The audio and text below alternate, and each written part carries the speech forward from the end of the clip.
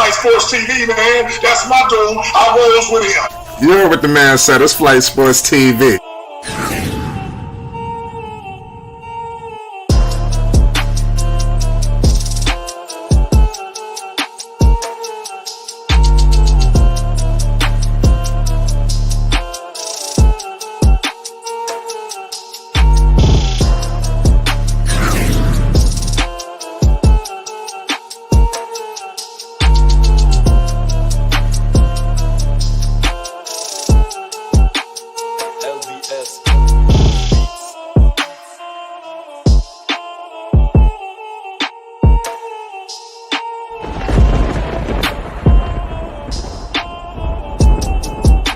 Like I said, Flight Sports TV, that's where it's at.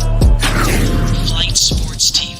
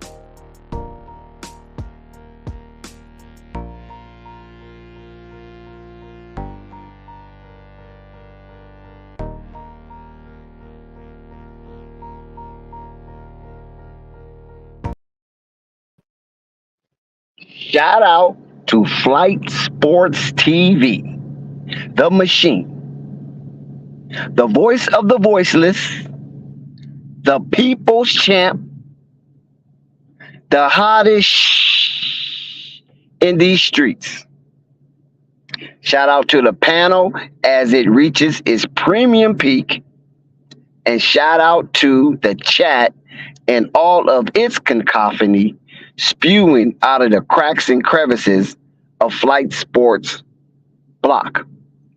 And big ups to everybody that's tuning in and pulled up, because we recognize here at Flight Sports TV that you can be anywhere in the world based on your budget,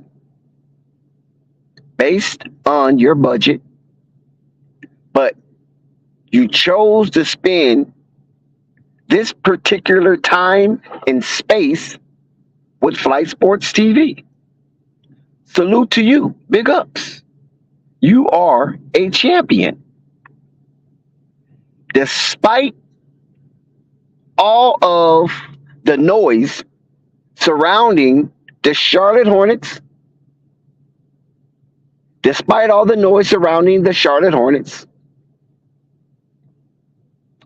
going up against Goliath, the current Goliath of the NBA, the Boston Celtics, despite all of the noise, what I want you to do right now is to flatline all of the decibels and hit that like button. Hit that subscribe button. And hit that notification bell so you won't miss one iota of an exuberant experience. And once you complete those 3 phases of entrance into Flight Sports TV, you are personally invited to a front row seat, up close and personal, live stream play-by-play action to this here extravaganza. And I'm quite sure we all want to thank Flight for inviting us to his space and integrating us onto his platform. It's all good and gravy. And now, let us begin. The Charlotte Hornets versus the Boston Celtics. Who's ready for it? Who's ready for it?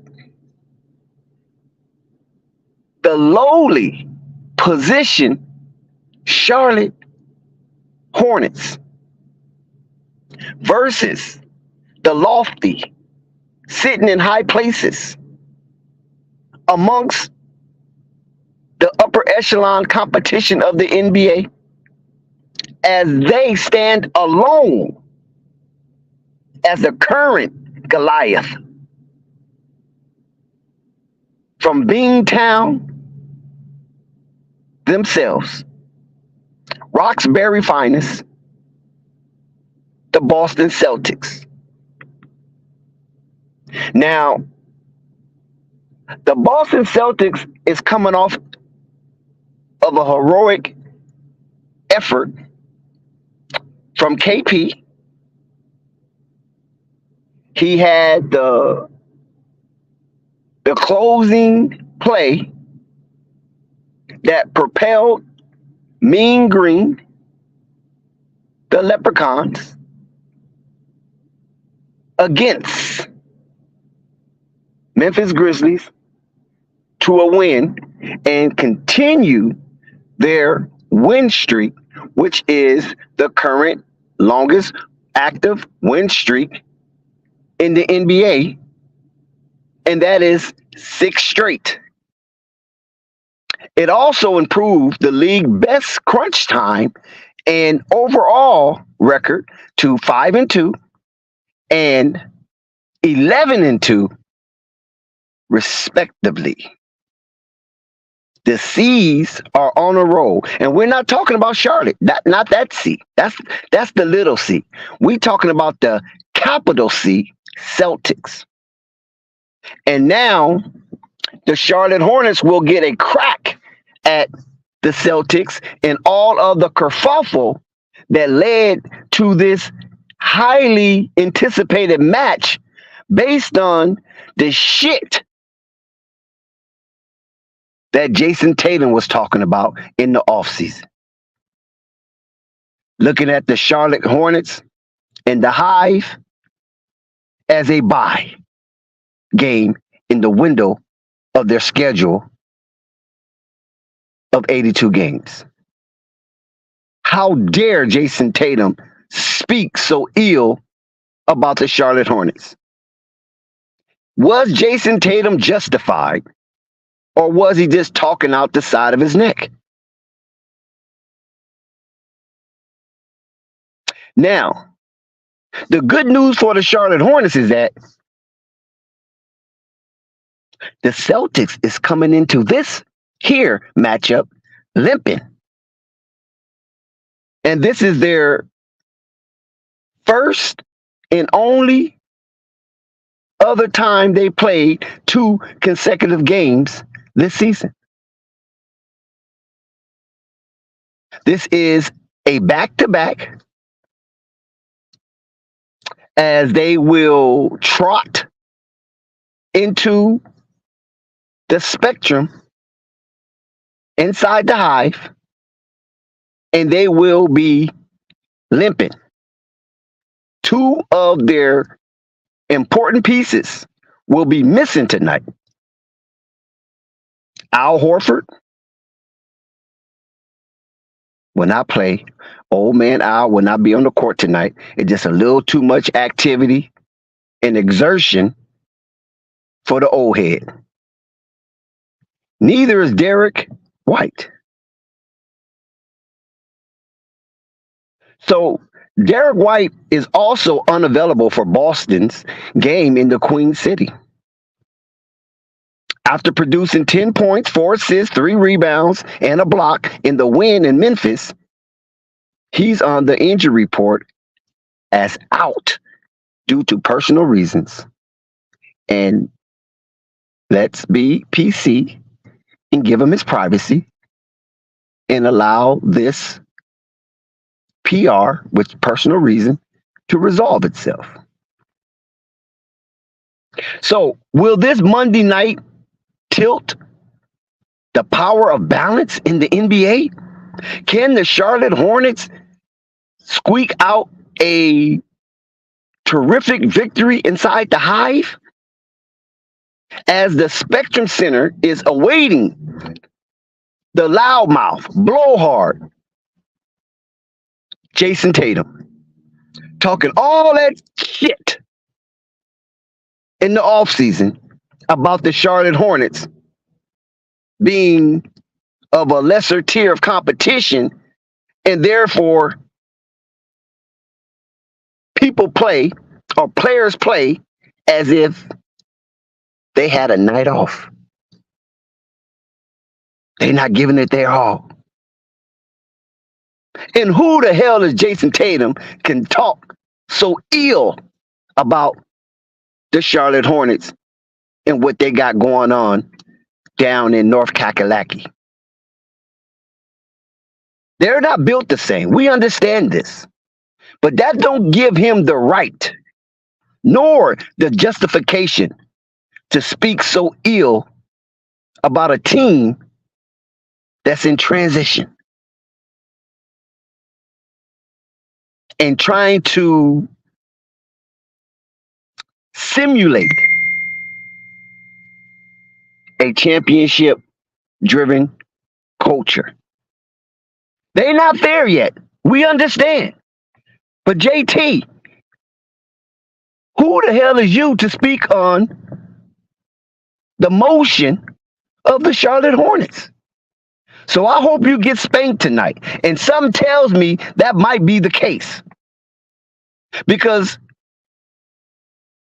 the Hornets have been quiet. They did not respond to you. They have been somewhat hush mouth. And now you come into the Queen City for the first time this season. And if my memory stands to be correct, I think they got their leather belts out ready to whip your fanny. Jaylen Brown, on the other hand, he stayed out of that mess. He said, my name is Wes, and I'm not a part of that mess. So let's see how the Charlotte Hornets shore up on this here Monday evening, awaiting tip-off against the Boston Celtics. The Boston Celtics hold the best record in the NBA. And with KP, Chris Porzingis, showing his defensive prowess as he logged in 6 block shots against the Memphis Grizzlies. Now, the Memphis gave them all they can handle, and the Memphis Grizzlies had about 8 players out for that game, if I'm not mistaken.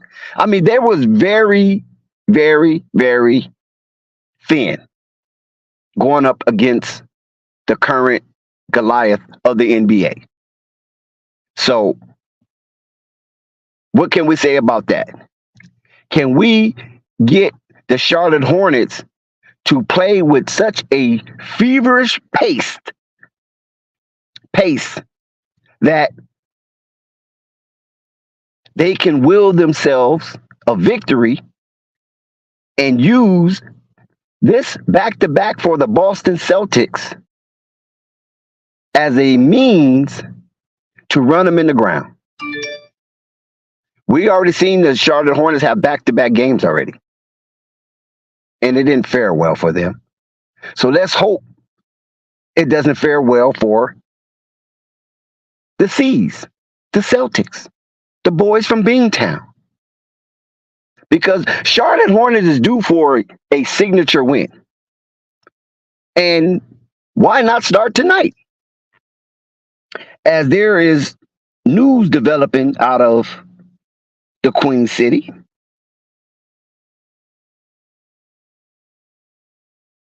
They have some players that's sidelined as well. And one of the notable names outside of Terry Rozier is Nick Richards. Nick Richards will not be available tonight for the Charlotte Hornets as he continue his concussion protocol procedures. And that's not good news for the Charlotte Hornets because we know how famished the Charlotte Hornets is in the restricted area. And Nick Richards do bring some brute with his play style. And definitely a fulcrum and support system for Marquis the Diaper Dandy Williams when he goes to the sideline. And now that aspect of the Charlotte Hornets defense of tapestry will not be available. Will not be available. So let's hope that the words of Jason Tatum, derogatory as there were, towards the Charlotte Hornets create an apoplectic rage that will create the energy necessary inside the hive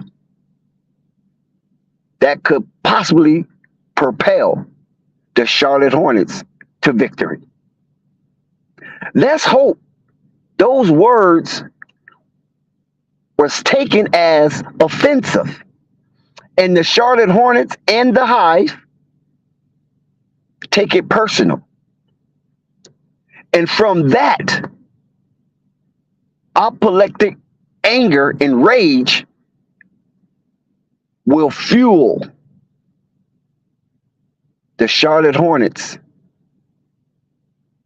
to overcome their losing streak and begin in the win column against the Boston Celtics.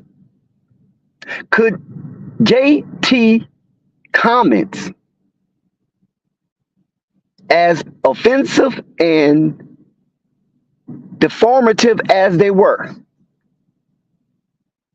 be the crux for the Charlotte Hornets to open up their eyes and get their head out their asses and play some real good basketball and escape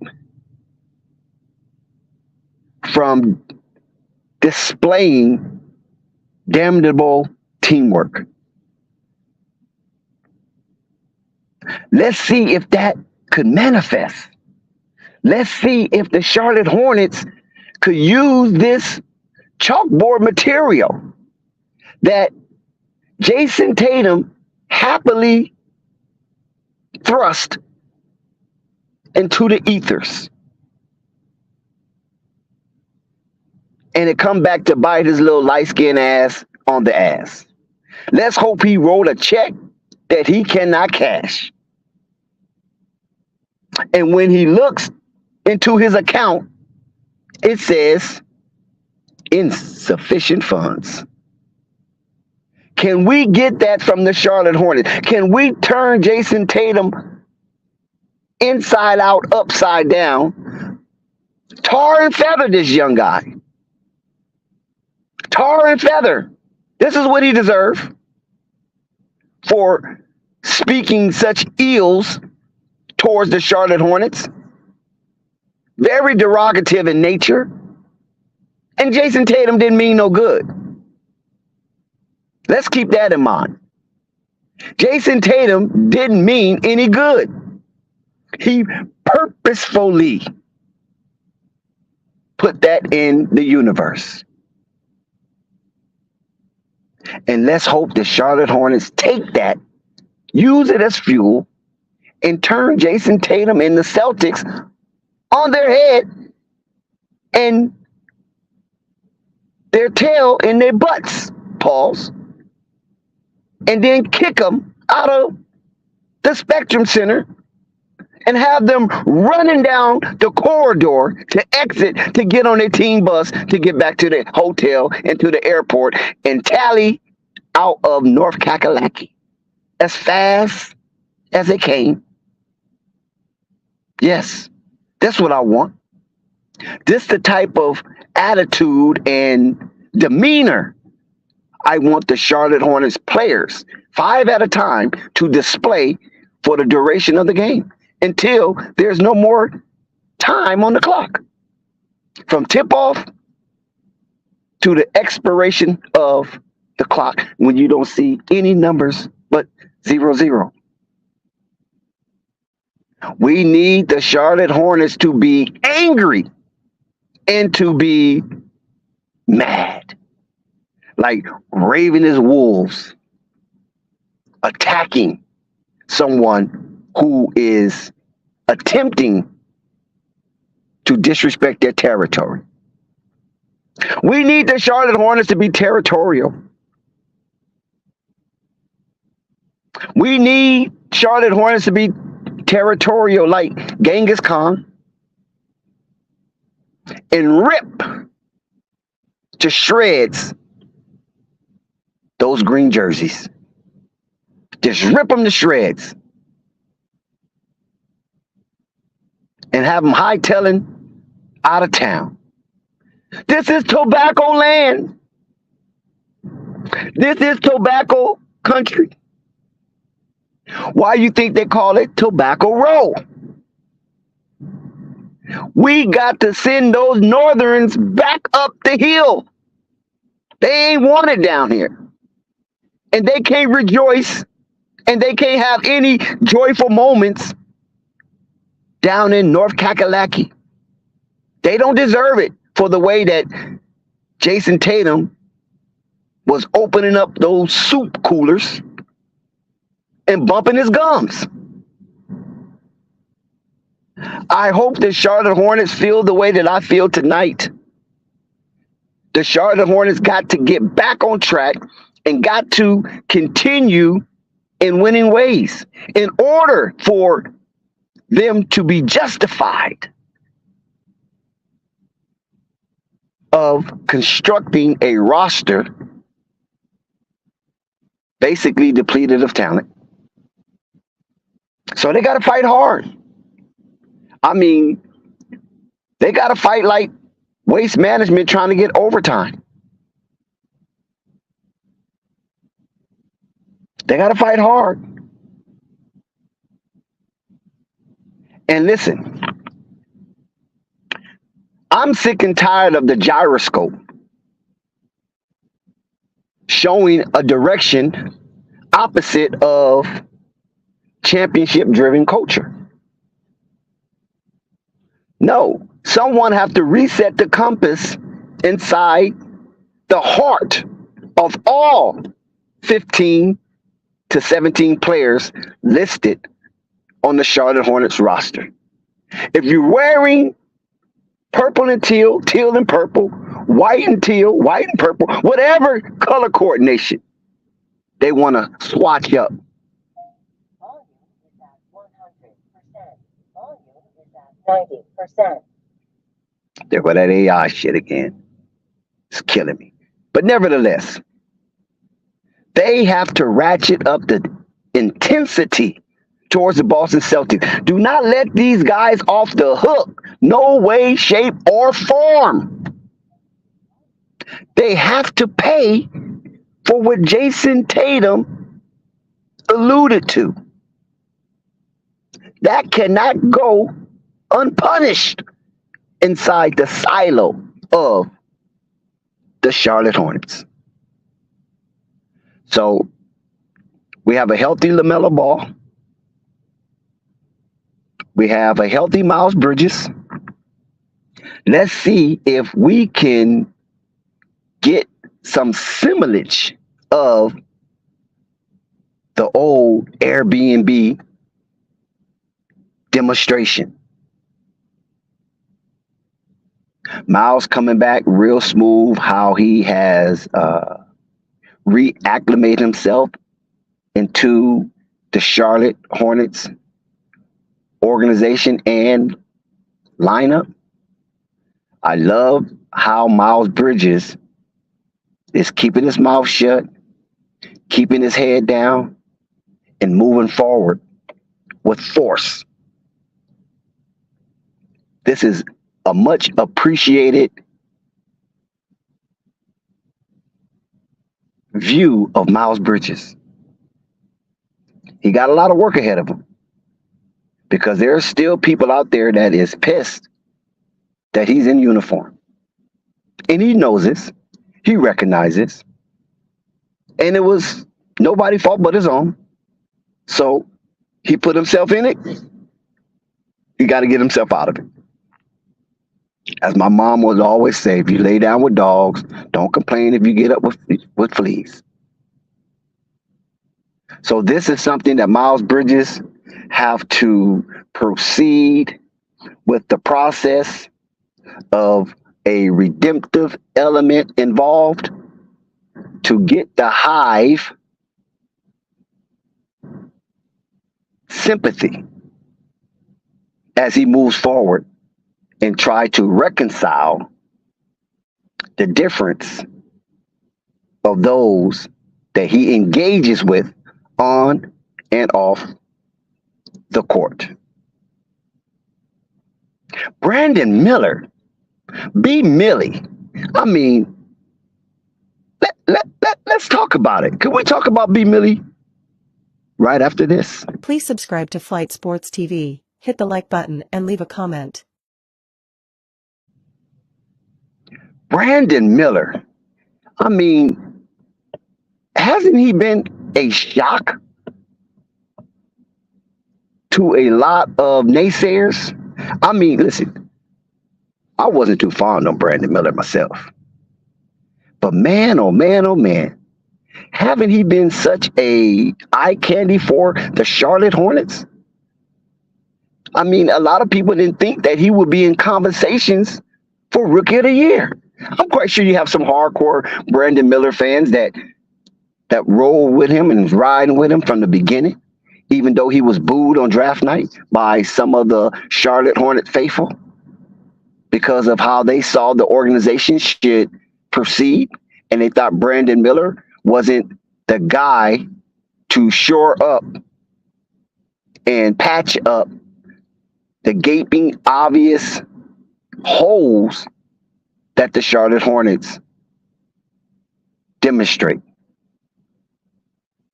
Now, we know last season was a tax write-off. All the injuries that plagued the Charlotte Hornets, if I'm not mistaken, I think Cliffy had the most different lineups night to night for that 82-game season than any other NBA coach that year. And he was juggling. Did some good, did some bad. And some players left, some remained. But the main thing is that he got his cornerstone back healthy in Lamelo Ball. So the organization saw it fit to attach Brandon Miller, B. Millie, the number 2 overall draftee for this calendar season with Lamelo Ball. And I'm curious to see if they have more in store for Brandon Miller. I'm really curious because what Brandon Miller has demonstrated thus far has been nothing short but sensational. And LaMelo Ball has been on a scoring tear as he's ripping up the NBA defenders, but not getting the wins. That is troubling. When you have a player of his ilk and doing what he's doing, not just scoring, not just playmaking, but rebounding and controlling pace of the game. But yet, he cannot turn that L into a W. It seemed like Charlotte Hornets start to wane quickly when defensive pressure is applied. And that's something that the Charlotte Hornets have to figure out. How to maintain their stellar play from the first quarter all the way to the fourth. Because the reason why I stress this with the advent of B. Millie is because he's coming into a culture that is somewhat mind-boggling. The culture that Brandon Miller is coming into, and when you look at the disposition of the Charlotte Hornets, I don't know if they all like each other. And it looks like sides are taken. It looks like, or it appears, prima facie,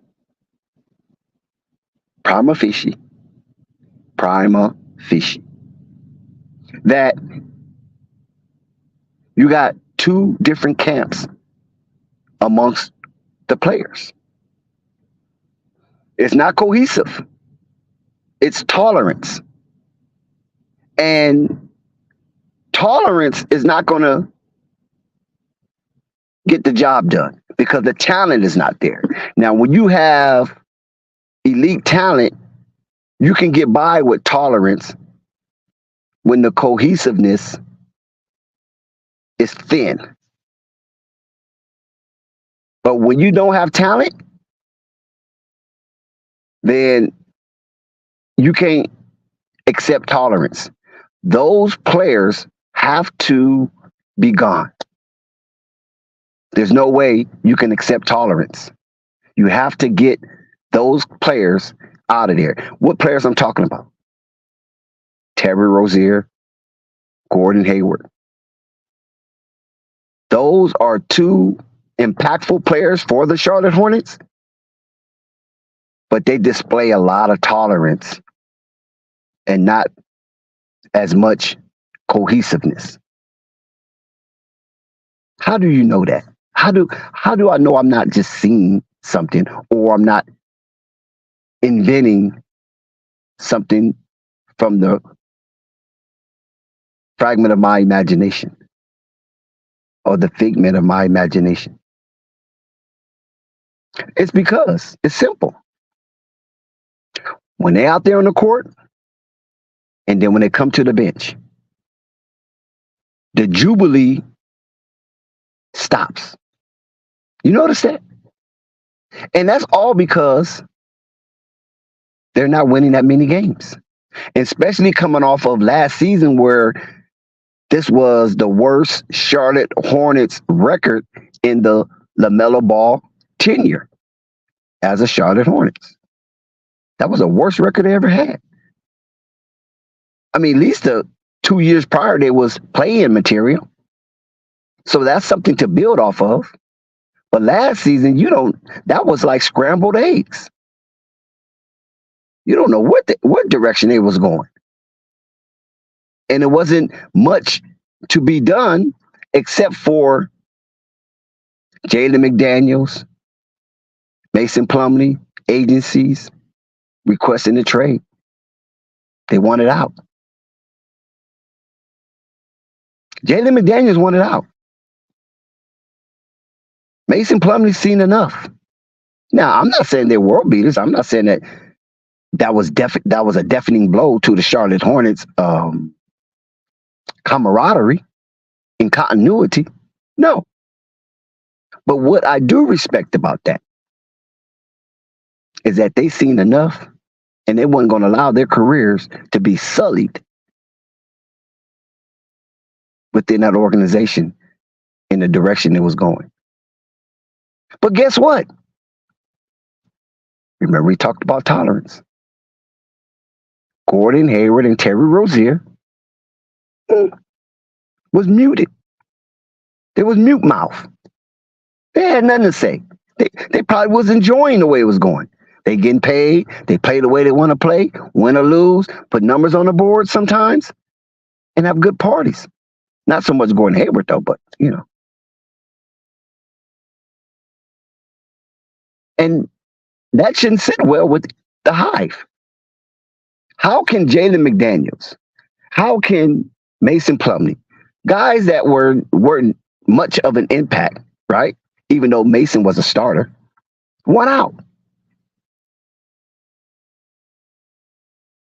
Beg their agents, find me somewhere I can go.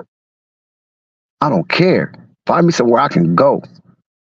Mason left there as a starter and went somewhere and come off the bench. And that's all because they still have some competitive edge about themselves. But not Terry, no. And not Gordon.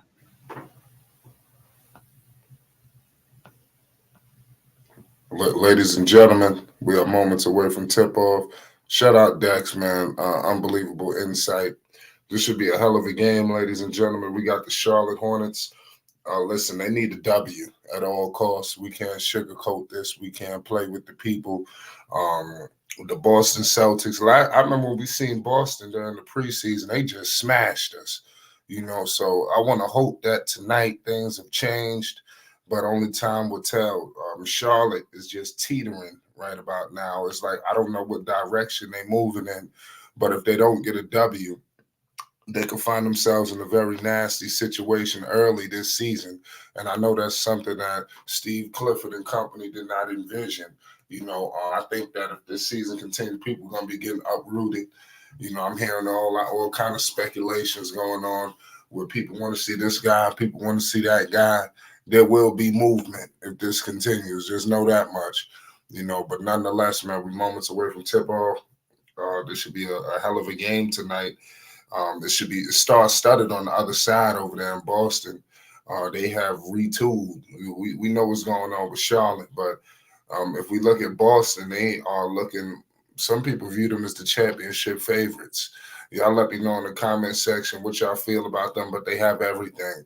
When you discussing the balanced attack offensively and defensively, Charlotte can just only look across and just hope and pray that whatever the hell they're doing could eventually amount to what the hell, Boston has done. Boston has retooled. Everything ain't been dooming. Everything ain't been peaches and cream. I remember there was a point in time when Boston had to retool. Boston was building. You got to build right through the draft. I hope Charlotte can look at some of these other teams and see what they've done because they got to do something. Lamelo Ball, NB1, the one of one, like the lone bright spot right now for Charlotte, putting up monster numbers. PJ, Miles is back, but I'm not going to kill Miles just yet. I'm not going to blame him for nothing. He just got that. We got to put him on a 10-game increment. Hopefully he get his feet underneath him because you can't replicate in-game, contact, in-game motion. You could practice all day. You could shoot around all day, but you can't replicate what it's like to play. I'm looking at Gordon Hayward and Jason Tatum have a little laugh. I remember a point in time when they couldn't stand each other. And usually Gordon plays pretty well against this squad, so I'm be interested to see how he fares. Nonetheless, man, we got the Boston Celtics live against the Charlotte Hornets. Who will prevail? That is the million-dollar question we have for the people today. Charlotte is clearly behind the 8 ball. If you look at any money lines, if you look at anything, you're going to see clearly that they are not favored to do anything tonight. Hopefully they don't get pummeled, but Boston is tough. If you look at the Celtics, how you feel the Celtics feeling about Charlotte? Mind you remember what Jason Tatum said in the offseason. Jason Tatum had hot words for Charlotte. So Tatum got to definitely stop hating on the Charlotte Hornets, because Lamelo gonna give him work tonight, in my humble opinion. Lamelo will give the Boston Celtics work. Now, how much work we about to find out. But nonetheless, we are moments away from tip off. Tatum is gonna do his thing. I remember, like he said, people come to see me on NBA League Pass, such and such people not watching. I still got to do this, and that. He was talking kind of crazy because he said that he got a bunch of kids in the stands wearing his shoes, and I'm like, that's not true. I haven't seen any kids wearing those shoes. But I got to keep it real. As I've seen the Tatums more and more and more, I wouldn't be lying to you to say I wasn't starting to feel them. I didn't feel them initially, but as I'm starting to look at them more and more and more, you watch, you keep looking at something. Eventually, you're gonna start to like it, and that is what has happened with the Jason Tatum shoes. Obviously, I love the sneakers of Lamelo. It is what it is. Salute to my man Chuck Morris. He says, I'm not in position to demand trades. Let's see. I mean, the Hornets got to do something. They got to make a move. And I hope that they can get their names in the hats of some of these names floating around. Because Zach LaVine, some of these other people, they could help. And I want to hope that the Hornets are at least involved and they have put their name in the hat, because that kind of name could help. Charlotte really take it to the next level. Chuck, new member, I'm not positioned to demand. Salute to all y'all in the chat. Shout out my man Chuck Morris. Definitely salute to you being a member. You already know what it is. Appreciate you, Chuck. You can become a member as low as $10 today. It's Flight Sports TV. You already know what it is. It's crazy. We are moments away from tip-off right now as we speak. You got Porzingis, Jason Tatum, Brown, Holiday, and Hoosier should be out right now for the Boston Celtics. That's your starting five for Boston. That attack of Holiday and Porzingis is something else. And like I said, Porzingis at times is carrying Charlotte. I've been watching him. Porzingis is still a talent, despite me not liking him. Despite me having my issues with him, it is what it is. He's still a talent. And I've been watching Boston. They played through Porzingis at times. I remember when they played against Embiid. Porzingis was giving their ass work, so I see what's going on. And I see why they moved on from Marcus Smart. Boston needed a player with size. That's something that they struggled with when they went up against some of these other teams. So I understand why they prioritized him and say, you know what, man, screw this. That was a big, drastic decision to move on from Marcus Smart. That dude is basically a Celtic. For that, his jersey might get retired. I don't know. You have to see. But people do love him out there in Beantown. Shout out to Beantown. You already know what it is. We moments away from tip-off. We got LaMelo Ball versus a star-studded crew. Tatum, Brown, Porzingis, Holiday. Is weaponry out there. One of the Charlotte Hornets gonna get multiple great players on one team. Like I said, I don't think there's any other team in the league who has struggled, this much. It's crazy. It makes absolutely no sense. The level of disdain, that Charlotte is going through right now. I just pray that they get their shit situated. Salute to all y'all in the chat. Shout out my man Deck. Shout out Seek V. Shout out Chuck Morris. Salute to all y'all that's in the building early. We are moments away from tip-off right now, ladies and gentlemen. We got the Charlotte Hornets versus the Boston Celtics live and direct. We are getting damn near I wouldn't say the thick of things, but we're getting close. I mean, to when these games are gonna start to say it's not early no more. During the season, we always say it's early. It's early. They got time. We getting to the point where all that's about to stop. Where it ain't early no more. It ain't time left. It's time to get it at all costs. And I hope that Charlotte understands that. You cannot continue to stockpile losses. These things are going to hurt you later on in the season once you get the wheels on the tracks, hopefully. Because that's what we seen last year. Charlotte, they lost a lot, and then they started to get their swagger, and they rhythm a little too late. And by then, they was staring down the barrel of the 8 ball. You know, it didn't matter what the hell they did. There wasn't going to be no contenders. So I want to hope that things have changed. We moments away from tip-off right now, ladies and gentlemen. Put your stat lines in the chat for LaMelo Ball, NB1 to 1 of 1. I'm predicting Melo to play with Miss Triple Dub. I'm predicting Melo and Jason Tatum to go at it. I'm predicting a hell of a game on both sides.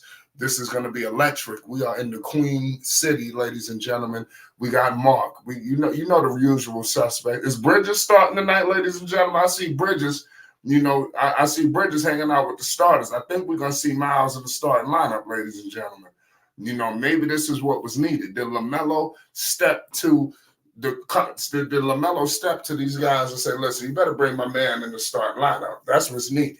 You know, now I'm seeing Bridges. I see Jason Tatum. He praying. That look a little scary, y'all.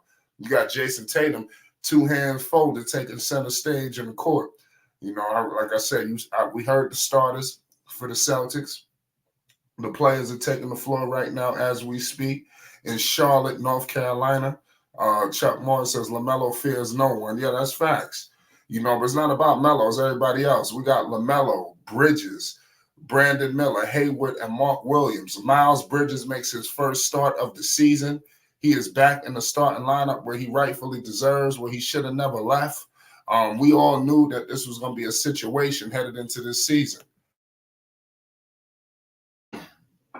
We all knew that it was going to be a crazy situation. When is Miles going to start? Is he going to start? Is he coming off the bench? But clearly all that has been put to bed because we see Miles Bridges in that starting lineup. And we are about tipped off, ladies and gentlemen. You got Mark Williams and Chris Snacks Porzingis jumping it up, and Boston takes control early. You have Drew Holiday with the ball right now as we speak. He gives it to my man Hauser. And then now Jaylen Brown has it. They give it out to Jason Tatum. Jason Tatum, mid-range jumper, and he scores it. It's 2-0 right now for the Boston Celtics. They are up early in this game. It's 11:35. Oh, Melo putting the moves on. This matchup against Holiday should be very intriguing. Here goes Gordon Hayward. Gordon Hayward all the way up, and he missed it. Here goes Tatum. He gives it out to Holiday. Holiday has the ball, picked up by LaMelo Ball. Like I said, this matchup is going to be crazy. Here goes Bridges. What is Bridges going to bring to the starting 5? That's what I want to see. I think he brings a punch, you know, offensively and potentially defensively. You got to put him back in his rightful spot, you know, at the end of the day. You know, you bringing him off the bench. I mean, come on. I don't know if that's fair to bring that kind of talent, you know, off the bench. So I'm actually ecstatic that they have done that. So give major props. Here goes Tatum. Tatum scores it. Tatum hits the free throw. The first free throw is 3-0 right now for the Boston Celtics. But Charlotte, I mean, I don't know if they're going to be successful. They find themselves down early. Are they going to go down 10-0? I mean, they got to stop the bleeding. It goes Brown, tried to post up on Hayward. Jason Tatum picked up by Bridges. I like the defense. Good defense by the Charlotte Hornets. Bridges played great, and Miller came in for the steal. So I like the offense right now for Charlotte. Bridges shoots a 3-ball, and he missed it. I don't want Bridges shooting all these threes. That's my only issue, these 3 balls for Melo. Here goes my man Holiday. Holiday has it. He gives it out to Tatum, kicks out to Chris Snap. Oh, Hayward strips him. LaMelo Ball coming up the floor, pushing it up with pace. He dumps it up, and then the Hornets could not convert. Here comes the Boston Celtics. Jaylen Brown bringing the ball up the floor. He's picked up by Miles Bridges. Jaylen Brown, we know what he could do. The $1 million man. Here goes Brown on Bridges, and he scores it. Oh, he made that look easy on Bridges. He made that look easy. Bridges just looks sorry. Here goes LaMelo Ball, picked up by Holiday. LaMelo all the way to the cup. LaMelo, he scores. LaMelo got to take matters into his own hands. You can't have the Hornets going 10, 15 minutes without getting no points. I mean, that's crazy. Here goes Mark Williams. LaMelo has it. He's pushing it up. Oh, LaMelo steps into a 3-ball. Cash. We got a tie ball game, ladies and gentlemen. We got a tie ball game. God damn it. It's 5-5. It's 9:50 to go in the first quarter. Here goes my man Holiday. He gives it out to Tatum. Chris Snacks for 3. He missed it. Rebounded by LaMelo Ball. LaMelo putting the moves on him. Here goes Brown. Brown, no, you got to pick him up. Oh, LaMelo from deep. He missed it. I'm about to say, don't tell me Melo about to kill him like this. He about to put him in the blender. Here goes Holiday. He gives it to Hauser. Lamelo out there playing defense, ladies and gentlemen. He's jumping the passing lanes. He's everywhere. This is what you want to see from the number one option on the team. Hopefully, all of these other guys can follow and take shape. That's what I want to see. Shout out Top Dog Entertainment. Salute to my man King C. All y'all in the building. We got my man Brown. Brown, Brown, he scores it.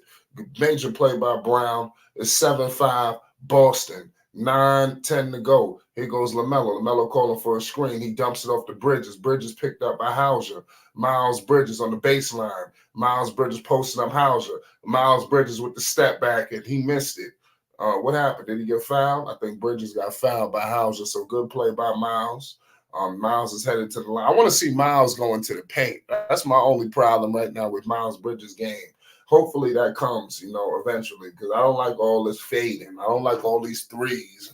I thought Miles was going to be taken into the paint. That's what Miles need to eat. That's what the Charlotte Hornets needs the most help, in my opinion. LaMelo, he got the perimeter.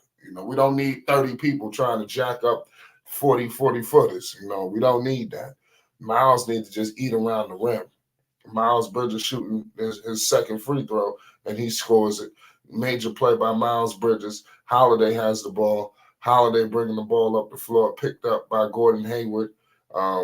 Holiday kicks it out to Jason Tatum, and Jason Tatum missed it. Rebounded by Miles Bridges. Miles Bridges has the ball, kicks it out to Brandon Miller. Brandon Miller, he missed it. Rebounded by Mark Williams. Here comes Miles Bridges. Miles Bridges, top of the key. Oh, good pass to Gordon Hayward, and Gordon Hayward scores it. The Charlotte Hornets take a 2-point lead. It's 9-7 Charlotte. 8:30 to go in the first quarter.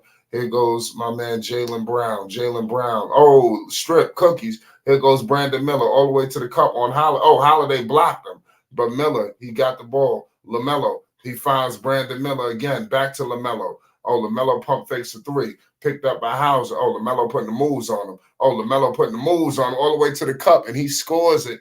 It's 11-7 Charlotte. Charlotte is up on him right now. Here comes Holiday. Picked up by Brandon Miller. They kick it out to Jason Tatum. Jason Tatum dumps it off to Kristaps Porzingis. He give it back to Tatum. Tatum pump fakes a three ball. Back to Kristaps. Back to Tatum. Mark Williams is on Tatum right now. Tatum all the way to the cup, and he dunks it with a ferocious banger. It's 9-11 Charlotte. Miles Bridges nearly turns it over. He kicks it out to Miller. Charlotte playing sloppy, and they turn the ball over. So Charlotte got to get their act together. They playing sloppy, and they will surrender this lead to Boston. Man, Melo just put the moves on Hauser. I mean, he had Hauser on skates. I mean, did you see that, ladies and gentlemen? Man, Melo ain't playing no games. And then you got Jason Tatum yelling this shit. We got to slow this down. I'm telling you, LaMelo versus Tatum tonight is going to be crazy. Here goes Holiday, screen with Kristaps. Drew Holiday putting the moves on Mark. He got the switch he wanted. Drew Holiday, he turns it over. LaMelo pushing the ball up the floor. The Hornets steal it. Here goes Hayward. Hayward turns down a layup on the baseline. Hayward going at Kristaps. Hayward finds Miller. Miller picked up by Holiday. Gordon Hayward, top of the key three. Hayward all the way to the cup, and he's fouled. So major play by Gordon Hayward. Kristaps Porzingis is a little too overzealous. Kristaps didn't like that call, but it was a blatant foul. It is what it is. Kristaps, all he want to do is block shots.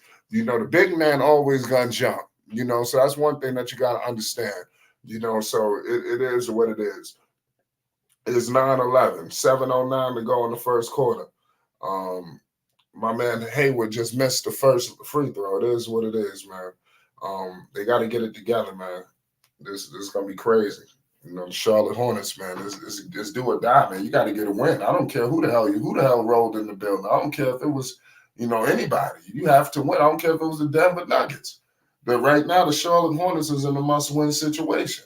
Here goes Jason Tatum, picked up by Miles. Jason Tatum has the rock right now as we speak. He kicks it out to Jaylen Brown. Jaylen Brown in the free throw line. Free throw line jumper for Brown. He missed it. Rebounded by Mark Williams. Here comes Brandon Miller. Brandon Miller has the ball. Screen coming. Brandon Miller all the way to the cup. Oh man, Mark Williams, he could not convert the alley-oop. And here goes Kristaps Porzingis. He has control of it. Jason Tatum with the ball. He dumps it out to Brown. Brown, he could, oh man, they called a foul on Lamelo. Lamelo was all hands up, straight vertical. I got to get a replay on that one. I didn't like that call. I don't know if Mark Williams knew he was going to throw that alley-oop. Initially, it looked like he was just floating it up, but it is what it is at the end of the day. It's 9-12.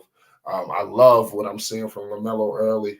I think this is the kind of play that you need because the Hornets, they struggle. They go through droughts and all kind of stuff, and Lamelo right now has 7 points. Bridges has 2. Hayward has 3.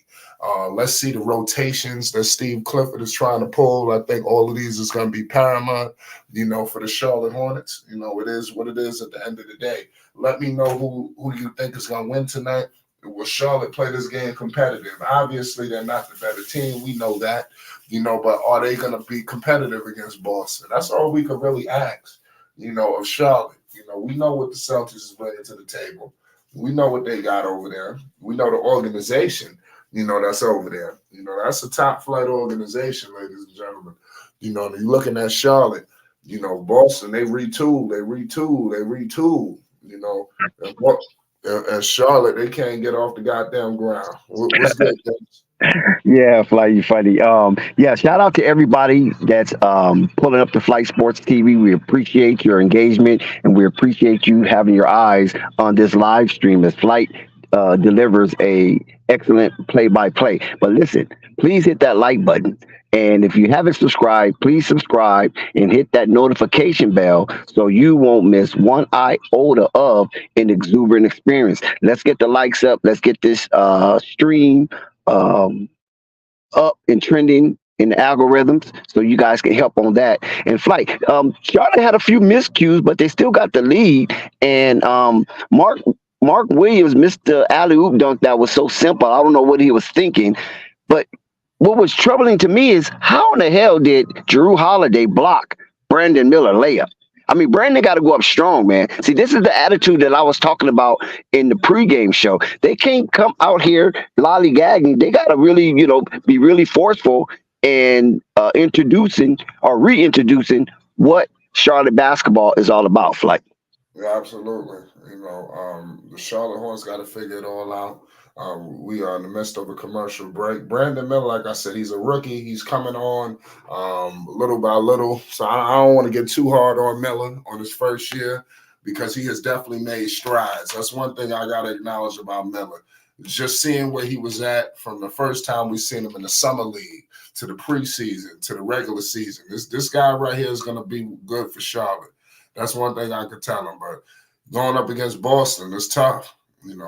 Hopefully he could be the difference maker. Something tells me that Miller is going to be the reason why Charlotte eventually, gets back to where they want to get to. He's going to be one of the key focal points. He's going to help LaMelo Ball offensively. I just think he just need to figure some things out, but it's coming. Good play by Brown. Oh, PJ is so they're bringing PJ off the bench. Okay, so and PJ bringing offensive firepower, so that wasn't a bad move. That bench need help. Good pass. They kick it to Mark Williams. Mark Williams all the way to the cup, and he missed it. Chris Stacks was all the way there. Here goes my man. Brown putting the moves. Chris Stacks from deep. He missed it. The Hornets control it. LaMelo. Good pass by LaMelo. And Mark Williams converts it. The Hornets are playing desperate, and this is what I like. I like the desperate nature by the Hornets right now. Pritchard, he dumps it out to Kristaps. Kristaps posting up on P.J. Washington. Kristaps Porzingis, he scores it. It's 13-14 right now. Charlotte is up by 1. 5:40 to go in the first quarter. LaMelo has it. He kicks it out to Gordon Hayward. Gordon Hayward all the way to the cup in the mid-range, and Gordon Hayward is fouled. He's headed to the line for 2. It's 13-14, 5:37 to go. I love what I'm seeing right now from Charlotte. I hope they can keep this fight. That's what it's going to take for Charlotte. Can they keep this energy? That's something that they sometimes can't do for whatever reason. But Charlotte is a tough team when they want to be. LaMelo looks like he's headed to the bench. The Hornets hold on to a 1-point lead, and you have Hayward with an opportunity to push it out a little bit further. So old man Ish is checking in the game. You know how I feel about old man Ish. Disregard that's crazy. It just don't make no sense. It's 13-15, 5:37 to go. Here goes the Boston Celtics. We have Pritchard bringing the ball up the floor, picked up by Miller. Here goes the Celtics. We have Brown out there with it, picked up by old man Ish. I don't like that matchup. We got Brown. Kicks it out to Porzingis over Mark Williams, and Mark Williams fouls Porzingis and is sending Porzingis to the line. So that's something that Mark must monitor all night long. With Porzingis, he's a finesse player. He's physical as well. That matchup is going to be pretty intriguing because Kristaps is going to be trying to bring him out, all game. And let's see how Mark Williams fares against a guy like this. Pretty much plays perimeter. His defense is just immaculate. Early happy Thanksgiving greetings to Flight Chat. Appreciate you, Theo. Happy holidays to all y'all. I hope y'all have a safe travels. All y'all that's maneuvering through the country. It's all about family at the end of the day, man. And I just hope y'all have a beautiful week with y'all families.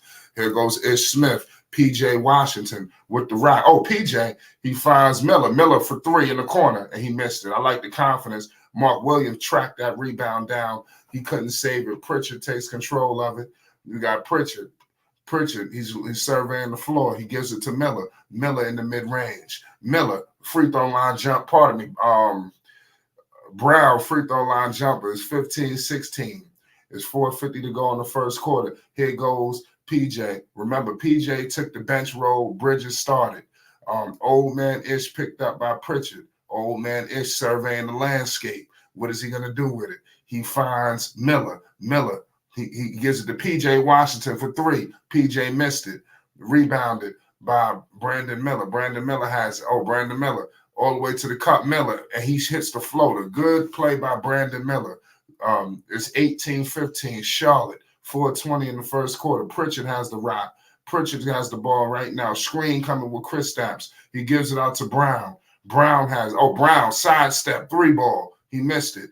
Rebounded by the Boston Celtics. Pritchard has the ball right now. He gives it to Kristaps. Kristaps fakes a three. Here goes.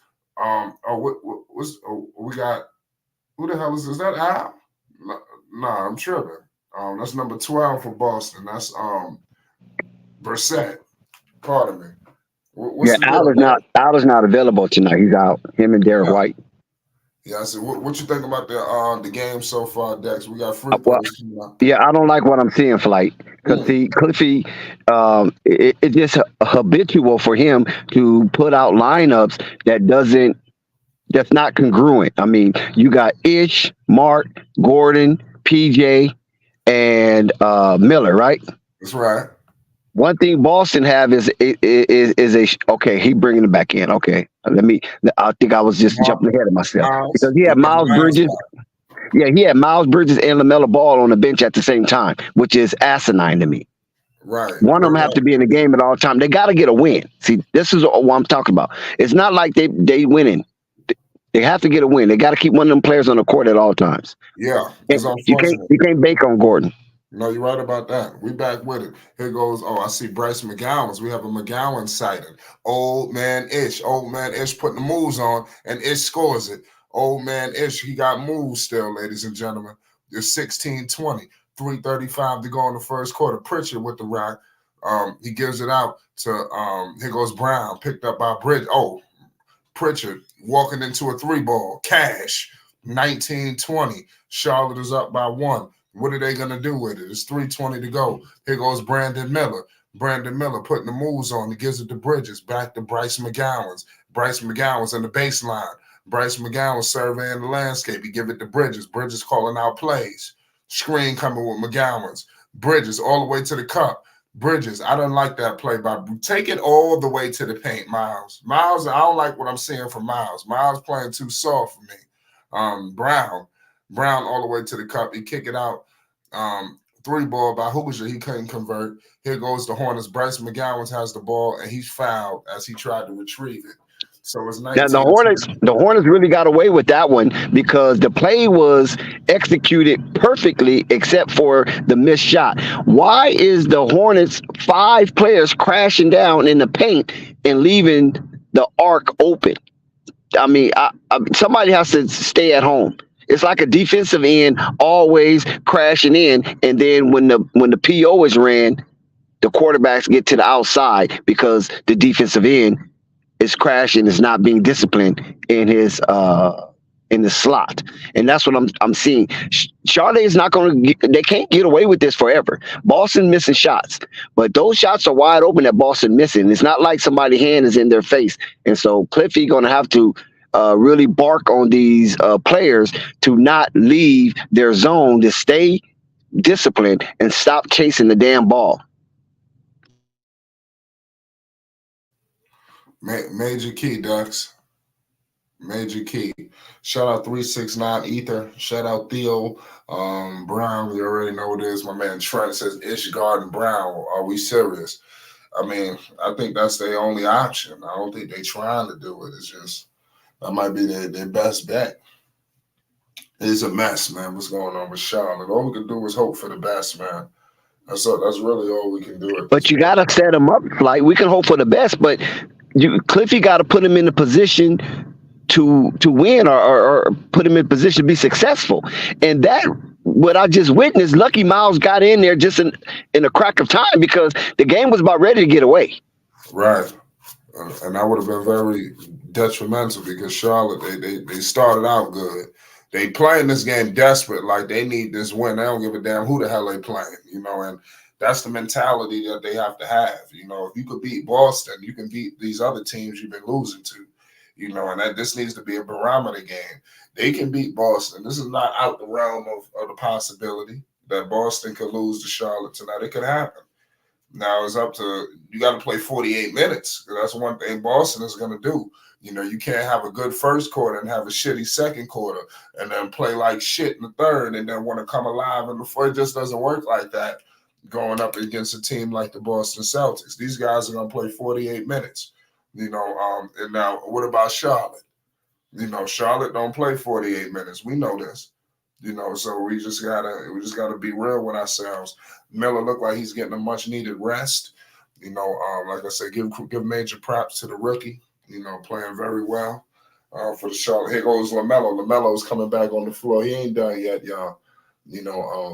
PJ is out there. PJ is coming off the bench. We wanted to know how they was going to handle the Miles situation. Miles came off the bench the first 2 games, and now PJ is coming off the bench. So let's see how all this fares. We got 2:47 to go in the first quarter. We have Lamelo with the ball. Lamelo has it. Lamelo shaking and baking. Lamelo kicks it out to Bryce McGowan's. Rebounded. We got Pritchard with the ball. Pritchard has it. Pritchard with the rock. Here goes Holiday. Holiday picked up by McGowan's. Holiday double teamed in the corner, and it looked like it's a turnover. Drew Holiday trying to figure out what the hell happened. The Hornets get the ball. It's 2:20 to go. LaMelo has it crossing half court. Now Holiday is picking up Melo. Melo putting the moves on. LaMelo kicks it out to Bridges. Bridges all the way to the cup. He finds Bryce McGowan. Bryce hesitated, and he missed it. Bryce should have just went right up with that. He started looking for help, and he was wide open. And then he ended up missing. Here goes Holiday. Holiday kicks it to Tatum. Oh, Tatum step back. Cash. Woo! We got Jason Tatum. That shot was wild. That just dropped through the net. It's 22-20. Charlotte is down by 2. Oh, LaMelo just had a wild turnover right there. That's no uncharacteristic. Melo got a little carried away right there. That was a crazy shot right there. Bryce McGowan couldn't do nothing. That's what I'm saying. What does McGowan's bring? Let me not kill McGowan's too much. I think he hit a couple of threes one night. Let's see if he can bring that to the table. Pritchard. Oh my goodness. Peyton Pritchard. That dude is a problem, man. He's a dog, man. He don't look like it, but that dude is a pit bull. We got Bridges. Gives it to LaMelo. Screen with PJ. LaMelo Ball finds Bryce. Bryce hesitating. Then they give it to Miles. Miles finds Bryce again for 3 in the corner, and he scores it. There you go. So you can't hesitate, man. Just go straight up. Bryce didn't hesitate on that catch. Here goes Holiday. He's posting up. Drew Holiday throws it up, and he could not convert. Crazy. It's 25-23. 49.6 seconds to go in the first quarter. It's a great game going so far. 25-23, ladies and gentlemen. Here comes LaMelo. LaMelo got the rock. Crossing half court, met by Holiday. LaMelo has the ball. He's shaking. Oh, LaMelo putting the moves on Holiday. He got Holiday thinking. LaMelo. LaMelo looking for a foul right there. He didn't like that. It's 25-20. It's 25-25. Pritchard. Oh, my goodness. Pritchard hits a bomb. It's 28-25. Celtics are up by 3. Here goes LaMelo. LaMelo has the ball picked up by Holiday. Here goes the double. They kick it out to Bryce. They give it back to they give it back to Melo. Holiday on. They give it back to Bryce. Bryce McGowan's all the way to the cup, and he was unsuccessful. Or that look like they called an offensive foul on Bryce McGowan's. There's 14.4 to go in the first quarter. So Bryce a little too physical. It is what it is at the end of the day. It's 28-25. Let's see how Charlotte closes this last play. Give Charlotte props though. You know, they're gonna go down losing in the first quarter, but you know they play for the they're gonna keep leaving this. Oh Lord, so I say give them props. And you got Pritchard hit another bomb. You know, so they're not defending. That's a problem right now. Dex, what the hell is happening? Everybody, like I spotted before, like they're all crashing down towards the paint, and they're just leaving the arc wide open. Jason Tatum did have a really tough shot, and he made it over Bryce McGowan, and Pritchard made a tough shot over LaMelo Ball. But outside of that, they having free reins at that arc. It's like if that's the defensive stratagem to allow Boston to shoot threes, but man, the paint. I mean, major props right there, man. They got to get it together. What about the second quarter? You know, how do they diffuse what Boston is trying to do? Well, like I said, they have to run Boston off of the 3-point line, first of all, and then keep up the pace. Just keep running and see. You see that Chris Batch is not even impactful right now, because they're making him run up and down the court. They're not just letting him sit around and be a help defense and things of that nature where he can easily block shots. So that aspect of the Charlotte Hornets is cool. But they just need to really hamper down on the defense and send Boston a message that not in my house. Yeah. Major props, y'all. Salute to all y'all in the chat right now. This is a crazy game going on. Hopefully the Charlotte Hornets can seize this opportunity. Tessa says Cliffy is on the hot seat. I don't think Cliffy could get through this season. Probably get through the season, but not make it through next year. I think they just have a complete overhaul come next season. Or the off season at least. Cliff will make it through this season. I don't think they're going to fire him in the middle of the season just because this is his second year. Maybe if he was here for 3 or 4 years, yeah, but this is sad that the Hornets ain't really, performing. It's still early, but I just want to see them pick it up, and it could start today with a W. It all starts with a win, y'all. We coming back from commercial break. Bridges took the headband off. Yeah, I honestly thought that Charlotte Hornets was going to keep Boston under 30 points for that quarter, but Boston just exploded in the last 2 minutes to close out the first quarter. Yeah. Here goes Jason Tatum. Jason Tatum with the ball. Jason Tatum, 3-ball, cash. Jason Tatum, he just walked into that 3. That was big, 34-25. So Charlotte is in a dangerous spot right now, because it's like they in the spot of a blowout. So whatever they do right now is going to determine everything. Bridges done took the headband off for what? I mean, that's what I want to know. McGowan's, see, to kick it out to McGowan's, I mean, that's not good offense.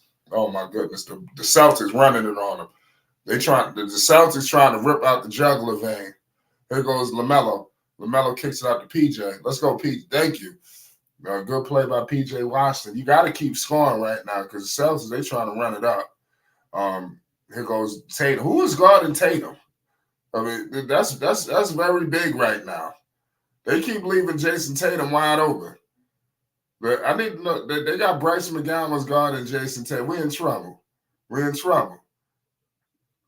Man, the refs just calling every goddamn thing right now, ladies and gentlemen. This don't make a look. And then you should see Steve Clifford. Steve Clifford looks so confused. He don't know what to do. I'm trying to figure out what happened. I know they ain't called no foul. I mean, that should have been a steal. The Hornets just got screwed out that play. Man, Jason Tatum just did some wild shit. Tell me how Jason Tatum just dunked it. That was crazy. This don't make a lick of sense, man. Tatum is killing these dudes. Bridges have no answer for dude. He just worked Bridges. That move that he put on Bridges and he made the dunk. That's just added insult to injury. And he out here yelling on him. I mean, they got to get it together. You got Jason Tatum out here working their ass pose. It don't make no sense. Here goes Lamelo. Lamelo with the ball on the baseline, picked up by Tatum. Lamelo ball, shaking and baking. Lamelo ball, he kicks it out to Miles. Miles has it. Miles with the ball. Miles all the way to the cup, and he's fouled. That's what Miles got to do. Go all the way to the paint, man. Stop playing. Go all the way. I'm not with all this finessing. There's too much of that going on. Shout out all y'all in the chat right now. We got Charlotte Hornets basketball. You already know we got Miles at the free throw line as we speak. We got a 10-point game. Hornets looking to cut it. Let's see what they can do. Miles Bridges, he hits the first free throw. We got a single-digit game right now, ladies and gentlemen. We got a single-digit game. What is LaMelo Ball and the Hornets going to do? That's a major key right now. It's a major key. And Miles, he hits it. Peyton Pritchard with the ball right now as we speak. Pritchard with it. He kicks it out to Tatum. Tatum has the ball in the mid-range. Jason Tatum is in his bag right now, y'all. Tatum is in his bag. We got a 10-point game. He ain't letting up on Charlotte. LaMelo has it. He crossing half court. LaMelo's shaking and baking. LaMelo fakes a three. He gives it to PJ. See, now this is when the confusion comes into play. Holiday all on Melo. Gets it out the mouth. See, why you keep kicking it out the Bryce? Miles should have went. He had the angle and everything. Miles should have went straight to the paint. PJ for three. He missed it. PJ shoot way too many threes. Miles don't want to take it to the paint. I mean, this is a recipe for disaster. You just getting this balanced attack by Boston. They don't know where the heat coming from. Oh, man, let's do Tatum. Tatum is in his bag right now, y'all. Oh, LaMelo. Oh, my goodness. LaMelo tangling up with Tatum. See, that's what it takes. See, that's what it takes right there, ladies and gentlemen. You have to have LaMelo Ball go out there to put it all on the line because these other fools won't do it. See, LaMelo sent a clear message to anybody who's picking up Tatum. Why go out there with some effort? Go out there with some effort, man. That's all it takes. And they can't listen. The Hornets is in a fucked up spot. Holiday just hit an up and under on him. Here goes LaMelo Ball. LaMelo has it. Back to Bryce. Back to my man Bridges. Bridges kicks it out to JT Thor. JT Thor in the baseline on Pritchard. He kicks out to McGowan's. Back to PJ for three. And PJ hits a three ball. Okay. PJ good for a couple of these. It's a crazy game right now. It's 41-32.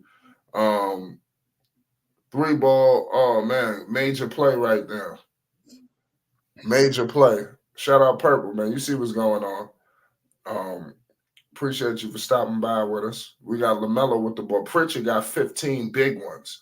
Oh, my goodness. The Hornets lost the ball. Here goes Pritchard.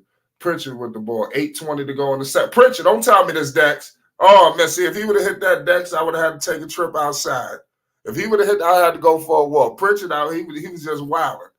Here goes Miles. Miles, he gives it to Melo. Melo for 3. Cash money. Cash money by LaMelo Ball. LaMelo keeping them single-handedly keeping them alive. This is a damn shame. Who gonna help LaMelo? Who coming to the party? Can somebody come to the party? I mean, seriously.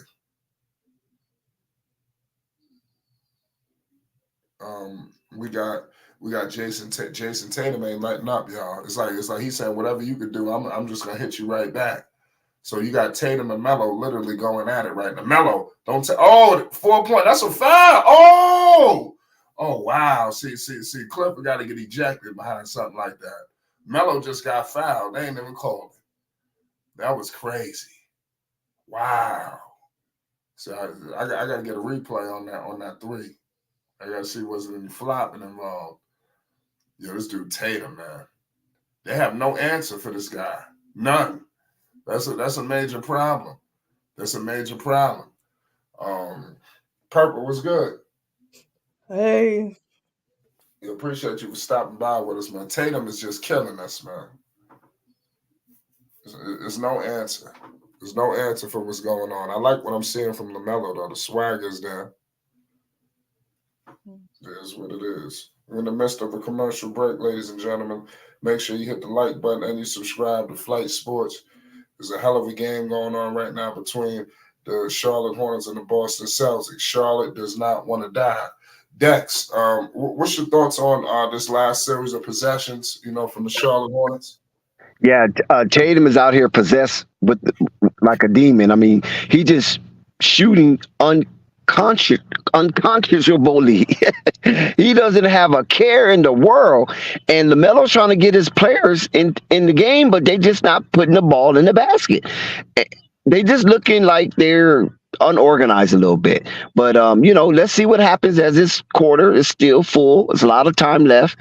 If the Charlotte Hornets can creep back into this game and make it competitive all over again, but somebody have to take up the responsibility of slowing Tatum and Pritchard down. That's right, Dex. Who the hell that's going to be? I mean, that's the $1 million question. Tatum is just shitting on him right now. They have no Tatum. Just whoever get in front of Tatum is like he just shitting on him. Like, oh, you? Okay, let's go. That's the mentality that I'm seeing from Tatum right now. He don't give a damn who's in front of him. He just the man is shooting 70% from the floor. And he only have he have 2 dunks, right? He got 2 dunks, and everything else is from the mid range and outward. So 70% from the floor shooting from those distance is just outrageous. Outrageous. I mean, there's no defense for this. There's no answer. What's your thoughts on Clifford? Can Clifford do anything to change this? I mean, is he the problem? Cliffy sometimes Cliffy look baffled. He looks like he's in over his head.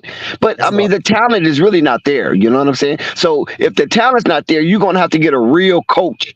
You only need a coach that's so if you have talent. But if you don't have talent, you need a real coach. Yeah. So Big Al says they need to stick to Tatum. Yeah. I mean, this dude. It don't matter what the hell they do right now. I mean, Tatum is going to put that work on him. That's what I said. Whoever's good, this dude got moves, man. Tatum you got Pritchard as well, though. Don't forget you got Pritchard as well. Yeah, he keeping the defense honest. Why the hell is LaMelo not in the game? What the fuck? What are these guys doing? Yeah, that's what I'm Ish Smith? Wait a minute. Are you kidding me? Oh, Miles about to lose it. Miles got fouled. So are you kidding me? You don't like this rotation. Heck no.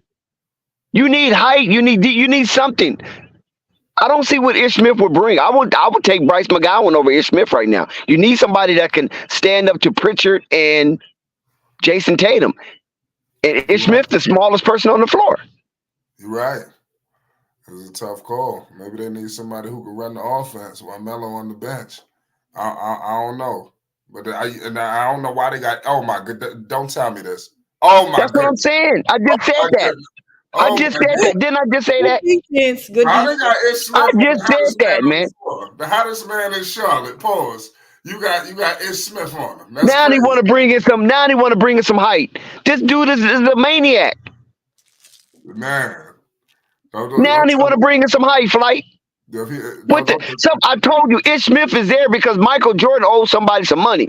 Yeah, there's something going on.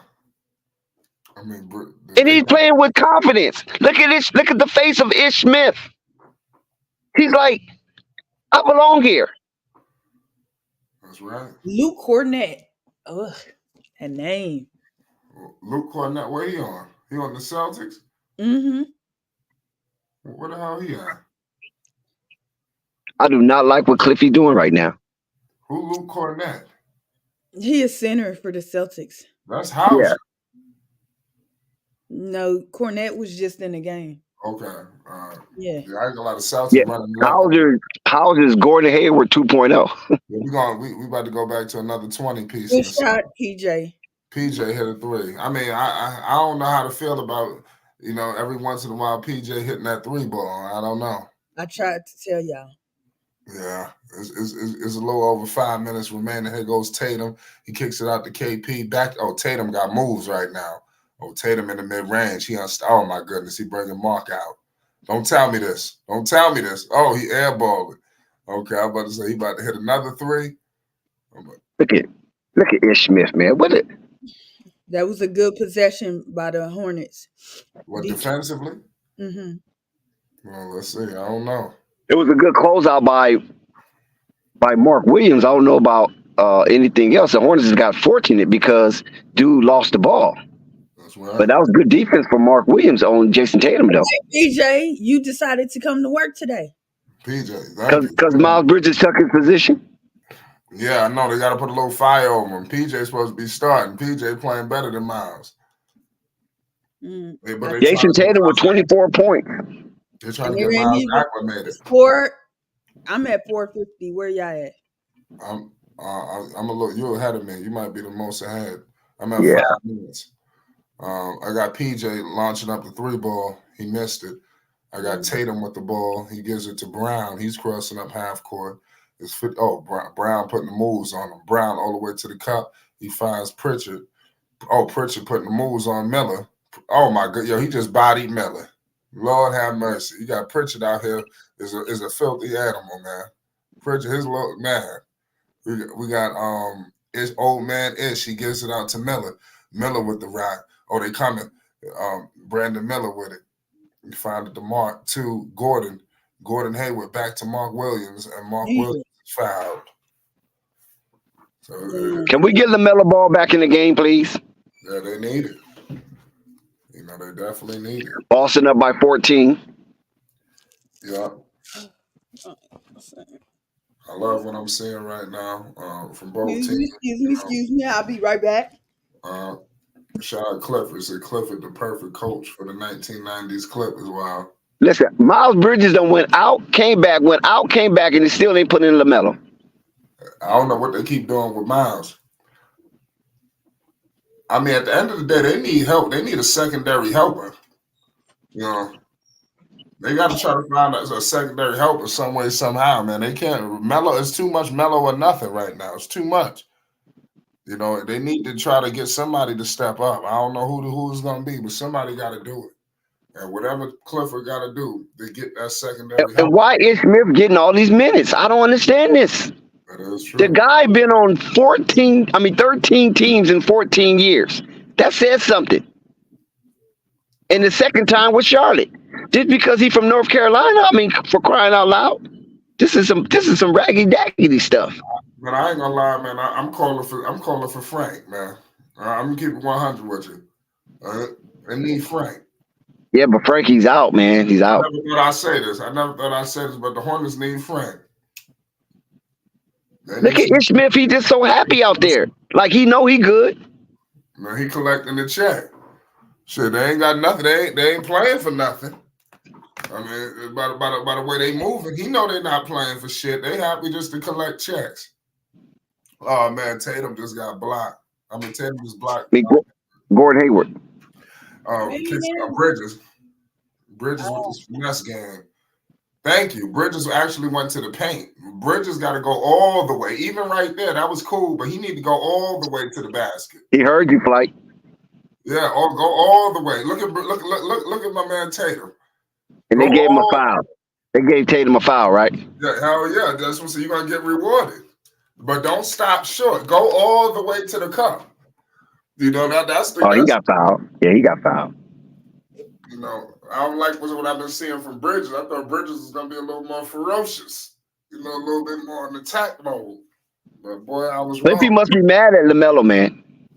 He Wow. must be mad. Lamelo must be. Oh, he finally put him back in because he sure kept him out there for a long time. And look at Ish Smith, man. Oh man, Ish. I can't stand his game. Damn.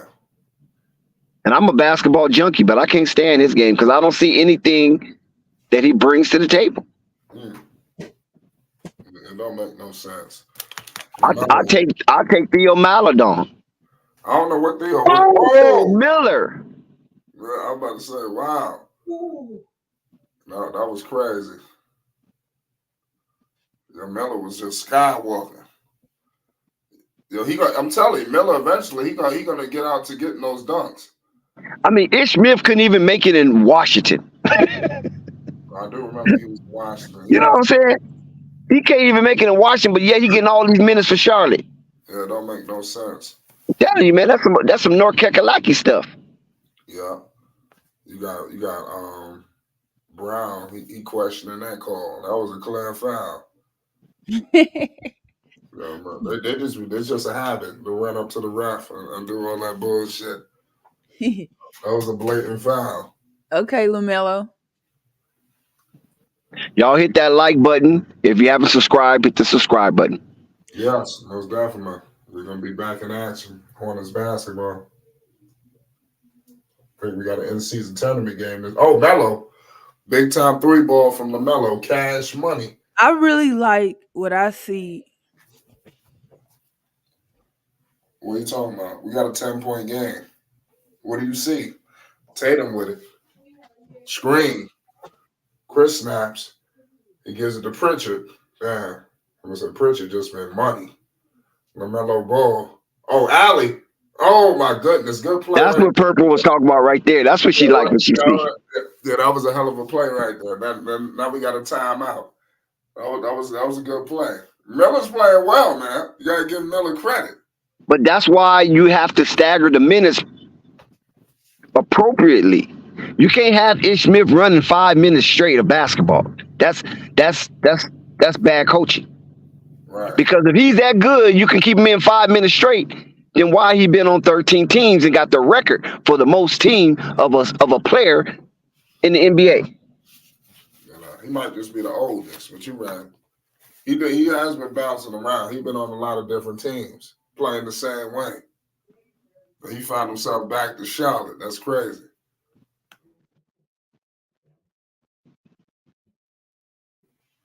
So salute to all y'all in the chat right now. We got Lamelo. Newmark says Dex. Lamelo has 2 fouls. That's why Ish got the minutes. Oh wow. What do you think? No, we're not talking about the substitution. We're not talking about that. We're talking about Ish Smith, period. Because even though Lamelo had 2 fouls, you got Theo over there. You got other people that can put more production than Ish Smith. Because see, the thing of it is this. Basketball is a game of confidence, right? Because all these players are basically on par with each other, right? They're the best athletes in the world if you can make the NBA. So the only thing that separates the talent is what's in their heart. And if you got somebody out there on the court that feeds your confidence and feeds your ego, you can't do that. You got to remove that person because all they doing is igniting energetic play from the other team. Ish Smith is one of those dudes. That's why he been on so many teams. Whenever Ish Smith get out there to guard somebody, they go like, what? You on me? Man, I'm finna cook you. And you don't want that. You understand what I'm saying? You want to discourage players. So I don't care if you get a player like the dude he's played with Denver, they used to foul people all the time, right? But Melo called him a bench rider. I forgot his name. Codone or something. I forgot his name. You know what I'm talking about? Yeah. You need players like that. He don't have a whole lot of production, but he's going to foul. He's going to irritate you. He's going to be a annoyance. So if Ish Smith can't be an annoyance, what the hell he's doing on the court? He's smiling, dabbing up everybody because he's happy to be out there. And that's stupid from Cliff to even have a player like that playing that many minutes. If you want Ish Smith to play for a little bit, then bring Theo Maladin, bring Bryce McGowan, bring somebody else. Don't let him go 5 minutes straight. That's the only thing I'm saying. Even if LaMelo in foul trouble, you adjust those minutes by committee. Good call, Dax. We back with it. Here goes my man Holiday, Drew Holiday with the ball crossing half court, met by B. Millie. So the Hornets, they knocking on the doors 58-50. Let's see what happens. Here goes Brown, picked up by LaMelo. Brown, oh, he didn't get the foul. He stepped out of bounds. Come on, Rap. Oh, he hooked him. Yeah, thank you. Okay, finally the Hornets get a break. I appreciate LaMelo's defense down there. He was very tenacious and unforgiving. Yeah, you need that. I mean, he's going to send a message to everyone else. So he definitely Look at wants that. Look at that. I'm watching Clifford walk up and down stressing. The other coach just sitting there. Man, Just you relaxed. better not get no oh, He goes, LaMelo. Oh, good play by Melo. Oh, he keep knocking at the door. It's 52-58. Hornets need to win it, Mike. God damn it, at all costs. There goes Holiday, picked up by Miller. Tatum. Man. Oh man, somebody got to get on. Somebody got to get on Tatum, man. Now it's to the point now where Tatum might have started making plays for everybody else. He done drew so much goddamn Okay, attention. Mark. That was a nice move for Holiday. He dunked on Gordon Hayward with the left hand. Yeah, he should have. I hate He ain't when banging on him. this is something I hate and they need to fix with the Hornets. Oh,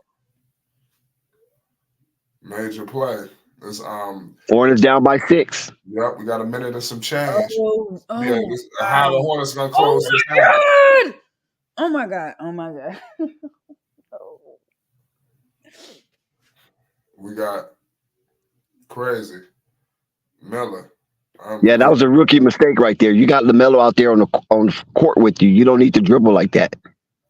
Yeah, Yeah, rookie mistake. Okay. They didn't make them pay. They didn't. That was an unsuccessful possession. Let's see what they do next.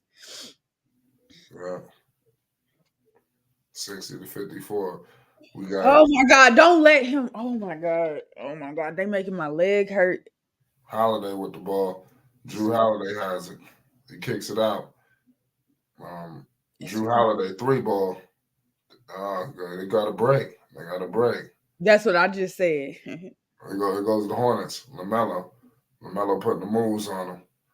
Back to PJ Washington. See that would have been big time right there. If they They could have got just that. made them pay for doing that stupid ass shit. Here goes Holiday. Tatum.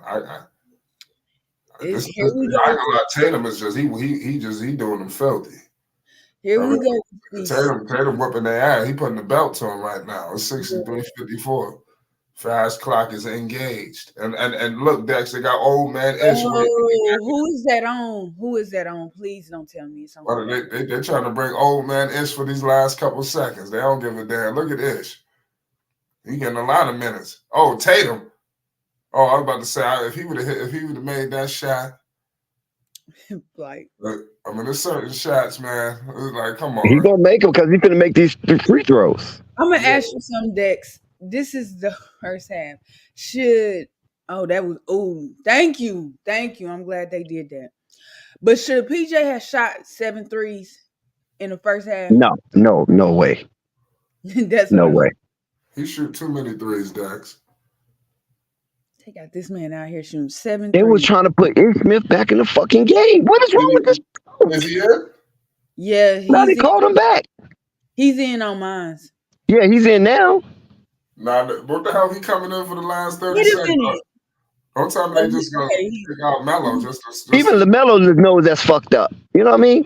Well, he probably doing it for precautionary reasons. No, you bring somebody else, not him. You need some height, man. These dudes are shooting all these damn threes over everybody. Somebody got to be a disruptor. He's not one.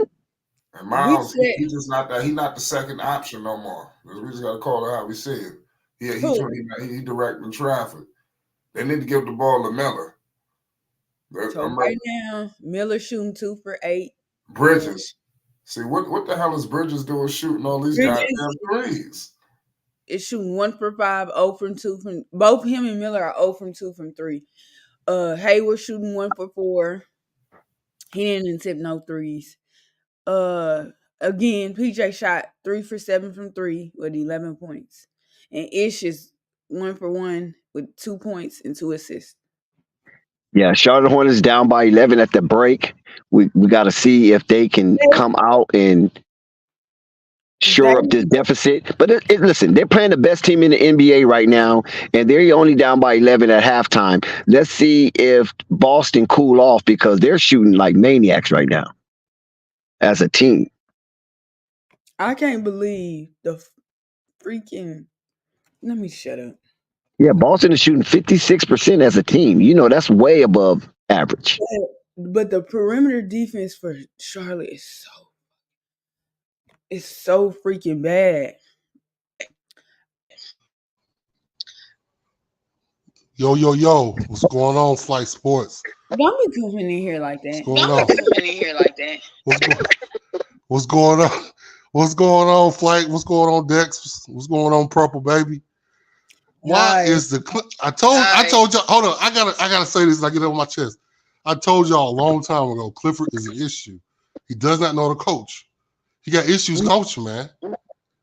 It's obvious. What's he put on the court 30 seconds before the end of the half? I didn't understand that. Why is he not getting? He's a defensive coach.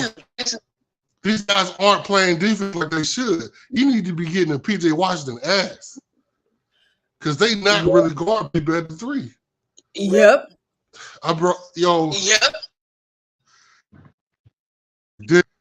Yeah, I'm done. But that's all I had on my chest. Dex, Flight, y'all got it. But this is crazy. Okay, well, you heard it from Big Al. You heard his sentiment. I'm not done yet.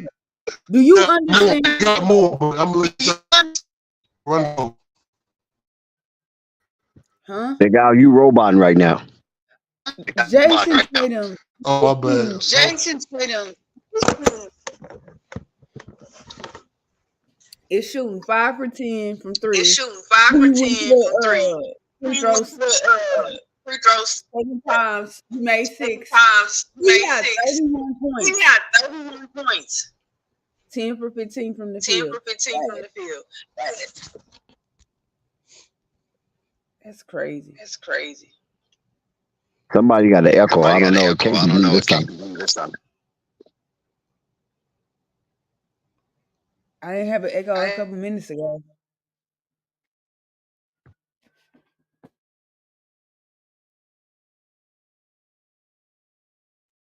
Big Al, you got to mute up.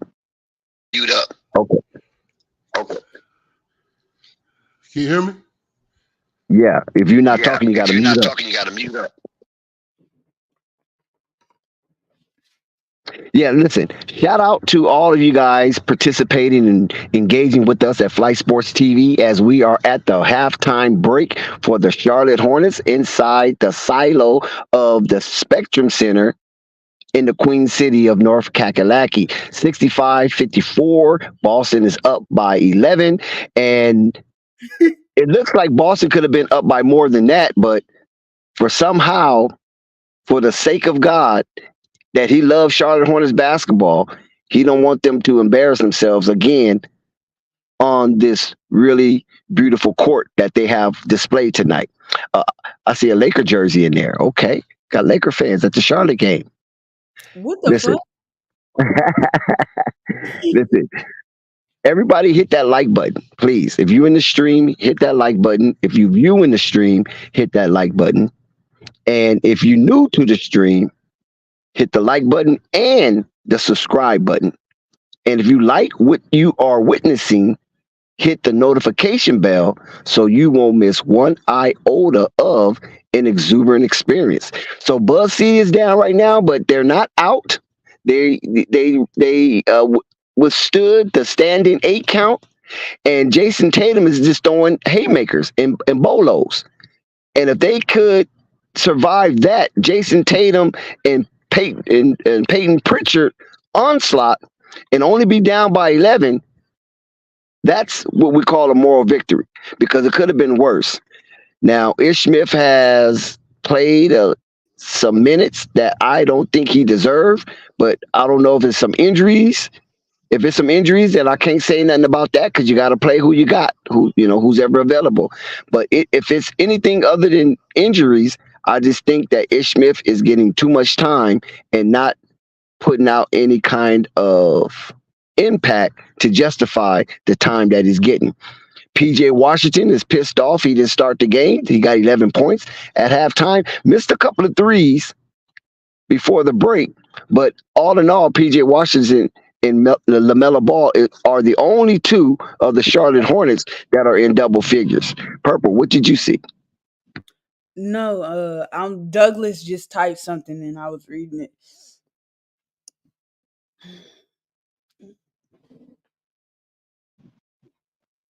So yeah, there you have it.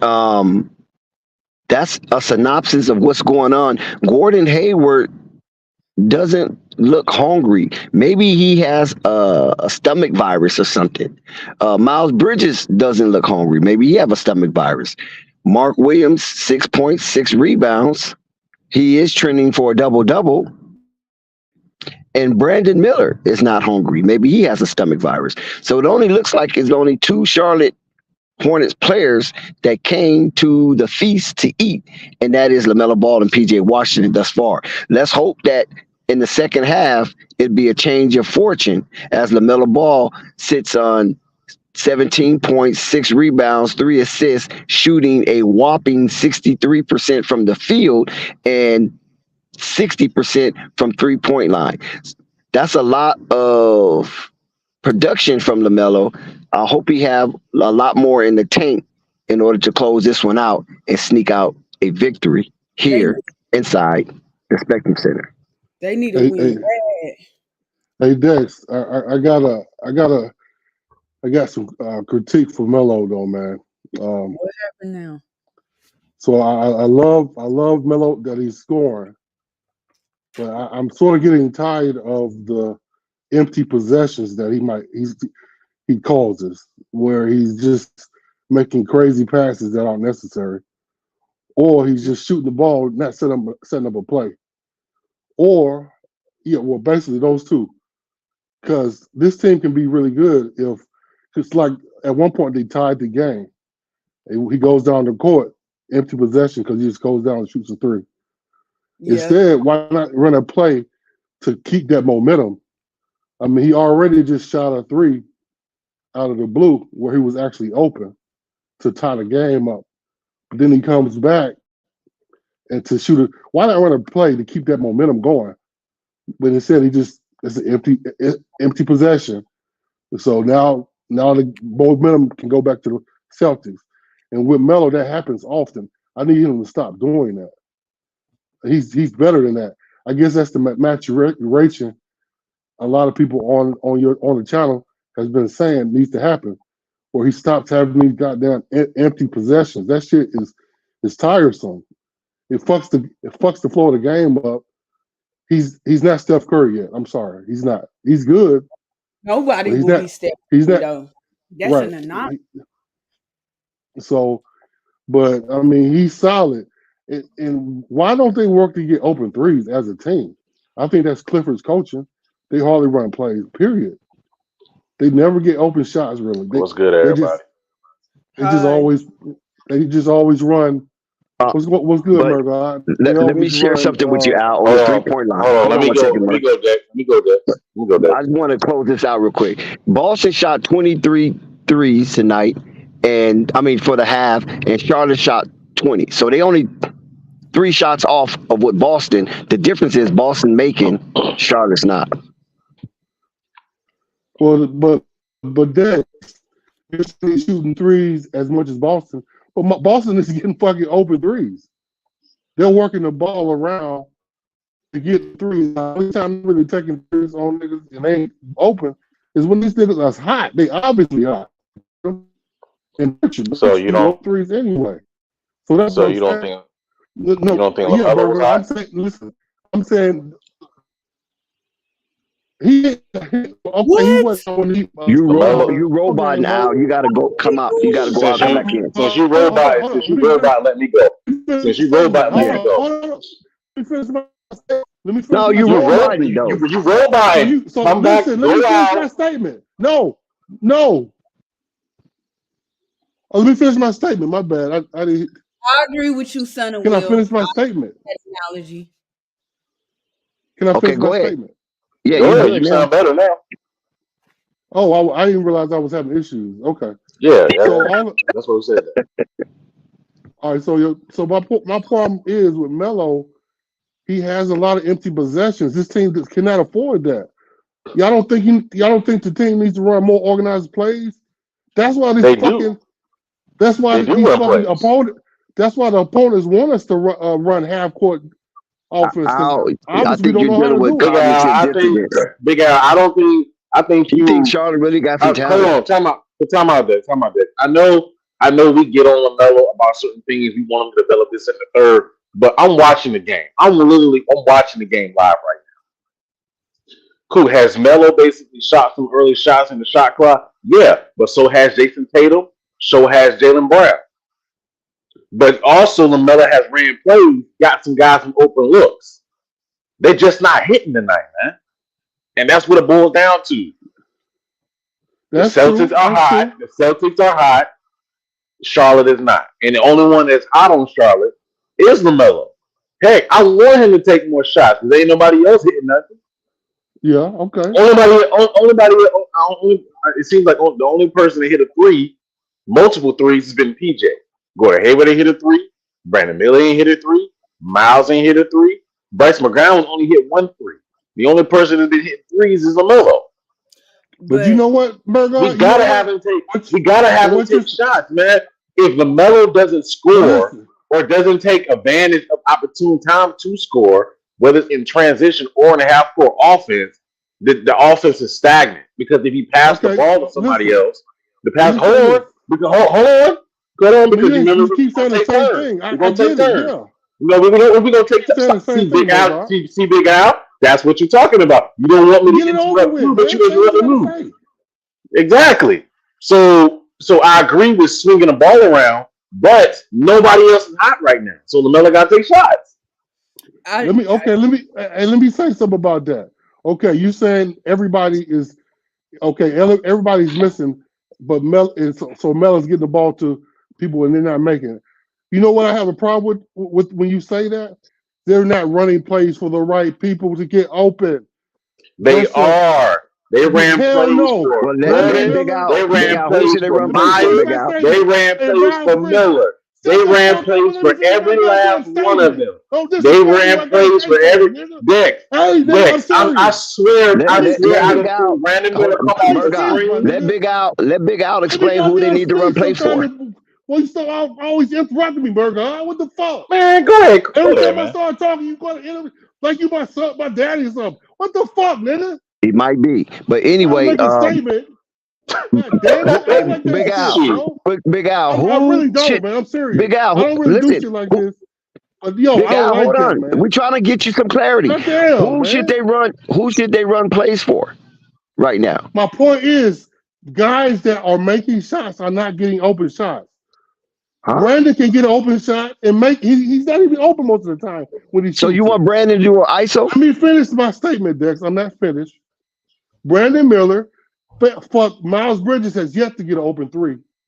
No, he got one. Just one.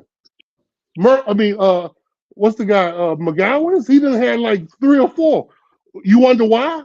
Because they don't trust that he's gonna make it. Of course he's gonna have open threes. And then Gordon, same way. They don't give a fuck about them shooting threes. My point is Miles Bridges, Brandon Miller, and LaMelo need to have more open threes. But they're not working the ball to get that. That's my point. Damn, man. All right, so let me rebuttal that. They are working the ball around a little bit. Can they do a little bit more? Yes, they are working the ball around. But if you look at the Celtics defense, they are doing what most teams in the NBA are going to do. They're going to basically face guard everybody else to the 3-point line until whoever got the basketball to go one-on-one. Because they think nobody on Charlotte besides LaMelo can beat their defenders one-on-one. That's what they're doing. They're face That's not guarding true. everybody. Yes, they are. They did this several times bro. where they face guarding everybody. Bro, they are, They face bro. guarding. They are They not face guarding guarding Bryce everybody, McGowan. man. They Okay. not Bro, guarding I'm Bryce watching the McGowan. game. They are face guarding everybody. That's why they're not getting open looks. Now, Kenny Romo plays, yes, but then they're going to Okay, we're back. switch We're and back, just guys. face We're guard back. everybody. Okay, guys, we're back. Flight. Oh shit! Another turnover. Another turnover. Oh, they get away. They get away. But as far as shot selection, Lamelo have 11 attempts. PJ 8 attempts. Miller 8 attempts. Miles Bridges 6 attempts. Gordon Hayward 4 attempts. Mark Williams 4 attempts. And the Yep. Hornets are only down by 11. Yep, 65-54, ladies and gentlemen. There's 11:38 to go in the third quarter. We got second half coverage. You already know what it is. Unbelievable halftime. Crazy. Let's see what the Hornets have done. Any retooling that they have done to get themselves in better position. Because the first half, it was a little up and down, shaky. Let's see where they are at now. Let's see. The Hornets have cut it to single digits. It's a 9-point game. It's 65-56, 11:30 to go in the third quarter. Here goes Jason Tatum with the ball right now as we speak. Jason Tatum kicks out the Holiday, finds Porzingis. Porzingis is up and he's fouled. They counted that? Yeah. So the Hornets continue to not catch any breaks for whatever reason. Lamelo was discussing this with the officials. Shout out to all y'all in the chat right now. We got the Charlotte Hornets versus the Boston Celtics. Chris Stapps looking to convert the three-point play. And if you notice, like, the difference between Cliffy and Joey is that Joey's sitting down relaxed while Cliffy is up anxious. Yeah. I noted that to everybody. Here goes Bridges. Finds Mark. Oh, my goodness. Porzingis ain't having it. Porzingis blocks him.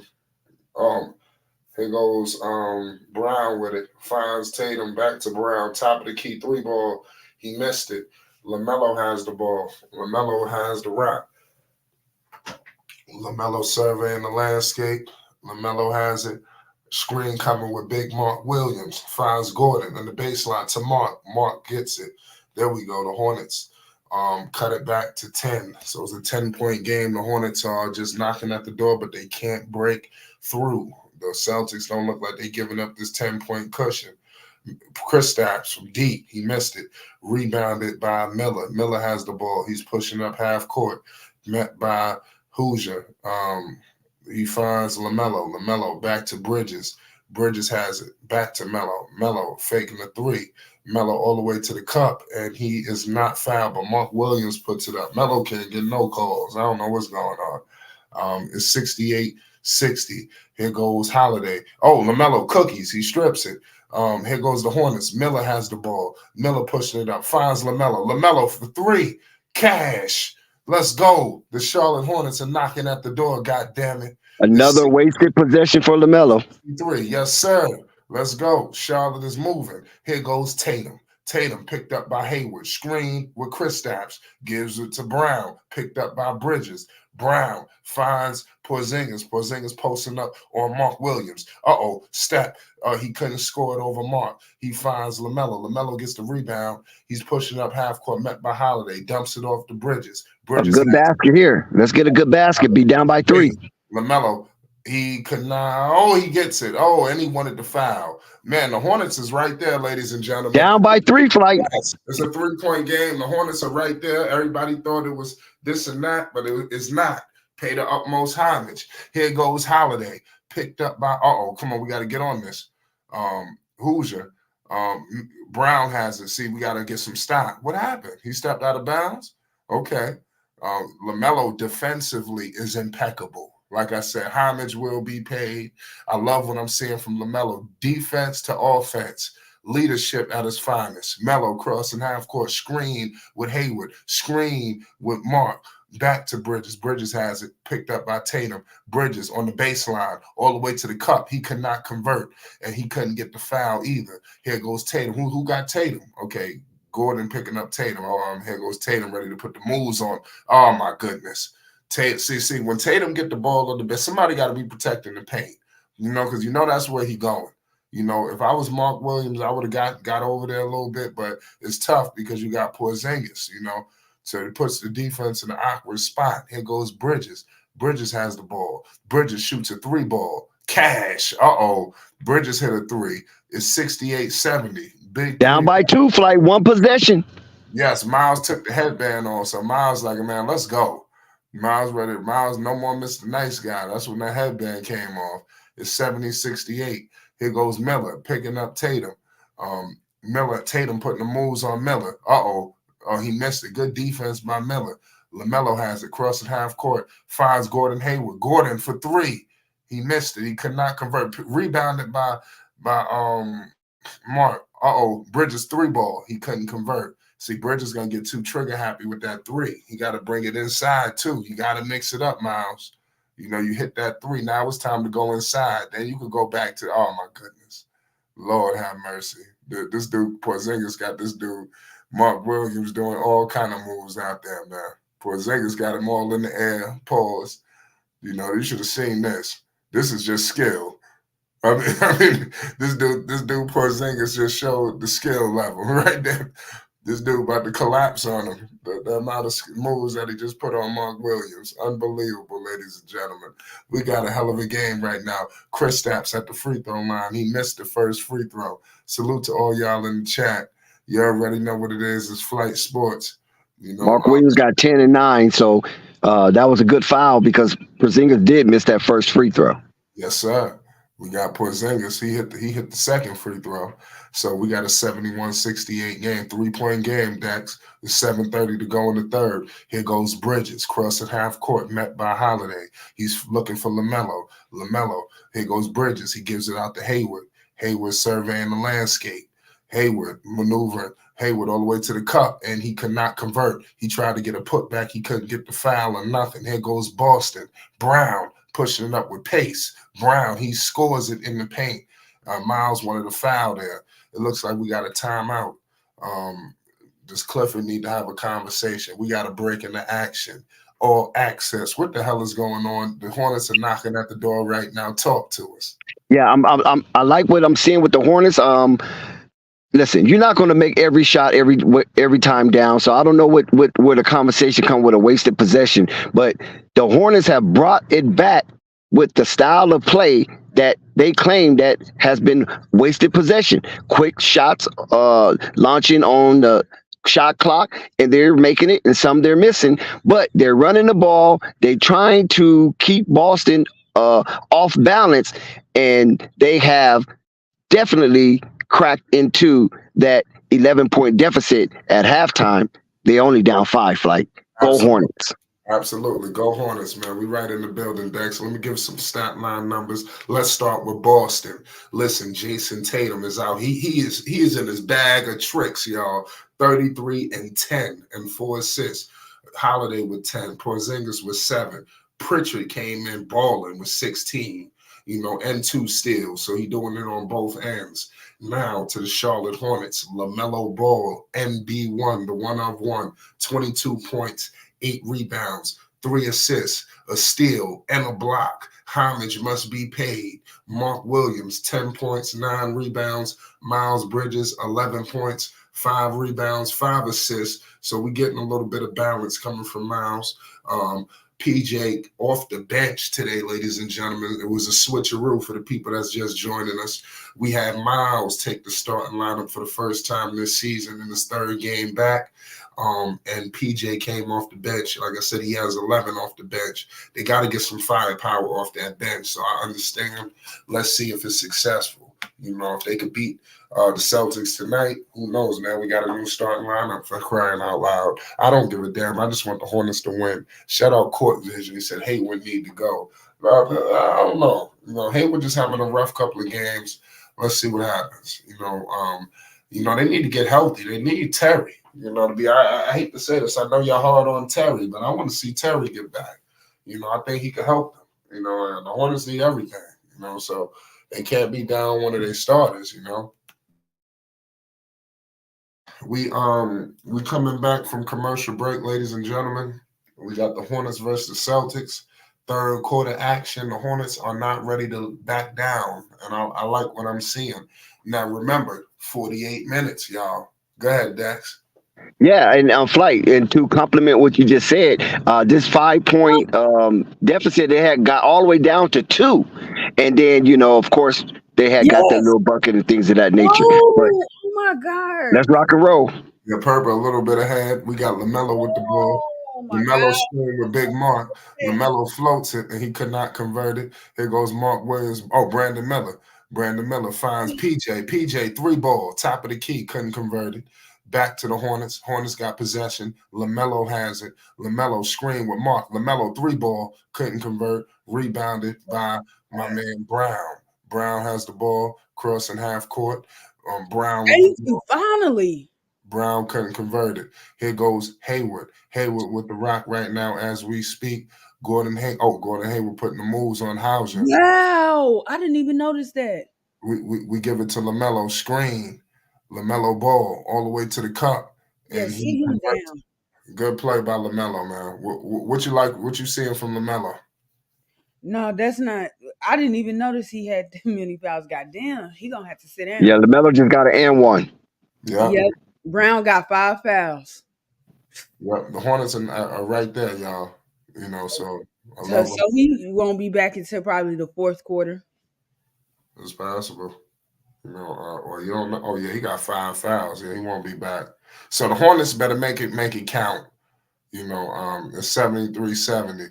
They got to take advantage of Brown not being there because he ain't even having a good game for real. So Yeah, we got LaMelo Ball with the big time free throw. So it's 71-73. ooh, Here goes the Boston Celtics.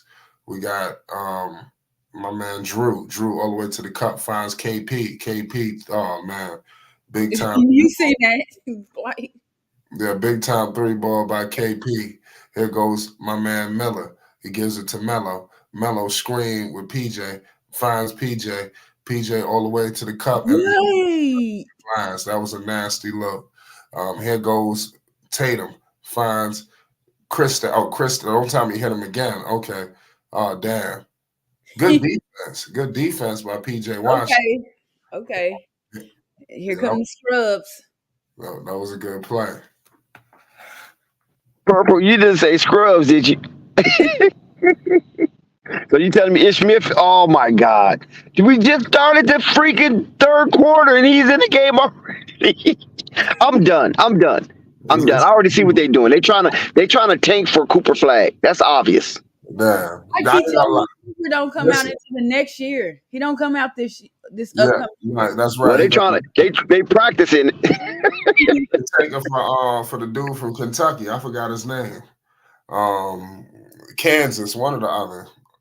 Damn, is it DJ Wagner? If I'm not mistaken, I don't know who. Oh yeah, DJ Wagner. I don't know who's supposed to be the best player. I got to look into it. Cooper Flag is the best player. What you talking about? No, but Flag is still in high school. He's still the best player. Yeah, you're right. I'm talking about who the Hornets could get. It ain't no flagship dude like Wembanyama. They was tanking for Wemby back in summer league. Last year they was tanking for him in the preseason. So there's nobody like that. This is making my head hurt, man. They on some bullshit. Yeah, look at the lead. The lead is up to what? 7? Yeah, 78-71. Here goes old man Ish. Deck's favorite player, old man Ish. Screen with Big Mark. Okay. Old man Ish in the baseline. He finds Hayward. Here goes Gordon. Okay, we needed that from Gordon. Let's go, Gordon. It's 78-73, 5 minutes remaining in the third. Here goes Drew. Drew has it picked up by B. Millie. Drew Holiday bringing the ball in the mid-range. Come on, who the hell is going to pick up? Oh, Pritchard. They moving the ball. Hauser for 3. He missed it. Rebounded by Mark Williams. Old man Ish with the ball. Old man Ish kicks it to B. Millie. Good pass. Hayward.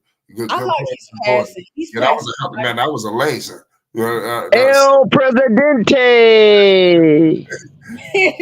Yeah, we got JT.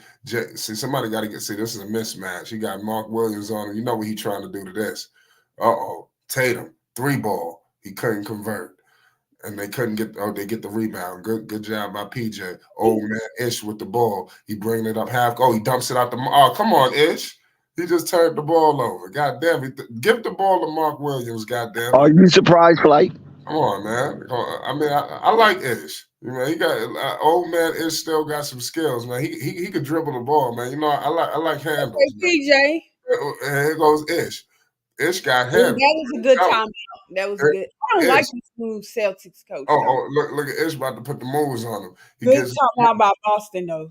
PJ Washington. Mark, and let's go. The big time banger by Mark Williams.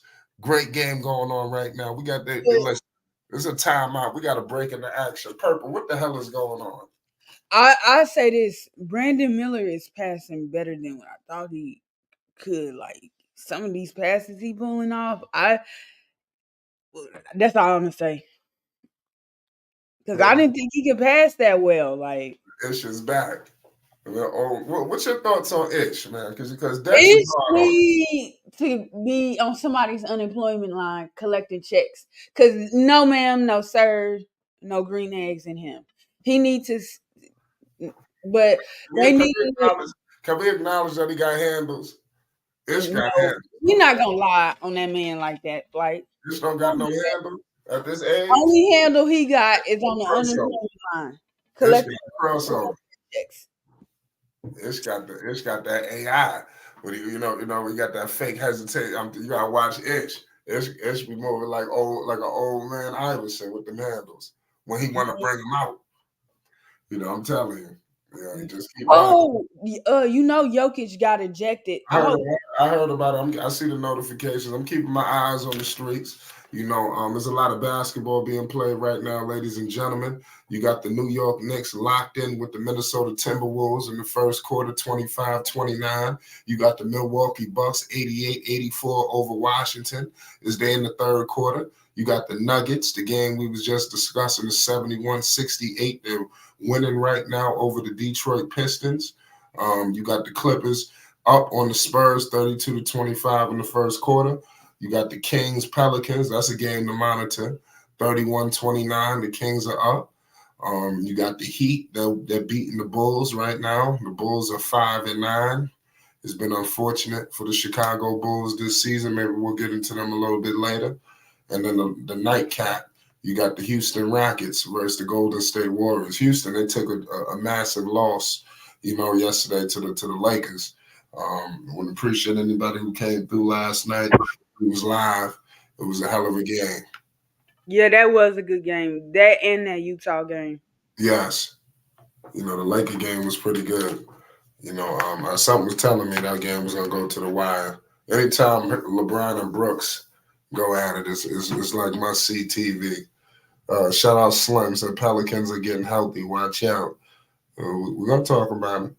We're in the midst of a commercial break. We coming back at 78-77. So last call, you got the Hornets winning, Purple? No, I ain't that crazy. I took the Celtics. Not this game.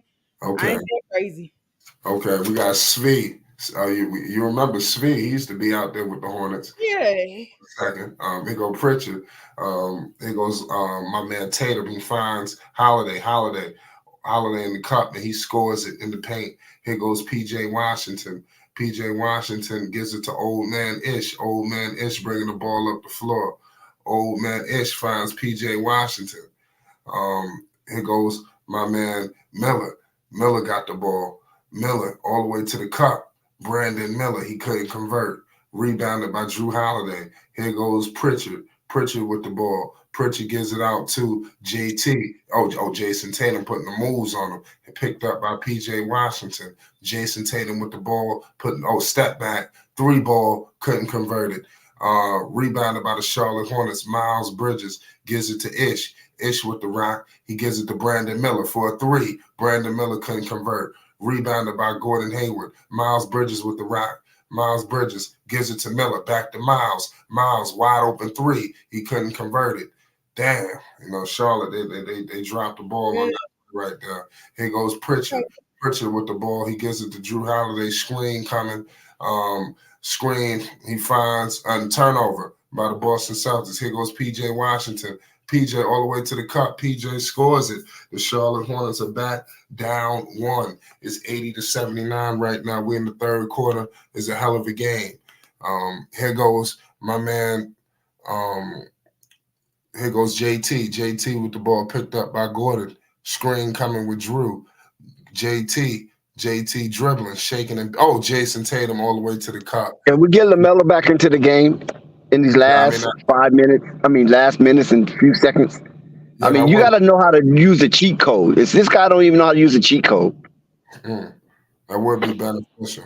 PJ can convert it. Here goes Gordon. Gordon Hayward. Damn. Nasty play right there. Pritchard with the ball. Pritchard bringing the ball. Picked up by Miles. Peyton Pritchard all the way. He gives it to my man Drew Holiday all the way to the cup, and he couldn't convert it. Good play right there by Drew Holiday. So the Boston Celtics are not backing down. It's 84-79. We headed to the last minute in the third quarter. Here goes old man Ish. He finds Gordon in the baseline. Gordon getting doubled. He gives it out to PJ, back to Ish. Ish putting the moves on him. Gives it out to Gordon. Gordon Hayward fouled. Gordon Hayward is shooting 2 free throws. Yep. 84-79, ladies and gentlemen. The fast clock is engaged. In this situation right here, where you have one of the firepowers that's out for Boston and Jaylen Brown, and even though Charlotte's playing pretty decent, you go ahead and unleash the cheat code and put Lamelo in and see if you can get more momentum going into the fourth quarter. Unfortunately, Cliffy missed the bell on that one. Most definitely. Gordon Hayward with the free throw. Big time play by Gordon. Salute to all y'all in the chat right now. Somebody said Ish is in. Yep, Ish is in.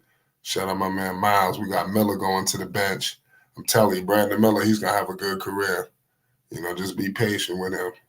He's showing good signs already. He's going to be a bucket getter. We just need to keep figuring this shit out. Next year, he's going to be better.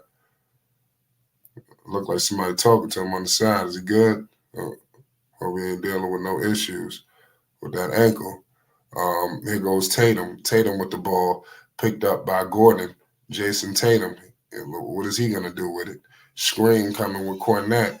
Jason Tatum. Look at Jason Tatum. Goddamn. I'm telling you, Jason Tatum is in his bag of tricks tonight. He unstoppable. Jason Tatum. And they got a center now. I'm telling you, the Celtics going to be a hard team to beat come playoff time. He got 38 points. We're going to drop 50 on him?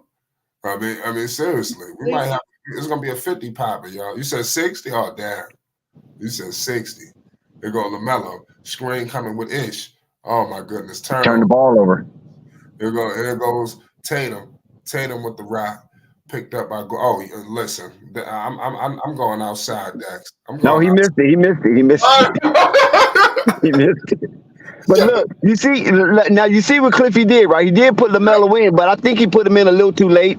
LaMelo did get that turnover to close out the third quarter, but he should have put LaMelo in about a minute. I think it was about a minute and 50 seconds. That's when he should have put him in, not wait till it's like 40 seconds to put him in, because that's just a waste of time. Yeah. But he did put him in, though, but he put him in a little too late. So you guys see, I know what I'm talking about when it comes to the psychological matchups in these competitive spirit competitions. Yeah. What if you got to play him the whole fourth quarter, though? No, I don't think you should play him the whole fourth quarter because Jaylen Brown is out. It's Jason Tatum by himself right now.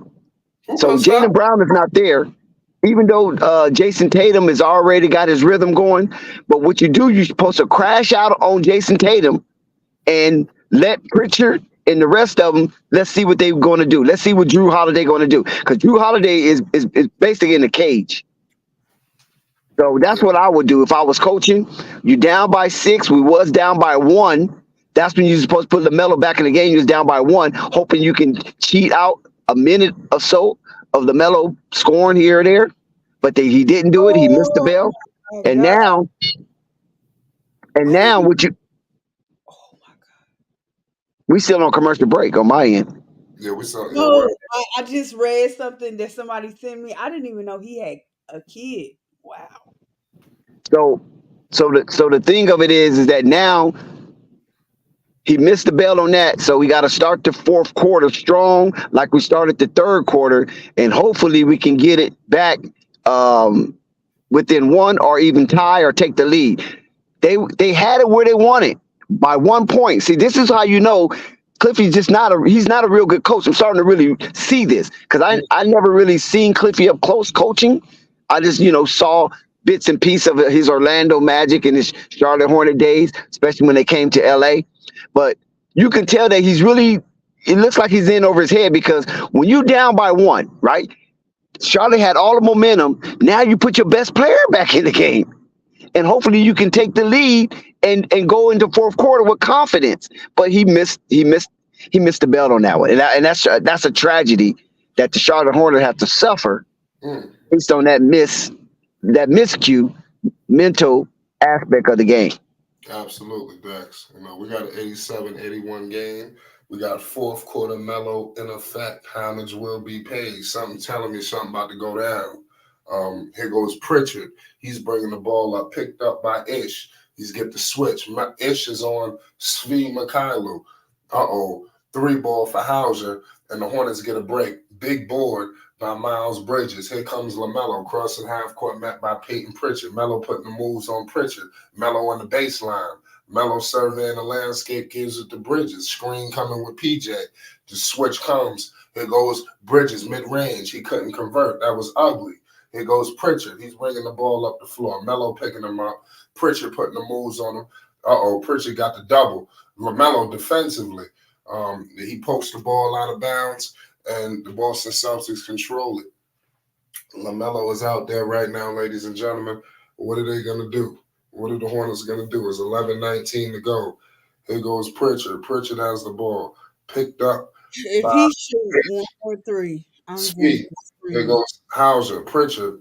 Pritchard shot it from deep or back to Hauser. Hauser for 3. He missed it. And the Hornets get another break. Here goes the Hornets. Lamelo has it crossing half court, met by Pritchard. Lamelo calling out plays, screen coming. Lamelo ball gives it out to Miles, back to Ish, back to PJ Washington for 3, and they cannot get the score. Here goes Pritchard. Pritchard bringing the ball up the floor. Peyton Pritchard. They kick it out. Hauser for 3. Hauser missed it. Rebounded by Bryce McGowans. Bryce gives it to Lamelo. Lamelo crossing half court, met by Peyton Pritchard. Lamelo ball dribbling, screen with Bryce. Lamelo ball back to Bryce McGowans, top of the key 3. He couldn't convert, but Lamelo puts it back. The leadership of Lamelo ball is at first hand. It's 87-83, 10-10 to go in the fourth quarter. Here goes Peyton Pritchard. Peyton Pritchard all the way to the cup. Peyton Pritchard, he couldn't get the conversion. Here goes Ish, old man Ish with it. Uh-oh. Oh, Ish put the moves on him. Oh my goodness, see, Dex, this is why I told you. This dude got a crossover. Yeah, Stop it, Flight. You should be ashamed of yourself. I'm telling you. One possession, and then he do something good. 1 out of every 12 or 13 possessions, he do something good, and you're going to really pump your fist on that? No, what I'm trying to say is, all I'm acknowledging is he has handles. I didn't say he the best thing ever. He got a little crossover. Ish Smith had the highest shooting percentage on the Charlotte Hornets tonight. Ish Smith have the highest shooting percentage on the Charlotte Hornets tonight. He has 4 points. Yeah, wow. You know what I'm noticing? You know how Lamelo was shooting bad at first when the season first started? It's like the roles have reversed. He's shooting better, but his teammates is shooting worse. That's what I'm looking at. I'm like, God, like, can't nobody keep, like, he start playing better, well, shooting better, at least. And now y'all just said, fuck that, we better start shooting bad. We gonna miss until we can't miss no more. Yeah, Miles Bridges had a couple of possessions that I thought he squandered because he had a lane to go make a layup or a dunk, and he chose to do a fadeaway. Mm-hmm. PJ has so far shot 9 threes. 3 for 9. 9 threes! Oh my God. Oh, help me.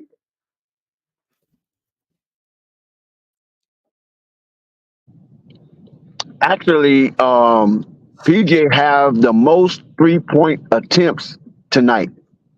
I know. PJ on the runway. You already know. Salute to all y'all in the chat. Make sure you hit the like button and you subscribe. We're gonna do this again. The Charlotte Hornets. They, like I said, these games are coming. You know, we got action. You know, it's crazy. 87, 85. Let me know who you think gonna win tonight. I'm rolling with the Charlotte Hornets. Hornets going to win, Flight. Charlotte's going to win. Jason Tatum. Look at Jason Tatum over there. He can't believe it. He's doing all this and they only up by 2. I mean, somebody says, It's looking like Jason Tatum needs somebody. Oh, he finally gets to get a breather. yeah, But he needs somebody to come with him. yeah. The Hornets are sorry. You know, you're right. Somebody got to be consistent. You know, PJ, he plays stretches. And those are the things that the Cliffy should be aware of. Like when Jason Tatum don't have any help and he's doing everything, then you got to get the ball out of his hand. Right.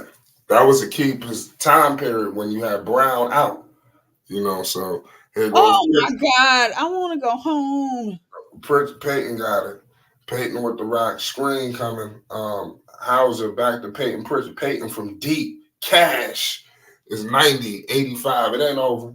It ain't over. It's 9:40 to go. Here goes Lamelo with it. Lamelo, he putting the handles on Pritchard. Lamelo gives it to my man Bridges posting up. He gives it to Bryce.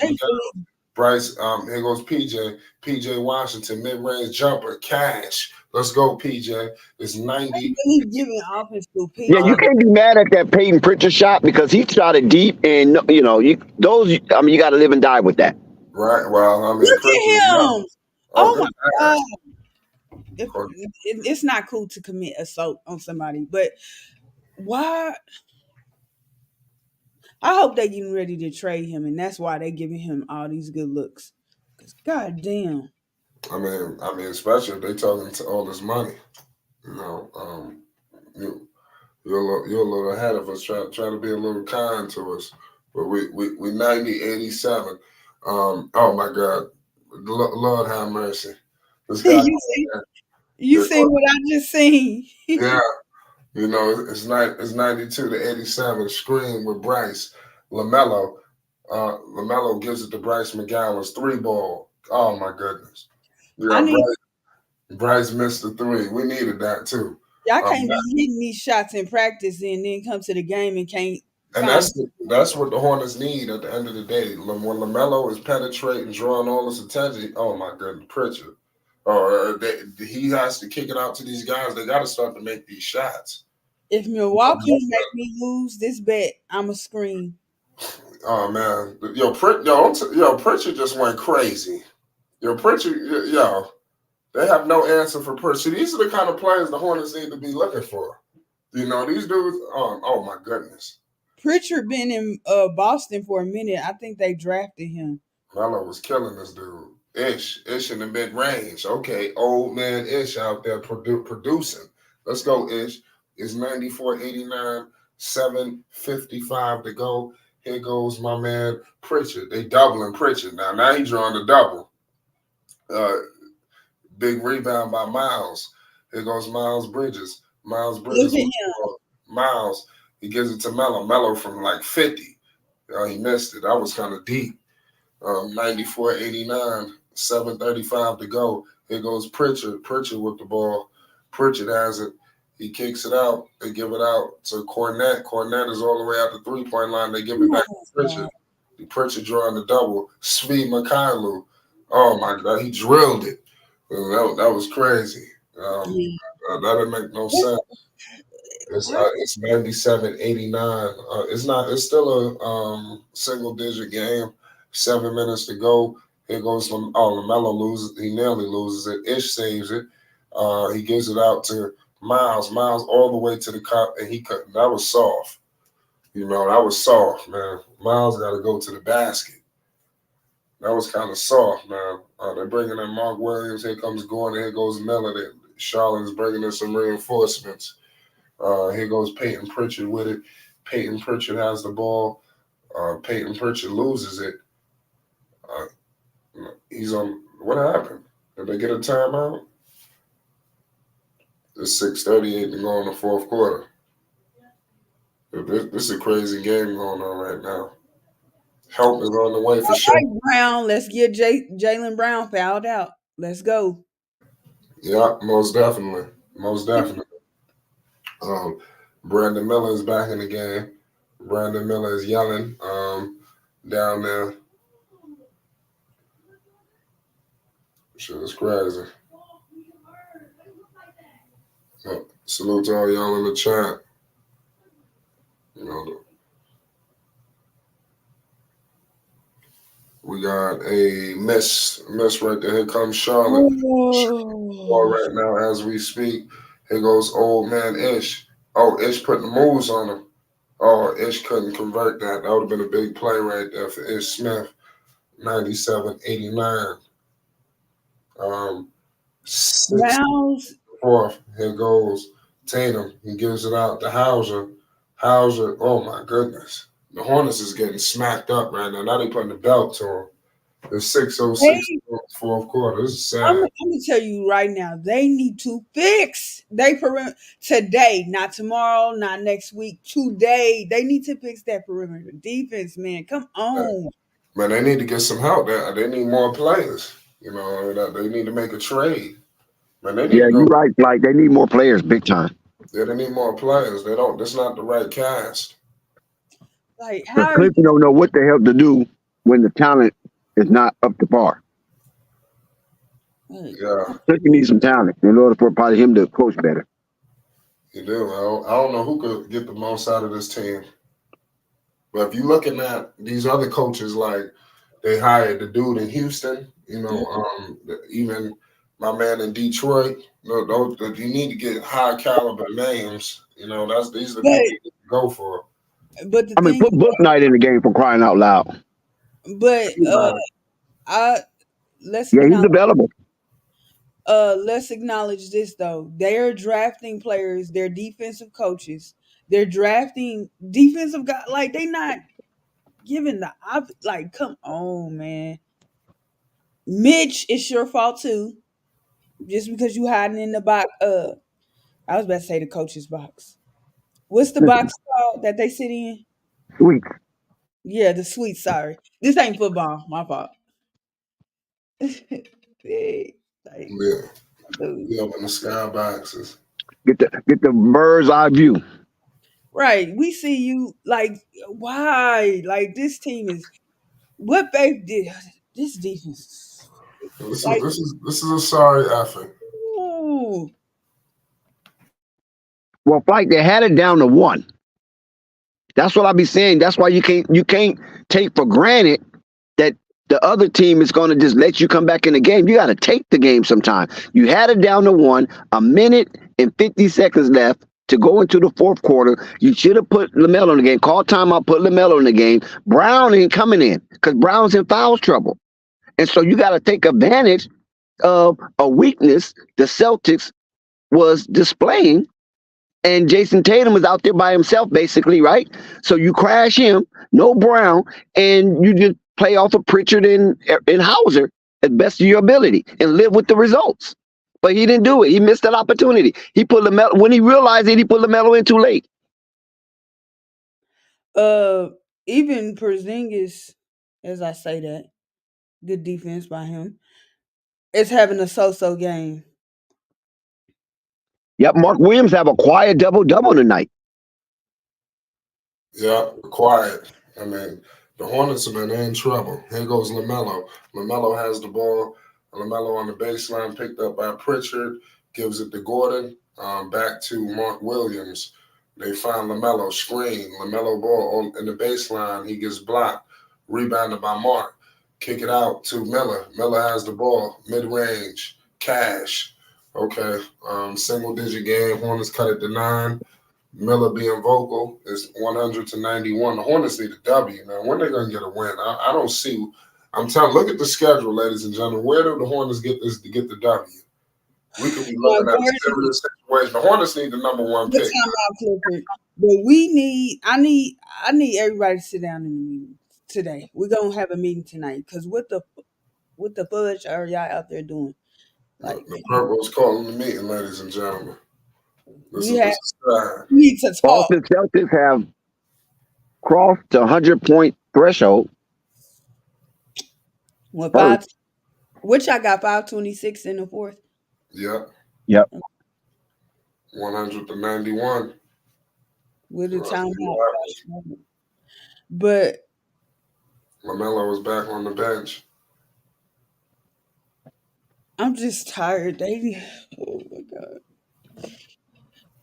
I didn't expect their defense to be perimeter. I didn't expect their defense to be whatever. I'm gonna let it go. Yeah, Boston is on fire from that beyond the arc.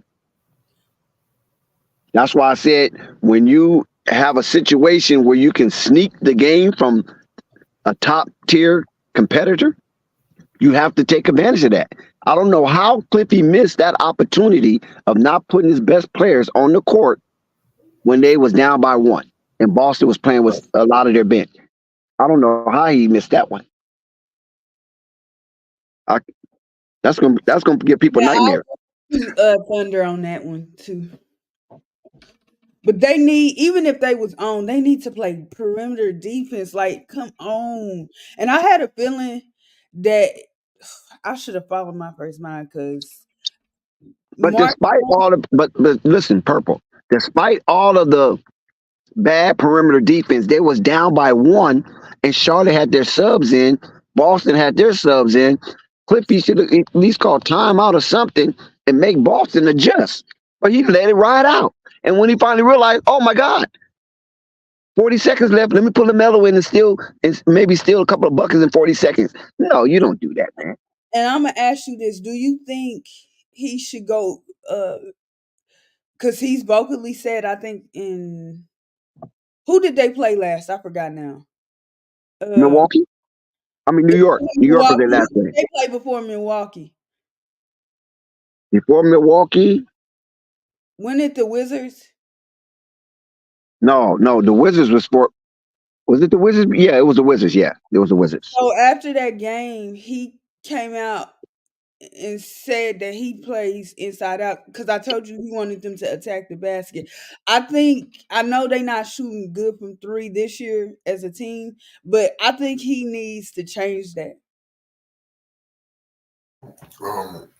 Major key. Shout out to all y'all in the chat. So it sound like you at a Panthers game. Wow.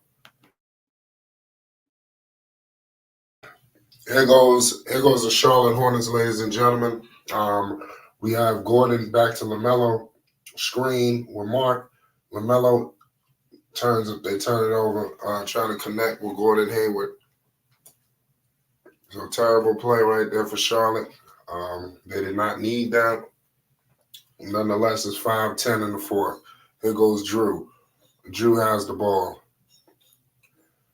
Lamelo picking up Drew. Tatum has it to Porzingis. Porzingis 3-ball. Couldn't convert. Miles Bridges has it. Dumps it up to Lamelo. Lamelo has the ball. Screen with Gordon. Lamelo.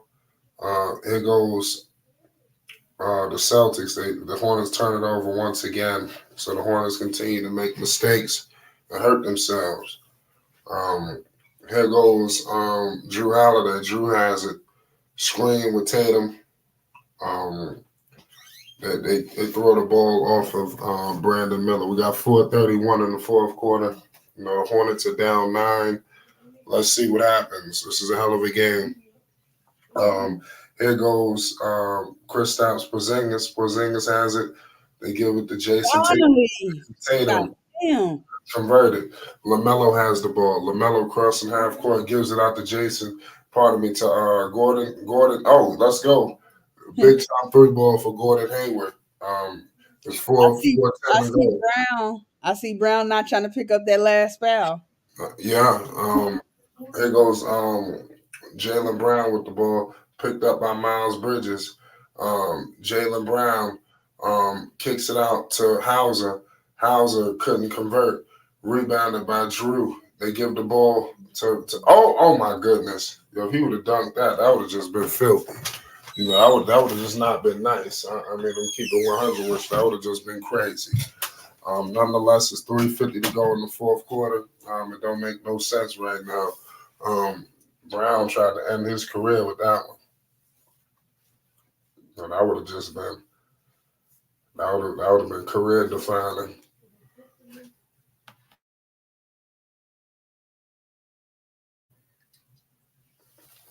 We got a crazy game going on right now. Here goes Lamelo. Lamelo Okay. has the ball. Come on, keep it going. Let's just play smart. Keep it going, y'all. Yep. Melo. Mid-range Melo. Gives it Oh, up. Mark. Good play by Mark Williams. I mean, it's 103.96. come on, Brandon. That's what I'm talking about. Ow, my leg. I need to stop. It hurts so bad. We got Jason Tatum with the ball right now. Screen. Here goes Jason Tatum. Jason Tatum all the way to the cup, and he scores it. So, like I said, they trading baskets right now. This is something that you really don't need. Right. I definitely agree with that. Yeah. And Miller hit a three. So it's 99-105. So, but I mean, you need to get a stop, you know, to be honest with you. So let's see what happens in this possession. Here goes Holiday. Holiday has the ball, screen. Lamelo and the Hornets get the turnover. Lamelo for three. Oh, that would have been a big three ball right there. Here goes Drew Holiday. Drew oh has. my God. Here goes Brown. Well, you can't keep giving the Celtics chance after chance. Yeah, that's what I was saying. Okay, Mark. Here goes Brown. Holiday. Three ball. Corner pocket. Well, he did it with the walk-off, too. I know. He hit that three and walked off like he just hit a home run. Here go Gordon Hayward. Gordon Hayward. Good play by Mark Williams. So it's 108-101 right now. 2 minutes remaining. Here goes Drew. Drew Oh, playing. wait till you see this flight index. Here goes Brown. Brown has the ball, picked up by by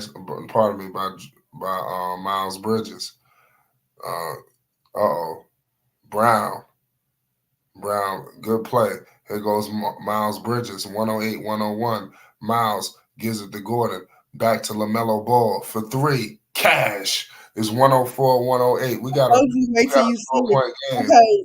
Yeah, Okay. be patient with us. Be patient with us. Uh, It's 108-104.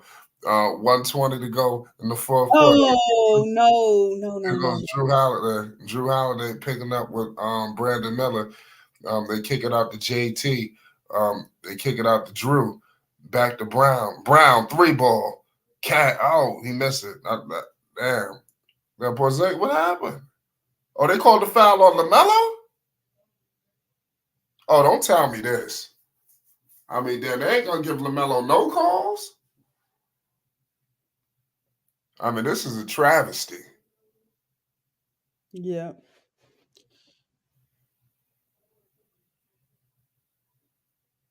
Porzingis literally pushed him.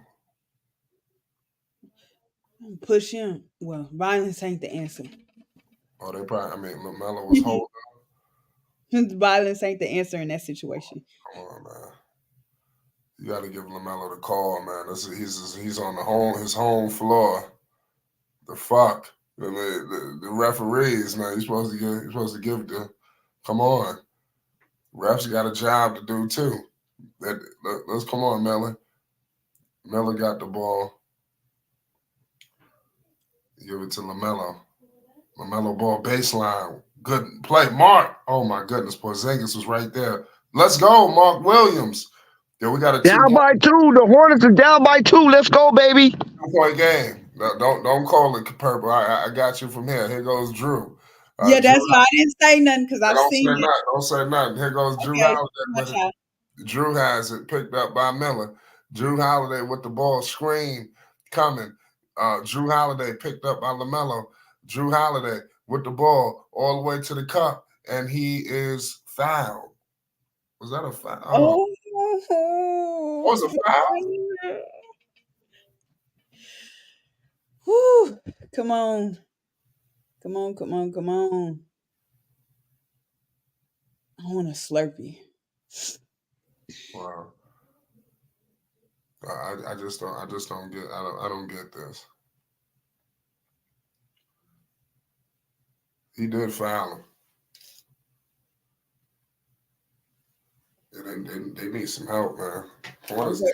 They need I'm all hands. looking. It looks like I might get all my money tonight. Get it back from last night. I had a terrible night last night. But you bet the money on the Celtics?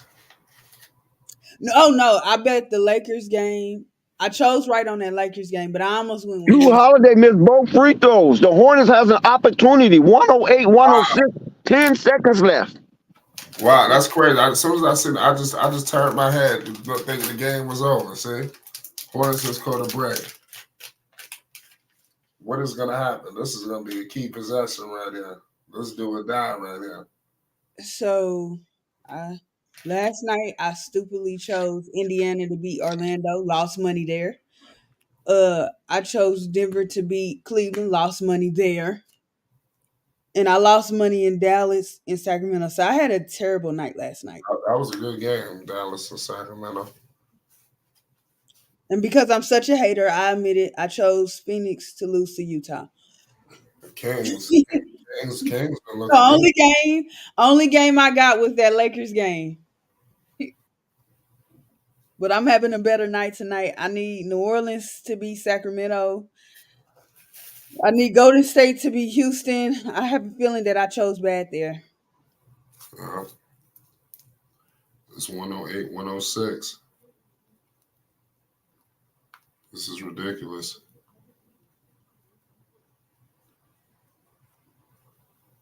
Ten seconds remaining. Let's see how this goes. This a key possession right here. Yeah. Ooh, come on. Okay. We got it's 108, 106. Here goes the Charlotte Hornets. There's 10 seconds remaining. They give the ball to Gordon. Oh no! Oh my God! Did you just witness what I just saw? Did you just see that?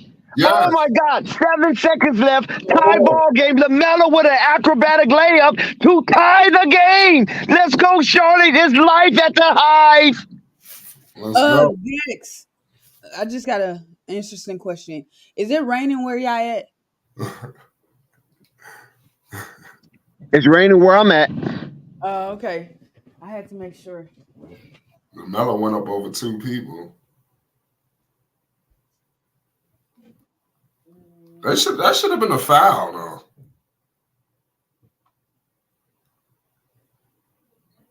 I mean, this man is on his home floor.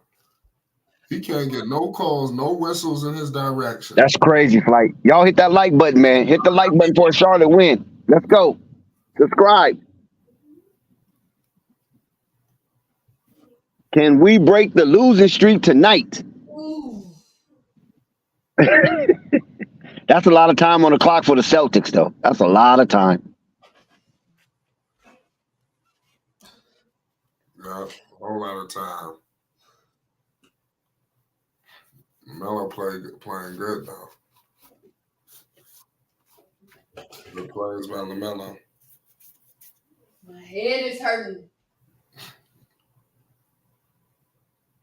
Looks like we got overtime coming. Here goes the Celtics. Jason Tatum with the ball. Man, this is scary. We got 5 more minutes of basketball, folks.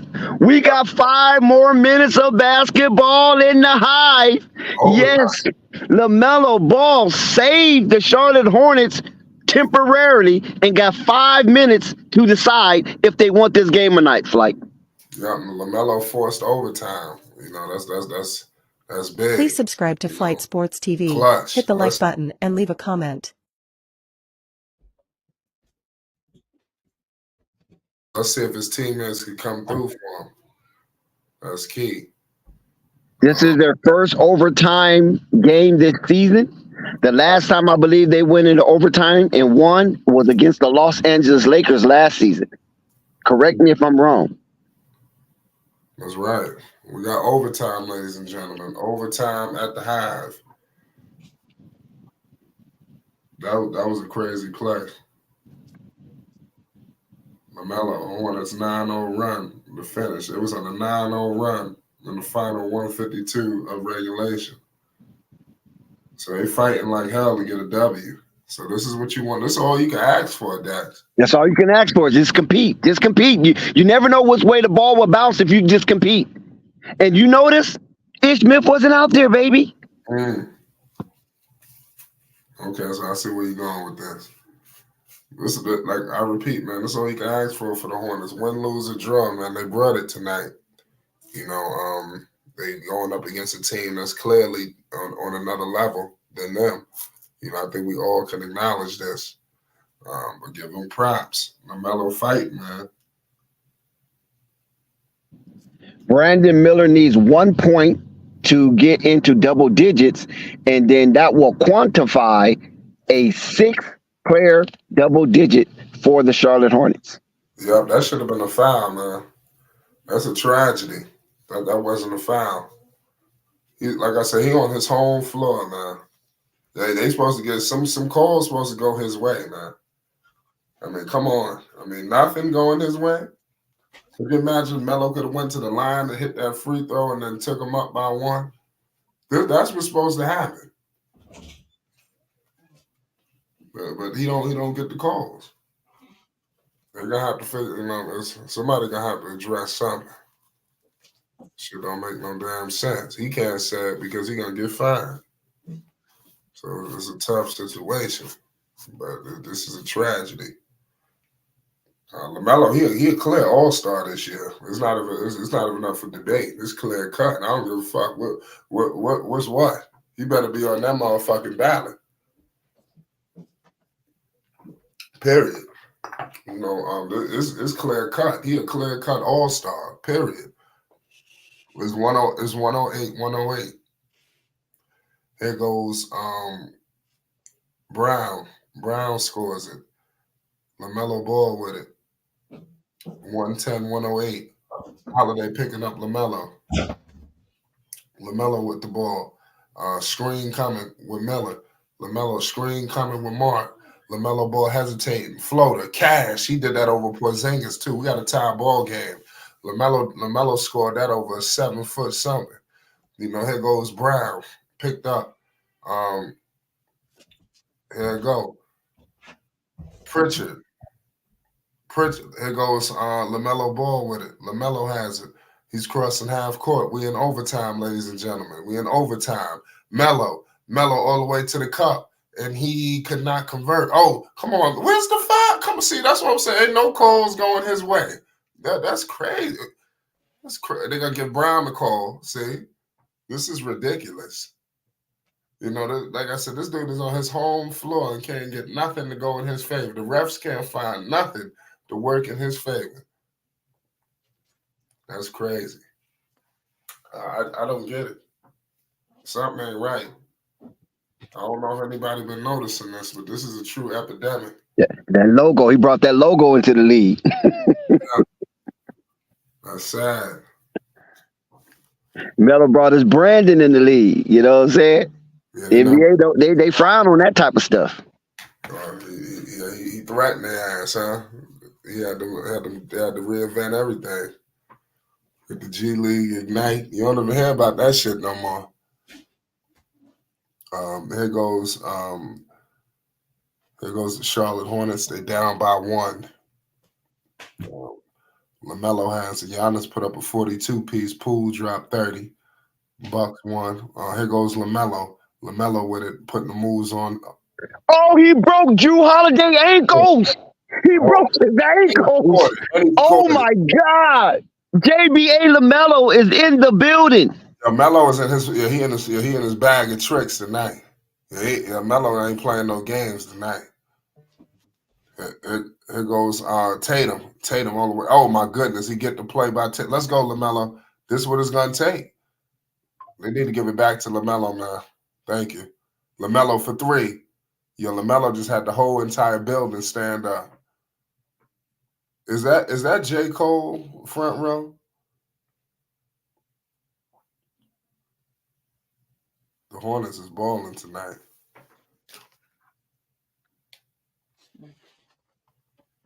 They can't deal with him.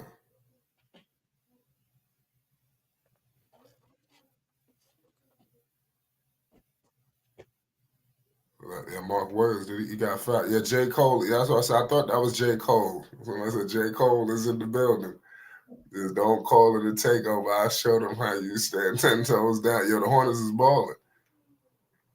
That was a clear foul. Tatum fouled Mark Williams. He headed to the line. I thought that was Jay. I'm trying to figure out why it's so much intensity. Melo. Yeah. What happened? He stepped out of bounds. Melo putting the heat on their This ass. is the Hornets' first lead of the night. 112, 111 flight. Come on, man. You gotta let that go. Here goes Tatum. Tatum with the ball. He gives it out to Brown. Come on, somebody got to get on Brown. Let's go. Bridges out there. There's no PJ on the floor. What y'all think about this? Good. Damn. I know PJ trying to figure out what's good. Nothing. You just belong on the bench. 113, 112. LaMelo with the ball. Gordon Hayward. Screen with Mark.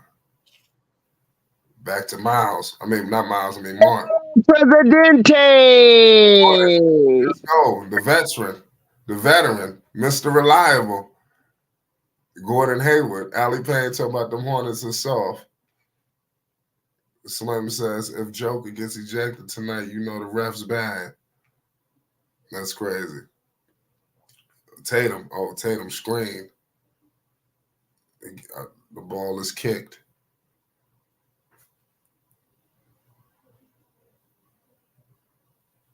Crazy play right now. Good play by Gordon Hayward. They needed that. The Hornets is right there. I know Celtics fans like, what the hell is going on? How the hell we ending up in this hole? There goes Porzingis. He finds Pritchard. Mark Williams with the tenacious defense. He stayed on a point guard. Mark Williams can guard 1 through 5, baby. Yes. That's what I'm saying. That's crazy. Good big play right there by the Charlotte Hornets. Pritchard was killing them earlier. Now it's time for LaMelo to just stick it to him now.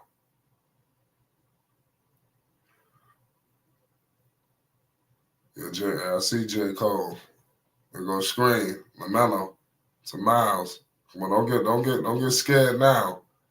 Hayward. Why would Hayward? What kind of shot was that? Here goes Tatum. Gives it out to Brown. Jaylen Brown with the ball. Gives it out to KP. Back to Tatum. Jason Tatum screen. Porzingis. Porzingis from 30. He missed it. Rebounded by Brown. Tatum is wide open. Damn. Oh, my goodness. Jason Tatum just hit a big-time 3-ball, man. This is sad. 116, 114. This is suck if everything went to waste. Here goes LaMelo. Screen. Good pass. Let's go, Gordon. Good play by LaMelo. So LaMelo is setting it up, whether he's scoring or assisting. He is behind this game. I'm telling you, this is a crazy game right now by LaMelo Ball, man. This might be one of his better games of the season. There goes Brown from deep. Good play, good rebound. We got a tie game. Mark with a big-time grown man rebound, and we got a timeout. This possession is key. This is a must-win for Charlotte. They need to win at all costs. I said that at the beginning of this game. And I don't give a damn who they was playing. Jason Tatum is tired. He's tired. He's winded. I mean, he put in work, though, but he's winded. This is a big play, Dex. He can't even close his mouth. How you see this? How you see this situation going? Charlotte's winning tonight. Like I said earlier, Flight, they winning tonight.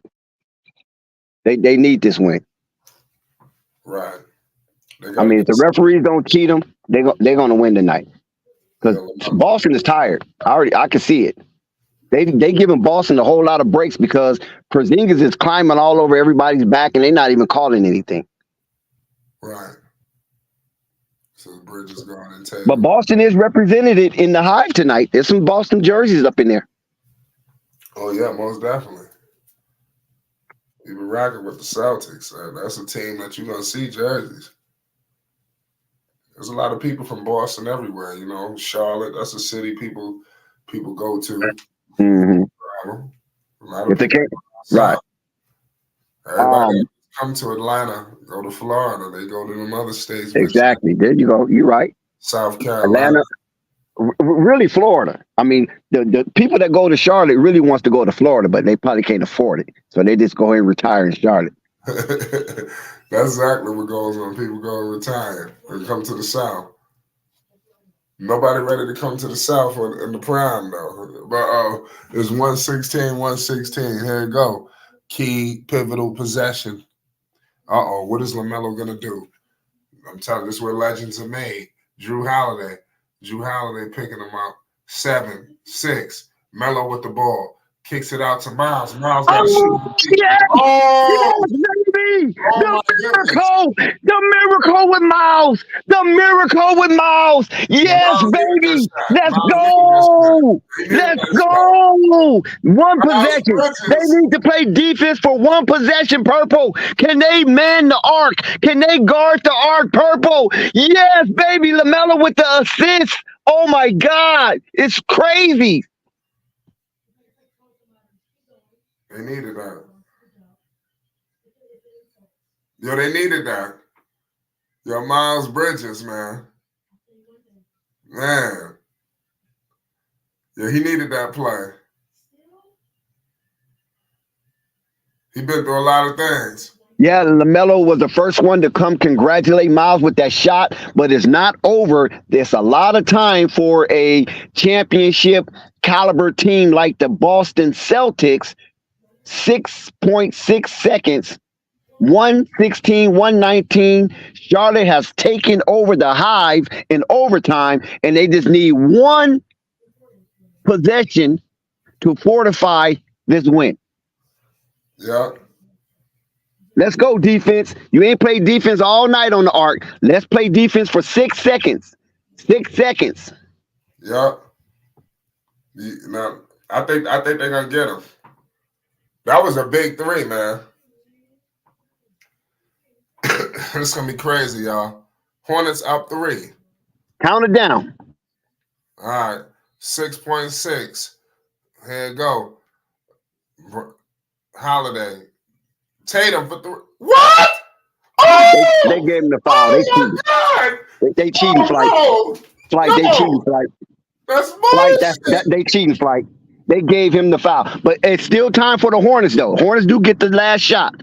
So regardless of what happens at the free throw line, Tatum can only tie the game.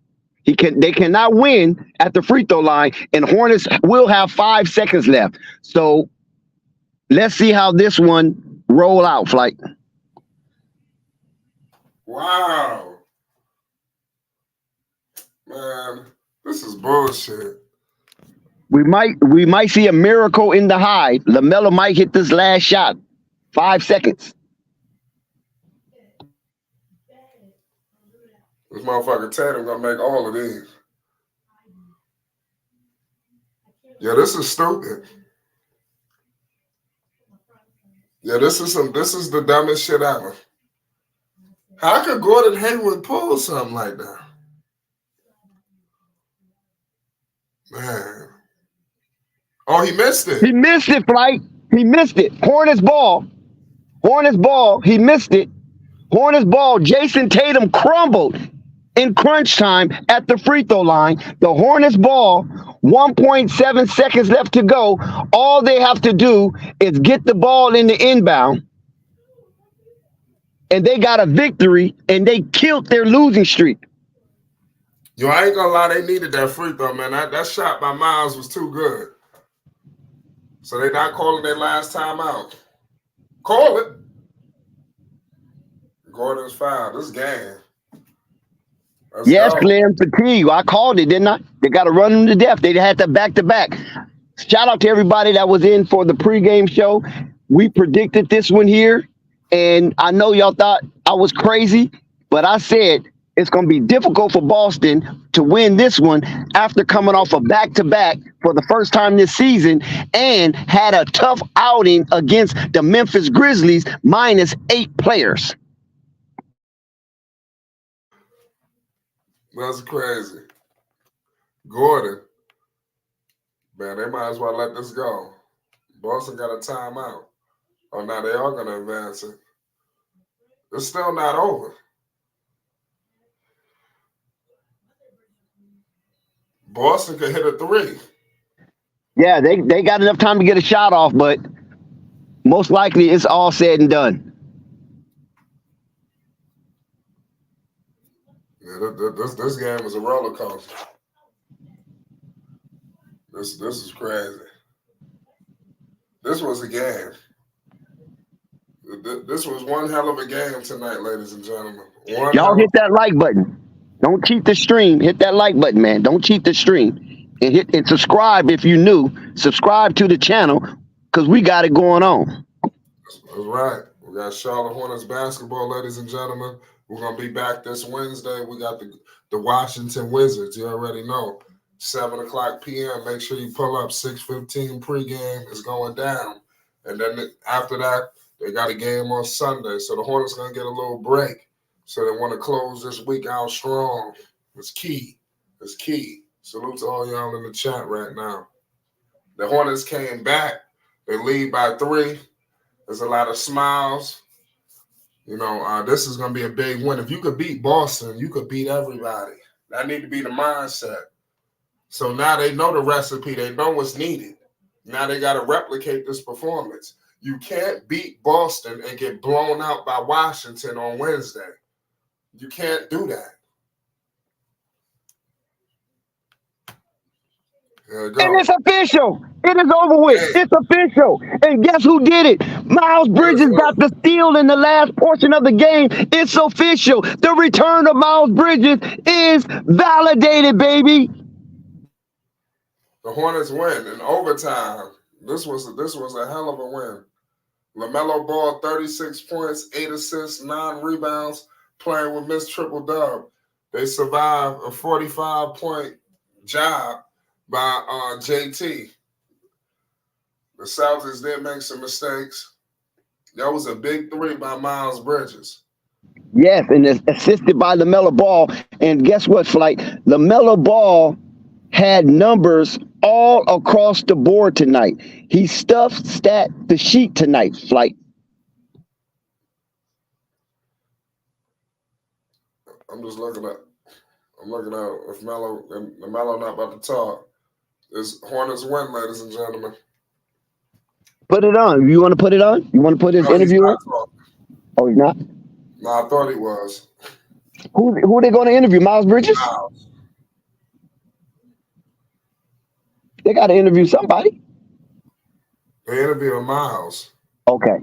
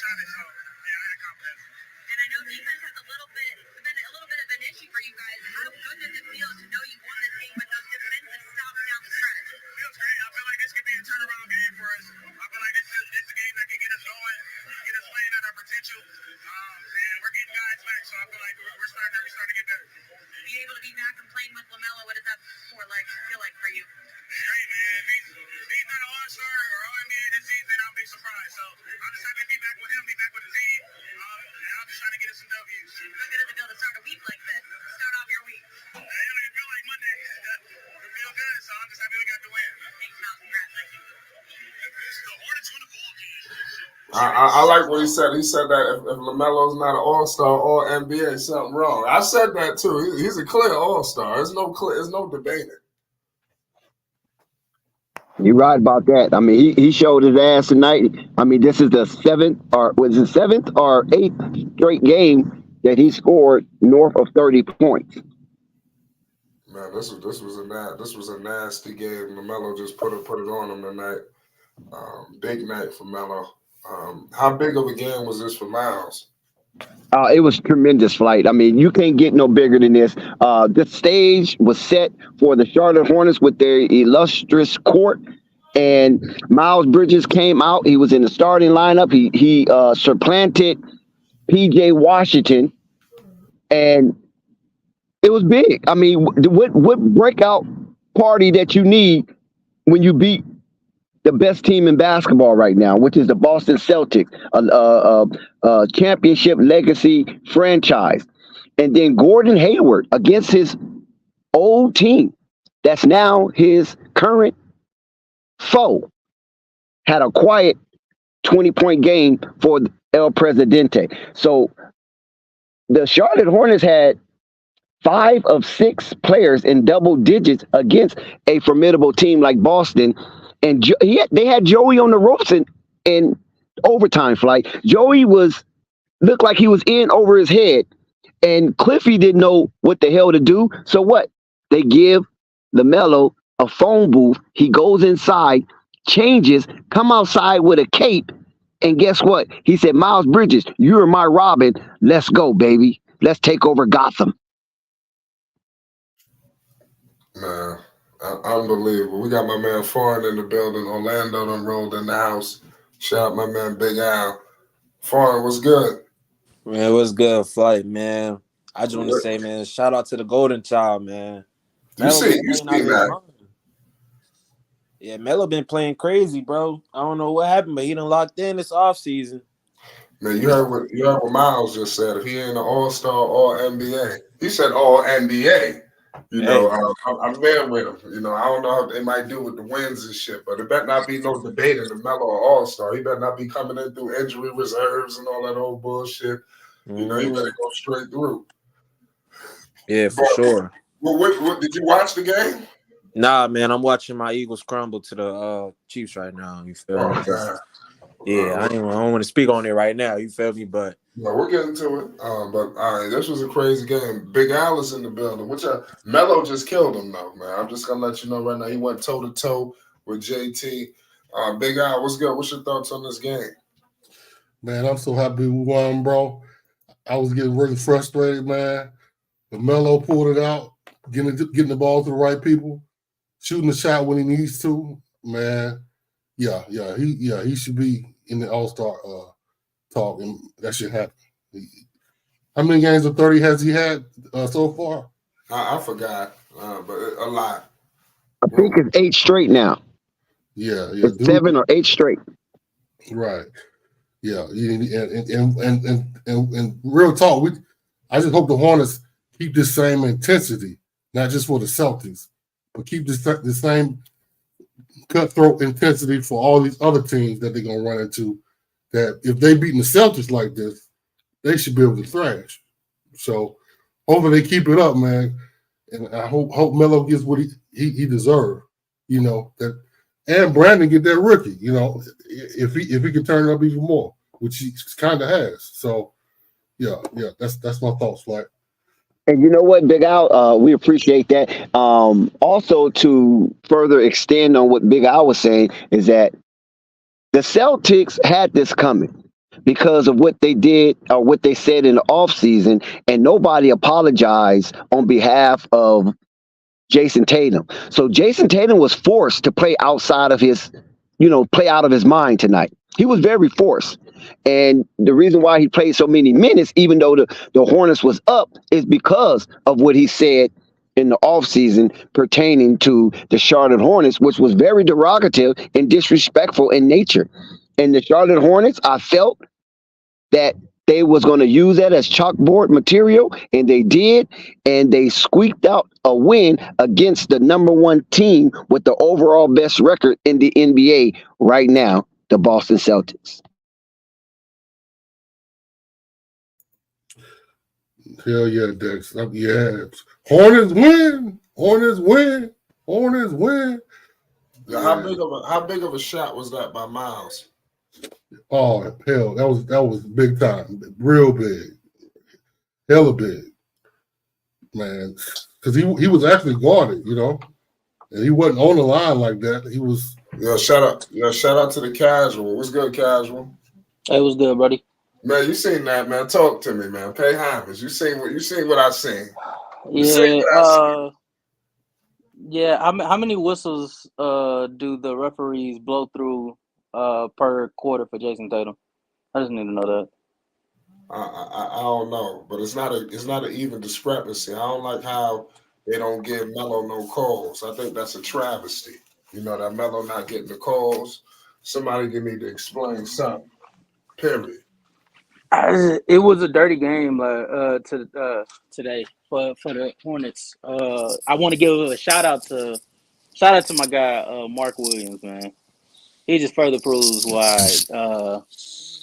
putting him in that conversation with Lamelo for being the two cornerstones of the roster.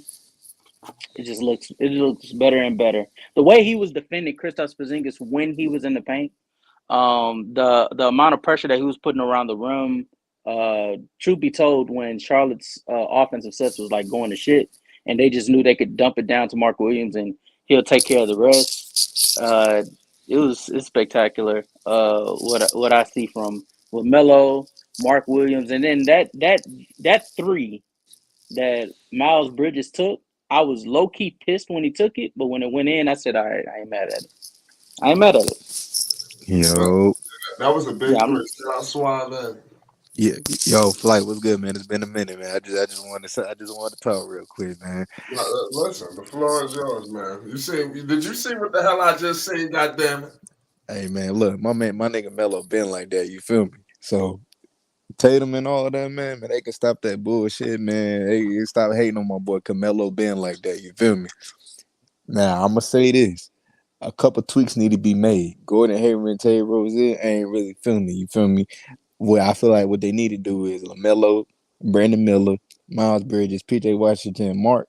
I can fuck with that lineup. I can fuck with that. That's a better starting lineup than just have Gordon and Terry come off the bench. But hey, like I said, my boy Lamelo been like that. You feel me? I'm from the 704. You feel me? Hey. Let's get us a new head coach or something, and shit, we're gonna be straight, man. That's how I feel. That's all I wanted to say. 704, that's Charlotte?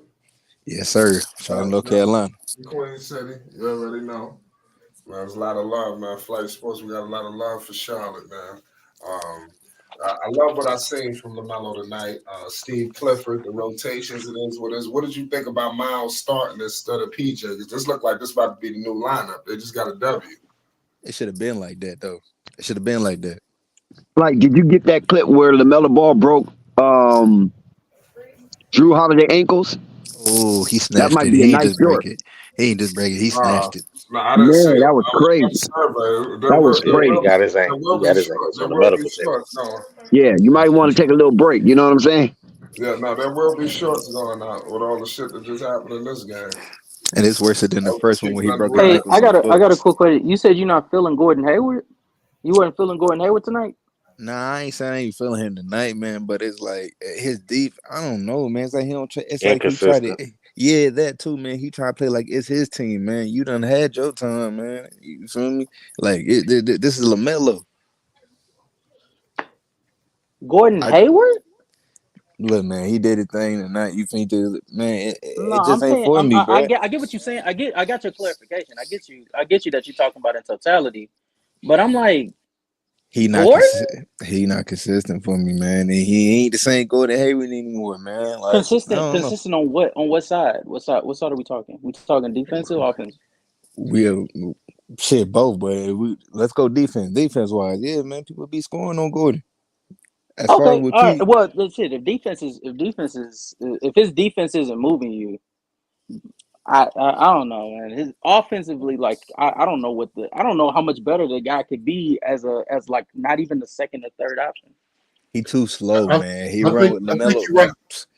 I think you're right about him being sort of inconsistent, but Gore was sort of giving Tatum a hard time on defense at the end of the game. I don't know if you noticed that. I did kind of notice that, but I feel like with the pace we have Lamelo and Brandon Miller and Miles Bridges, and if you have Gordon in the mix, I feel like I feel like he's too slow with them. He's too slow with their momentum. And then on the offensive side, if Gordon Hayward like really hitting pivotal shots to keep you in the game while LaMelo was off the floor isn't moving, I don't know. Gordon Hayward is not to me. Gordon Hayward isn't the problem of this lineup, especially the starting lineup. I think the biggest problem, and it's not like a problem like he needs to get off, but like it's a problem as in like right now he looks like he does not like make sense in that position. Is Brandon Miller? Brandon Miller as your shooting guard right now, you can tell like it's looking a little rough for him. What? You tripping, bro? I don't know about that. Defensively, I think Brandon Miller's defensively. I think especially tonight, I think his size at the 2 guard spot definitely benefited him. Like if you notice, there's a reason why Jaylen Brown wasn't that effective. He took 17 shots, only made 5 of them, due to Brandon Miller playing some really solid defense on him. But on the flip side, on the offensive end, like the quickness that he has at 6'7", 6'8", it's not as useful on the 2 when you're putting him at the 2 spot because he's going up against guards that are just as quick as him. But he can play the defense. You talking about the next PG? This is who we talking about. You saying? Well, if we're talking about just one side, then again, why bring up Gordon Hayward? I can see your point of view from now, and it's mainly because it's not strong enough right now. So he just doesn't have that versatility. What happens with Terry Rozier? Because Miller was only starting because of that. Then what? Shit, I heard he wanted to be traded. Coming back. The bench. Oh, you said Miller. I thought you said Mello. No, Rozier.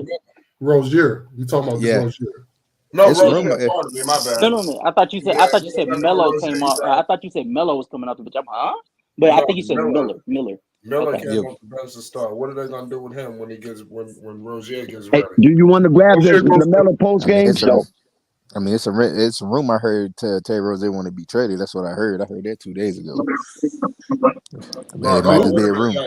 I mean, how sure are we about the? I mean, just because the guy likes it, don't start recording. You can't just start recording. That's copyright. Now that was on somebody's Twitter. Oh, okay. I know. What happened was Terry Rozier liked the tweet. He liked the tweet, and basically, I think that's where a lot of people getting that speculation from. But it's a light tweet. It ain't no rumor mill out there. Because if it was rumor mill out there, it would be out there. I mean, he did. So I don't think Terry's going anywhere right now. And more than likely, Terry's probably gonna come back. He's probably gonna start. Hey, Casual, I got a question. Did you see the game last game where he scored 29? B Miller. Who we talking about? B Miller. Did you see that game? Oh yeah. Yep. I mean, when was the last time I came over here to talk to you? Okay, I got you. But did you see that? Did you see him score 29 points? And what? Against the Knicks. What? Against the Knicks. And what? Well, I mean, you said he's not solid at the 2, but he's getting off against the Knicks. The Knicks is a good defensive team. Okay, he dropped 29. He dropped 20. Okay, so let's play that game. Okay, so he dropped 29 on the Knicks, right? And then tonight, what did he do? Okay. That's not enough. Okay, that's not. Hold on, time out. We want to play this game. Okay, so what did he do the game before that against Milwaukee? Okay, that's not moving the number. Okay, so what did he do? What did he do against the Knicks before the game before? 17. Okay, what did Gordon do? No, he had 10 points against Milwaukee. What are we talking about here? Okay, sir, but that doesn't mean he's not good. But he did. And then on the defensive end, Yep, good, bro. He did come from injury. Come back from an injury. Yeah, ankle injury. Okay. What about against Washington? Did he get hurt that game? I think it was the Knicks game he got hurt in because he only played 10 minutes that game. What Gordon do that game? Say it again. Gordon, 9 points, something like that. I don't know. What did Gordon Hayward do against the Knicks? Against the Knicks, he had like against the Wizards. Against the Wizards, he had 27. He had 27 the second outing, and then the first out he had 18. But he only goes off against teams that ain't really who defense ain't really all that. Right. That's the Wizards. Okay. And then what happened with what happens with Brandon Miller? Okay, so but now we're talking about a rookie, casual. Okay, no. Because my whole thing is put Brandon Miller at his right position so that he can actually. Because I'm telling you right now, Brandon Miller's not going to be playing shooting guard like for too long for you guys. The reason why he's playing shooting guard is because you don't really have a true shooting guard to play the two. Terry Rozier is not a two. He's a 6'2" point guard, scoring point guard, but you're not going to have him take LaMelo's spot. That'd be fucking stupid. So that's why you have Brandon Miller at the two. And then who's going to be who you going to put at the two if you don't have Brandon Miller there? Book Knight? That's laughable. So time out. I'm over there. I'm over that shit. You're so convinced he can't play two guard. But okay, so who can? Okay, first of all, who can he not guard in a league at two guard that you think? It's not him guarding. I already admitted. I think he got good defense. He got solid defense. What did I start off by saying? I said defensively at 6'7", 6'8", he can be able to defend because he has length, if nothing else, along with his athleticism. Right? He just guarded Jaylen Brown, and Jaylen Brown had a bad game tonight because of what Brandon Miller's size can be able to do. So I give you the defensive side, but offensively, if you're going to call Gordon Hayward inconsistent, what is Brandon Miller at the two guard spot? Okay, but he's a rookie. Go ahead, man. I mean, you're right. You're coming at him like he's a 5-year vet. You feel me? Right. I'm telling I mean, that's because that right there will be a casual take. Now I get it that Brandon Miller is inconsistent, but I'm not gonna bag on him because he's a rookie right now. You coming at him like he's a 5-year vet. The player that you come at that way is a Gordon Hayward or a PJ Washington who've been laying duds when we had chance to win games. The past two games. Granted, I'm glad he showed up tonight, but I'm not expecting Brandon Miller to be consistent every night. Next year, I'm gonna put that pressure on him to do that. But right now, I want him to do what he does best. Hit some open shots, play some good defense. If he has a night he goes off, feed the high end. If he doesn't, just keep on playing your game. That's what I wanted to do. Now, I would like him to play the 3, but right now he has to play the 2 right now. So, and the thing is though, is that I do agree that smaller guards like a Peyton Pritchard can get up under him right now, but that's because his body is not fully developed. Look at a Jaylen Brown, for example. Jaylen Brown is a bigger wing 2 guard that plays the 2. So if he goes against a guy like a Peyton Pritchard, he has the size advantage to be able to put him in a box to do that. Brandon Miller can't do that right now because he doesn't have the physical capability yet. He's only 210 pounds right now. He doesn't have the girth to be able to do that. But I do see your point of view, but I think you're being a little bit too harsh on him right now. You feel what I'm saying? He's going to be up and down. I mean, Wemby's been up and down. Brandon Miller, up and down. Brandon Miller, for the small sample size he's played for you at the 3 spot, has been giving you 17, 4, and 6 on solid efficiency. To be specific, 47, 43, 90 splits. When you moved him to the 2 guard spot, guess where his stats ended up going? 12, 2, 3 on 45, 26, 70 splits. So you guys, again, I'm telling you, fair enough defensively, his size helps. Because even if you look at the plus minus, like it's really not that bad, not that big of a deal. Because again, he's a rookie, and for a rookie, defensively, he looks very, very good. The problem is on the offensive end for a rookie, what is the main thing you want to establish? Consistency. So when you got him playing the 2 guard when originally he came in as a 3, and you already know, he knows, and the whole front office knows that he's not going to be playing too much longer, then you're not setting him up with consistency. And so that's why I say he is the one that's out of place on this lineup, but you don't have nobody to swap him out for. So he has to be there. And you literally by admission of your argument, you literally just agreed with me. You just did a long-winded way of agreeing with me. And he's doing fine there with the best ability he can. Now, I do agree that some of his percentage of efficiency has dropped off, but he's doing fine there because, like you specify, is what we can do right now. When Terry comes back and we can slide him at the 3 by moving him coming off the bench where he can play that, then we can get back to that. Right now, the Charlotte Hornets have to do what they can. You see what I'm saying? To stay above water. Having a 5-point drop off and your efficiency plummets. I'm sorry. It's not. You're not doing well. You're not doing well, and it's not fair. It's not fair to Brandon Miller. It's not fair to Brandon Miller to sort of coddle him and tell him that he's playing well because this is the situation you're given. No, he's playing bad because he's in his wrong position, and the front office is too stupid to actually properly set him up for the right position. And the thing is, I agree with that. But obviously, they haven't made moves yet. So they have to do what they have to do for right now. I agree we need to put pressure on this contract to make some move. But who you want to put there besides him?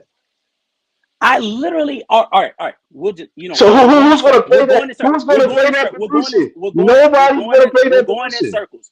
2 things can be true at once. He's playing bad, and it's because in large part, because of the front office not setting the team up. Fuck just him, the team up for more success. They won this game against the Celtics. To be honest with you, that is going to be the highlight of the season. Because I promise you right now, with the front office having the history that they're doing, with the front office history, y'all are lying. They're not going to do shit. They're going to look at this Celtics game and think way too highly of it and think, oh no, we don't got to make no moves. You guys are perfectly fine. You guys are perfectly fine. Miles Bridges just hit a game winner. He's getting back into shape. Wow. Yeah, he's good. They ain't gonna have to make no more moves. I'm afraid he might be right, but I'm hoping he's wrong. He might have a point, man. I mean, I see his point, but I just don't think whoever didn't like Gordon Hayward tonight, I think you need to suck your own thumb. Especially when you got aspiring contracts that you can get rid of. I mean, I think this is the year to definitely. And how many expiring contracts in the past 2 seasons have the Charlotte Hornets just allowed to walk? Or if they did trade, please don't do me like that. So the reason why basically I can say that in the past is due to the fact that Michael Jordan was the owner. I don't know what the new owners are going to do, so I'm not going to put that limitation on them for what they will and will not do right now. So I know they better cut Ishmael's minutes. I know one damn thing they need to do. Consistent where they just allowing things to happen. Why you talking about that, Murdoch? Point of view and agree with it more right now. I just don't know because it's new ownership right now. No, talk about Ishmael minutes. But I see your point as far as not making moves. How Clippy almost sent the Charlotte Hornets over the cliff. He just never made any moves. But with the new ownership, I'll see. I'll wait and see. I have a wait and see approach. Listen, Gordon Hayward had some excellent defense in the second half of this ball game, and especially in overtime. We didn't hear nothing from Jason Tatum, except for them free throws. Gordon Hayward had Jason Tatum in a cage in the second half. So y'all get off of El Presidente. Good team window. So yeah, get off of El Presidente. Gordon Hayward did his thing. He didn't play good in the beginning, but he played good when he needed to, and he came out with a win. But Dix, where's the intensity other games when they can obviously win?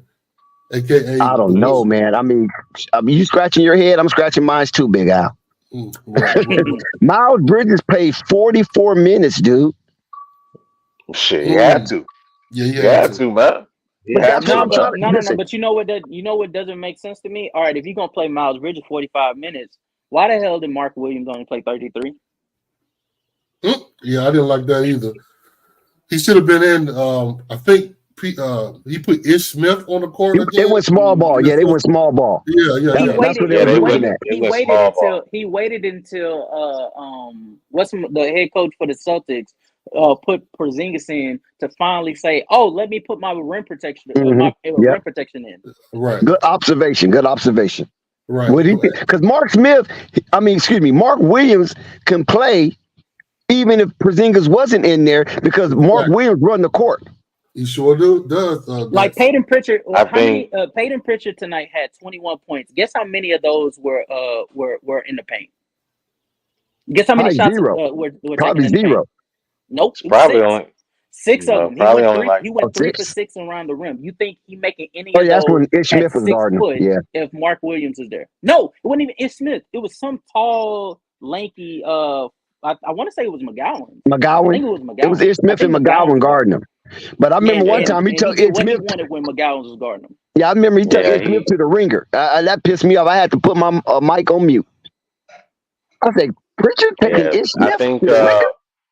I think Steve Clifford went with he went with the small ball lineup due to the fact that he wanted everything to be switchable, and I guess he just wanted to be switchable to match him. Since he has Miles back, who is Smith going to switch on though? That's my point.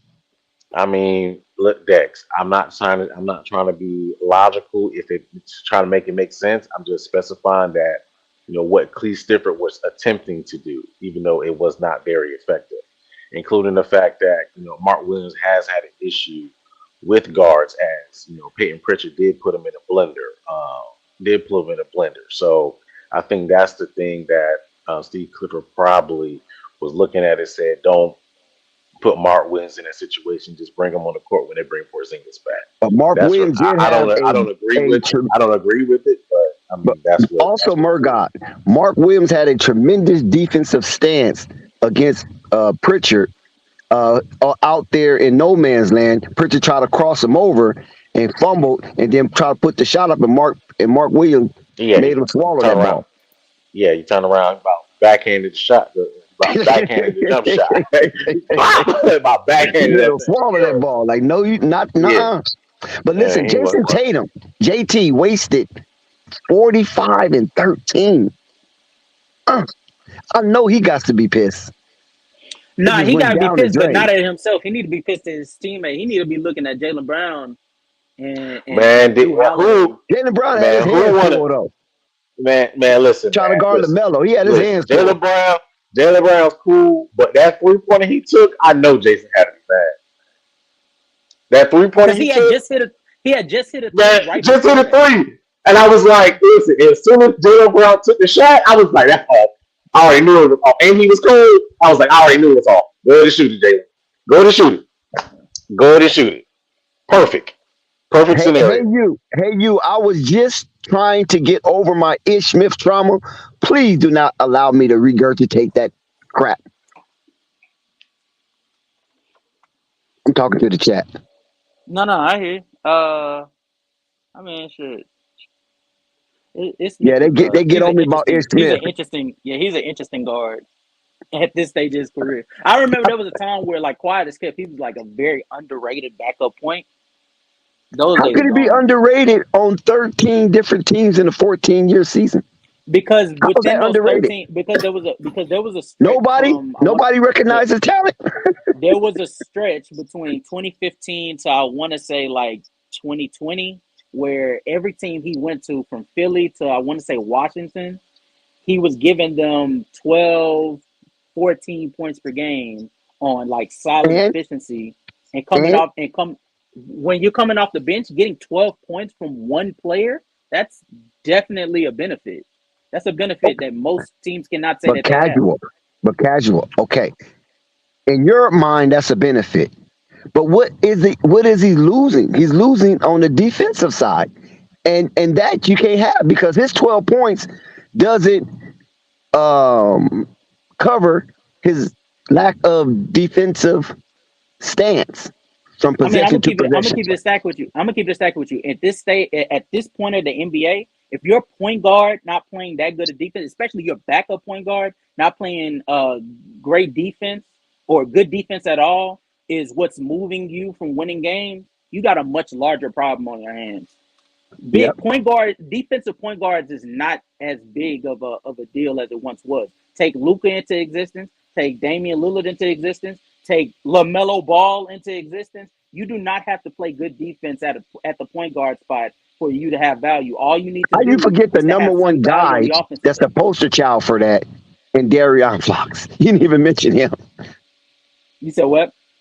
How you miss the poster child for the point guard that's a hell of an offensive player, but malnourished on defense in Darion Fox? Because he's not even in my vocabulary. I don't care to speak about him. But Okay. when it comes Wow. to All-star. if it comes to a backup point guard, the defense does not matter. It doesn't matter about that. It matters about your production as a whole, especially really just any. I think you went out, Casual. Something happened to your mic. So, but anyway, when Casual come back, chime in. But I just don't see where there's any benefit to having Ish Smith bounce the ball for elongated amount of minutes. That's my Okay, only I question. mean, Okay, I'm gonna tell you. I Okay, mean, for the I'll ask Hornets, you this. Let me ask you this. There was a backup point guard in 2015 that was giving you 12 points and 6 assists on 39, 33, 76 splits. Does that sound like a backup point guard you would want on your team? He didn't play defense. Yeah, backup point guard. That's cool. I could take that. Okay, that was Ish Smith in 2015. Yeah, I knew it was Ish Smith. That's why I said I Okay, could take okay, that. But that was okay. then. No, This no, is no. Ish Smith. Him now. He's an interesting point guard. Yeah, But that's what I'm at saying that now. point, I'm not talking about then, back then. So Dex, who would you rather have as the backup? Frank Ntilikina? Theo Maladin. Theo Maladin. Theo Maladin. I really Yes. wish y'all would have held on to Dennis Smith Jr. I mean, Hell he's yeah. gone though. So that, I've I been mean, preaching that. I've yeah, been but, preaching that. but listen, how can you reminisce on that when he's gone? You know what I'm saying? He's gone. Nah, Shoot, you should nothing never about have that. no. But what we You can do, can reminisce on it because, like as my homeboy in here was saying earlier, they have a new front office. This isn't Michael Jordan anymore. So those mistakes, they should have knew after last season that Dennis Smith Jr. was quiet as kept, one of the best point of attack defenders at the point guard spot, and yet they let that man go over to Brooklyn when he could have stayed on like the same amount of money you giving out to Terry Rozier. yeah. Probably a little less. But listen, the thing that was still under Michael Jordan's administration. It wasn't, the new ownership hadn't kicked in yet when Dennis Smith When did it kick in this offseason? It kicked in right after free agency ended. And y'all still didn't re-sign Dennis Smith? No, he was gone already. Man, That was so yeah, that was I just looked it up. Yeah. The new owners didn't come in until after free agency. So that was a Michael Jordan and Miss Kupchak. Miscue. Michael Jordan miscue. Yeah, that was a Michael Jordan. Oh no, that's was not a miscue. That's not a miscue. That's a Michael Jordan. That's a Michael Jordan moment. You know. That's a Michael Add Jordan that moment. to Executive moment. add that to a Executive bunch of moment. Michael Jordan Okay. GM moments. You know. Michael Jordan executive moment. Yeah. Mm-hmm.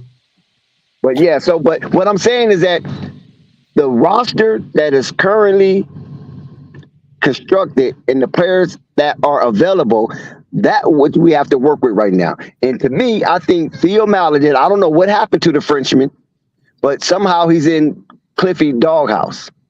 I don't know what he did, but whatever he did, Cliffy's not satisfied, so he's not getting no minutes anymore. You know how he is with young players. So, You know how he is with young players. On your, I guess your assessment of Ish and Theo Maladon.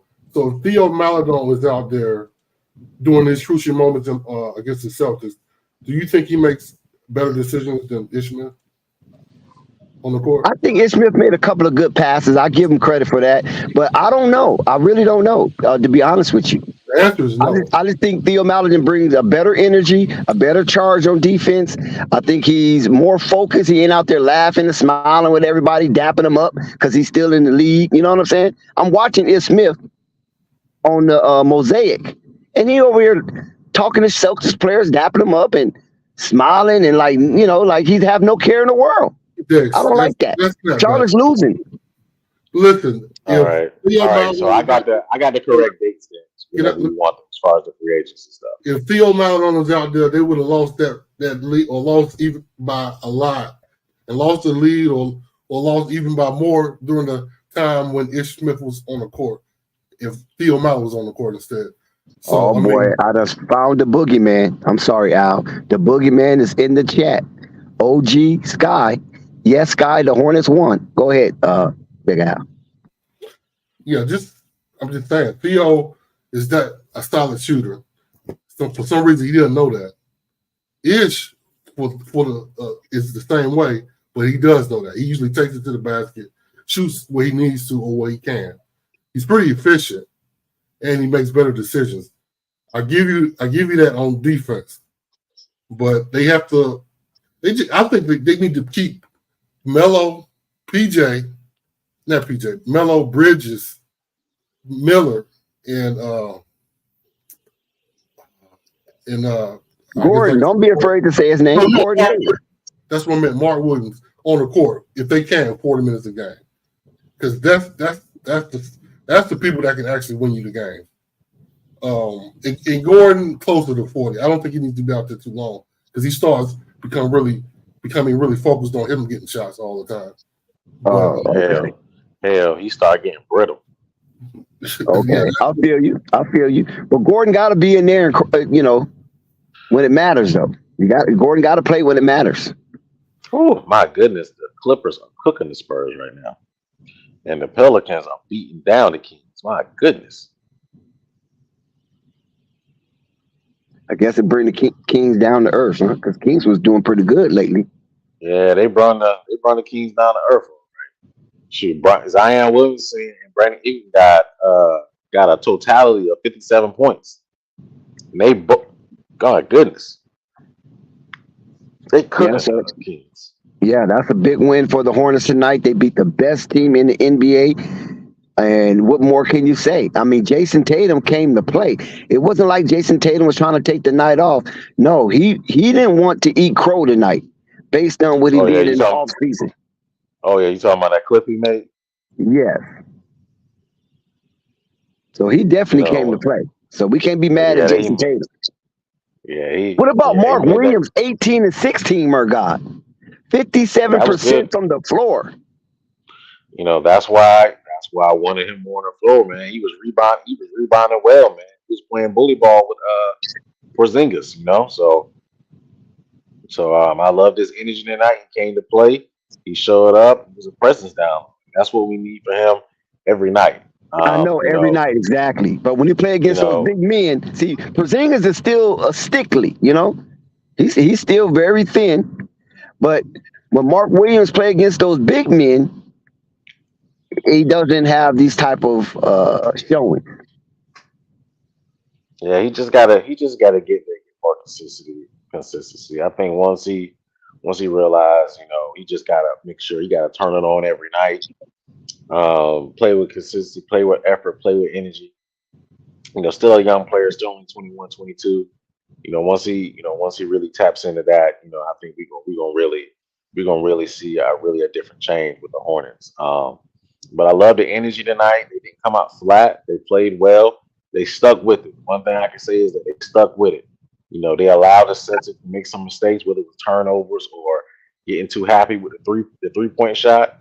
Yeah, and they stuck around, stuck in it. Melo was on all night, and he had some help when it mattered most. Whether it was from Gordon, whether it was from Brandon playing defense, whether it was from Miles hitting a big shot.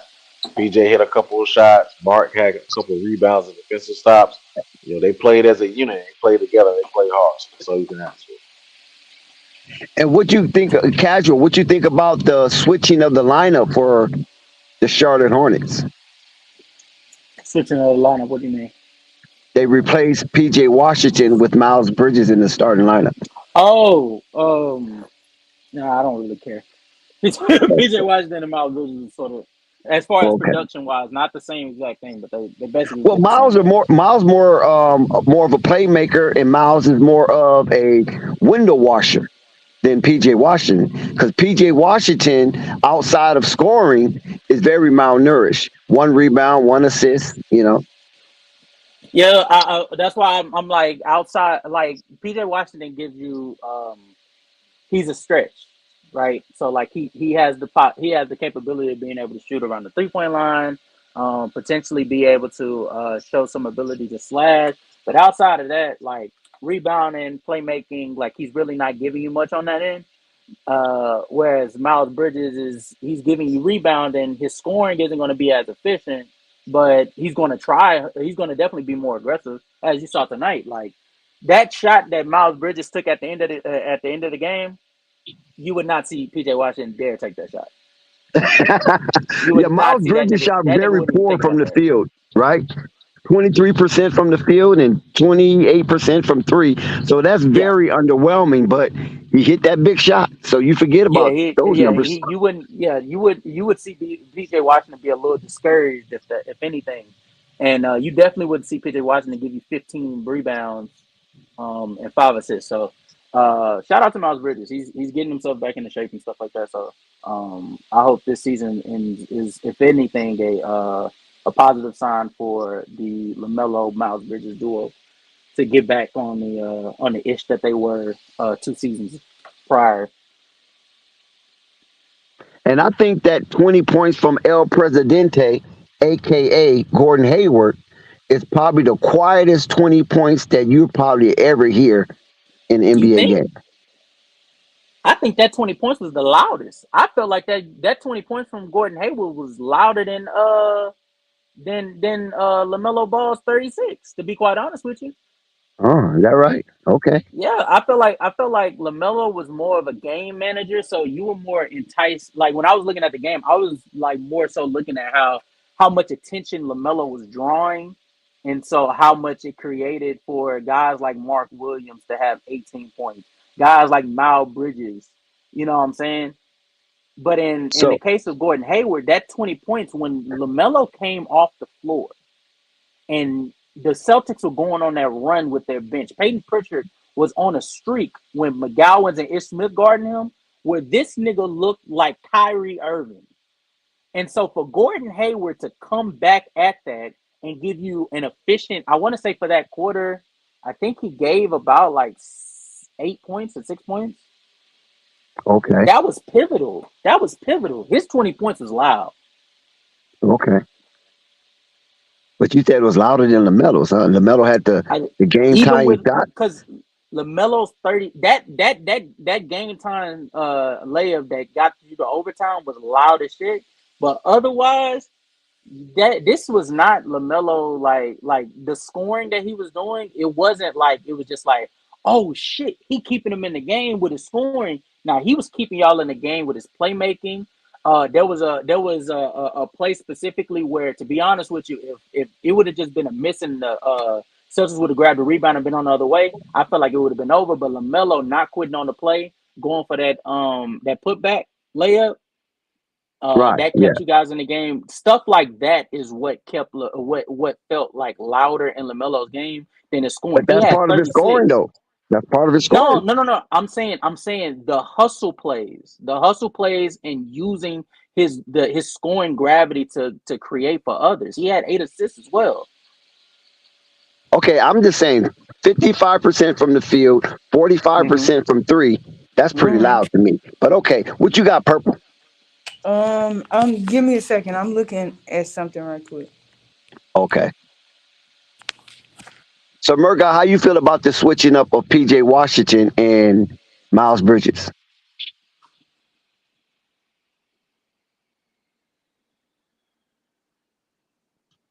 Everybody on mute? I'm here. Oh, okay. So you already talked about that part. So let me give you Mark Williams. How you feel about Mark Williams, 18 and 16? Mark Williams is the second best player on this team, and it should not be a question. He's the second best player on this team. I don't Wow, know about that's second saying best a right lot. now. The defensive rim protection that he's giving you, you tell me who's giving the value that's even close to that. Not rim protection, but outside of LaMelo Ball, offensively or defensively, tell me who's giving you the same amount of value that Mark Williams is giving you as your primary rim protector. I'm gonna let you have that one because they ain't got no rim protector. They don't have no rim protector at all. I'm saying even if you want to go with Gordon Hayward's scoring, are you saying his scoring is as valuable as what Mark Williams does for you defensively? I find that quite interesting.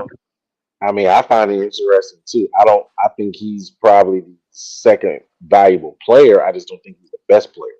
I think there's a difference between valuable, like for example, Draymond Green is valuable to the Warriors, probably one of the most valuable players because of his assets. Don't mean that he's the second best player on the team. No, he's the second best player. I don't know about that either. Who is giving you the same value of his defensive presence and his playmaking? But I mean, that's on the Warriors. Listen, I agree with the value. I just don't think he's the second best player.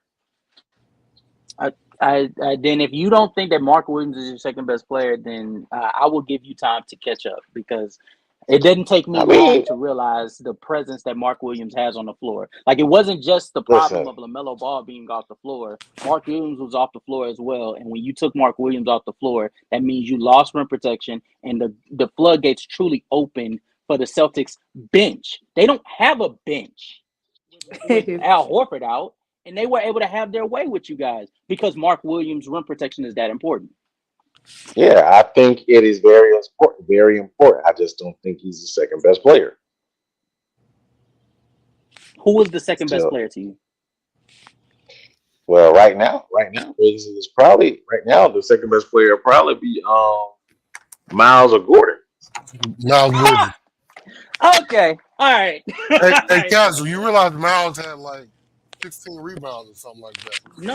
No. He had 15. He had 15 rebounds. But tell me why. Tell me if this makes sense to you.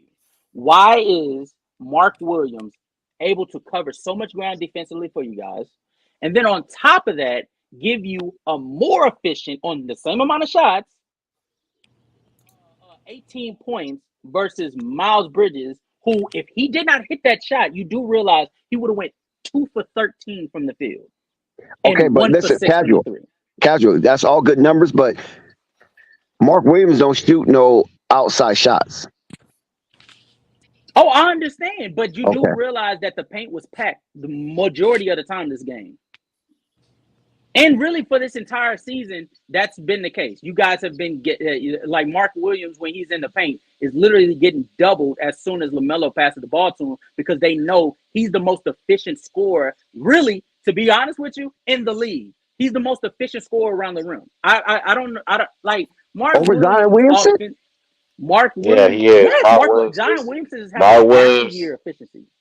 Yeah, Mark Williams is the most efficient scorer in the league right now. He's the most. No. He's not the most efficient scorer. He's the most efficient scorer around the rim. That's what I was getting towards around the rim.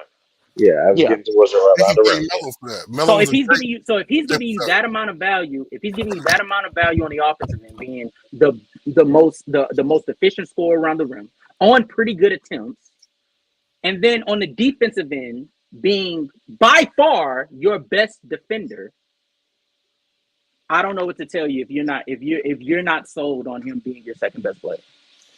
Well, the problem is you're making a good case, Casual. I mean, you still when he gets 6 rebounds against Jalen Duren, and a fellow second-year player, that's an issue. He needs to be consistent.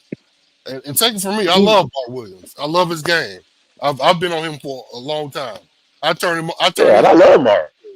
Yeah, but when he went up against Jalen Duren, first off, that was his second game of the season, and Jalen Duren is better than him now. I didn't know that was a hot take. Did you know that? You didn't know that? Jalen Duren is better than Mark Williams. I'm not gonna say he's better than him, but That's He's a I better don't know. playmaker. He's a better rebounder, and scoring wise, like they're sort of on the same. They're sort of in the same boat. They both gotta. They both benefit off of having good to great playmakers and Cade Cunningham and Lamelo Ball. But as far as rebounding, Jalen Duren is better. And assist wise, assist wise, well, not assist wise, but playmaking wise, Jalen Duren's a better passer and playmaker. Well, the whole thing about the second best player, that's up in the air, mainly because of Mark's inconsistency, based on what you just mentioned.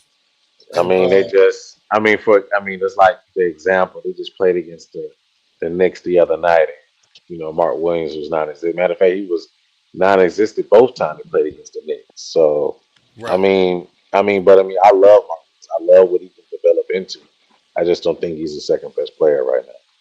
He gave you set. He get first of all the Knicks are like these parameters that y'all are testing Mark Williams against. Offensively, I don't expect Mark Williams to do much against the New York Knicks.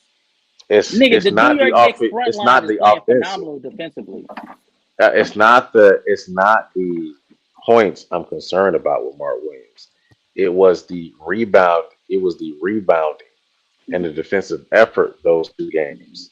If he's That giving I you, was if he's more giving so you, concerned if he's about. giving you eight, if he's giving you eight rebounds, if he's giving you eight rebounds against the Knicks, and then he gave you I need 16 I need against a 10. better front line than the Bucks. Like, as far as him being inconsistent, I guess, but he's giving the nigga gave you 24 rebounds against the Washington Wizards. Are we gonna talk about that? Are we gonna talk I about how he expect gave I you? expect that I expect that against the Washington Okay, Wizards. so It's did you Daniel expect him to get Gafford. 16 rebounds against Brook Lopez and Giannis? Yeah, and I love that. But I also Okay, expected him to all get right. but I also expected him to get at least 10 rebounds against Mitchell Robinson, who I think are on the same tier. No, they're not on the same tier. Mitchell Robinson is better. Yeah, and and you know what? guys, And I'm not going to disagree with that. But I expect Mark Williams to be something. I expect Barnes to get me 10 rebounds. so casual What? on your take about Jalen Duren. Uh, Hmm. he had 12 rebounds against Milwaukee, lost the game, and so and what Mark do against Milwaukee? Had 16 rebounds. So I mean, so you might be off right there. Like I said, that's why I say he was Huh? much better than Mark like that. So you're Wait, But he what? needs to be qualifying. consistent, man. That's all I'm saying. No. Jalen Durant. Mark Williams is like Jalen Durant is a better rebounder because oftentimes, like even if you saw in this game, oftentimes Mark Williams will sell out on trying to get the block or trying to rim protect. That he'll completely just like brush off the defender that he's currently manning in the paint. And so oftentimes what'll happen is he'll get the block and it'll give up a possession or two. Whereas in Jalen Duran's part, he's actually like covering more ground because he's quicker. And so when it comes to Mark Williams, like on the rebounding front, no, Jalen Duren is a better rebounder because he's fundamentally better. Mark Williams is tall, but Jalen Duren, he actually uses his quickness to his advantage. Also, Jalen Duren is stout. Mark is kind of Man, That stout. is that's fair well, but I think Mark Jalen Williams is Durant stout as could. well. I don't know about that now. I think Mark You Williams is need a a. little bit. I I think. think y'all I think underrating he. how strong he is. I think another. I think another year. Yeah, well, if you feel like Mark Williams is that strong, that's the point I take. He needs to be more consistent. He shouldn't be having 4 rebound games against Jalen Duren if he's strong like you say he is. If he's So only playing, okay, if he's only giving him like I could see your point, like against Miami, right? I could see your point if he played 32 minutes, which he's supposed to average, especially at this. I think this is the second year. I could see your point. He only played 23 minutes, so you're holding him to the fire for the coach being stupid enough not to have his best rim protector or his starting center in for longer than 20 minutes. That's shame on him. That's not on Mark Williams. Mark Williams But only played 23 minutes against the Knicks. He had 4 rebounds that game. That's not on Mark Williams because for not having the because production. That's on Steve Clifford. he was in foul trouble. because if you watch that game, Nick Richards was playing better than him. That's why he was on the bench. Nick Richards was playing better than him. Yes, he was that game. Well, Mark was. I'm not saying Nick that Richards- Nick Richards was playing better than him. And Steve Oh, so Clifford okay, so actually you're talked talking about strictly offensively. You're talking offensively. Okay. no, Nick Richards was playing better than Mark Williams I know you're overall not in saying that defensively. game. You must be talking about the Over- Knicks game. Yeah, it was overall in that game. Even Steve No, I think Clifford he was said talking that. That's about. what they wrote. That's why they rolled with Nick Richards that game. They rolled with him because he was playing with a hot hand, offensively and defensively and defensively. That game. Defensively, he was not playing. No, you stop it. Stop it right now. I'm not. I I'm not. Yeah, Dex. What did Steve If you Clifford say talking about about the that Knicks, game? I think Nick Richards' play time was predicated on his size, as far as the weight, because Mark Williams was basically getting pushed around in that Knick game against Mitchell Mark, Robinson. Mark Steve also had Clifford. 5 fouls. He was in foul trouble early. That's why he was really out the game because he was in foul trouble. Well, that's He only not. had 3 fouls. No, in the Pistons game. Oh, Oh Luke no! No, Scott- we Oh, ain't talking about Pistons. We talking about we're the You're talking about the Knicks But game. he had 3 Yeah. rebounds So in the that's what. So Yeah. basically, so to casual. I don't know if you watched that game or not. But basically, what happened was, Mark Williams kind of got up to a slow start, and instead of Steve Clifford just rolling with it and allowing him to play through it, Steve Clifford rolled with Nick Richards. Nick Richards was playing really well, and that's the reason why Mark Williams was on the bench that game. So again, shame on Steve Clifford for not riding with a starting center, right? Because Nick Richards. Okay, if Nick Richards 16 when Mark Williams is giving you 10 points, he gave you 10 points in only 1 minute extra, is moving you to bench him and have Nick Richards play more minutes than he usually does, then no, But shame but on in you as that a head game, coach. but see, in that game, I don't know if I can down Cliffy, because, like I said, Mitchell Robinson was basically just pushing him out the way. I mean, and Yeah. But Mitchell Markey Robinson did didn't, the same to Nick Richards. but not to the degree of Mark Williams, though. Including the fact that Nick is actually playing with a lot more better energy as well. So Steve Clifford roll with it. I'm not saying that you shouldn't ride with Mark Williams. Right. That's your Exactly. I starting agree with you, center. Merg. I'm not saying that it was Yeah, that he's that's better or right. whatever, but Nick Richard was putting up more of a resistance than Mark Williams, even though neither one So of them he, could really just mhm. stop it. But Nick Richard was putting more resistance up against Mitchell Robinson and company and Julius Randle than Mark Williams was at the time. And so I Yeah, guess so he he just just went with that. This Even last though yeah, game, so he it just didn't help. Right? this It didn't help. last They game still got blew out. this last game against the Knicks, he had 8 rebounds, and that's the same game where Nick Richards actually got hurt, I think, and he got put in. Yeah, he got hurt. Yeah, Nick Richards got hurt. But we talking about the first game where Brandon Miller got hurt. That's the game I think we're talking about, not the most recent game, because that's the one I'm talking about. Okay, I was actually talking about the Not Pistons. the one where he got hurt. Nick Richards got the concussion. Okay, I got If you. we're gonna keep it, a step. Your mic went out, casual.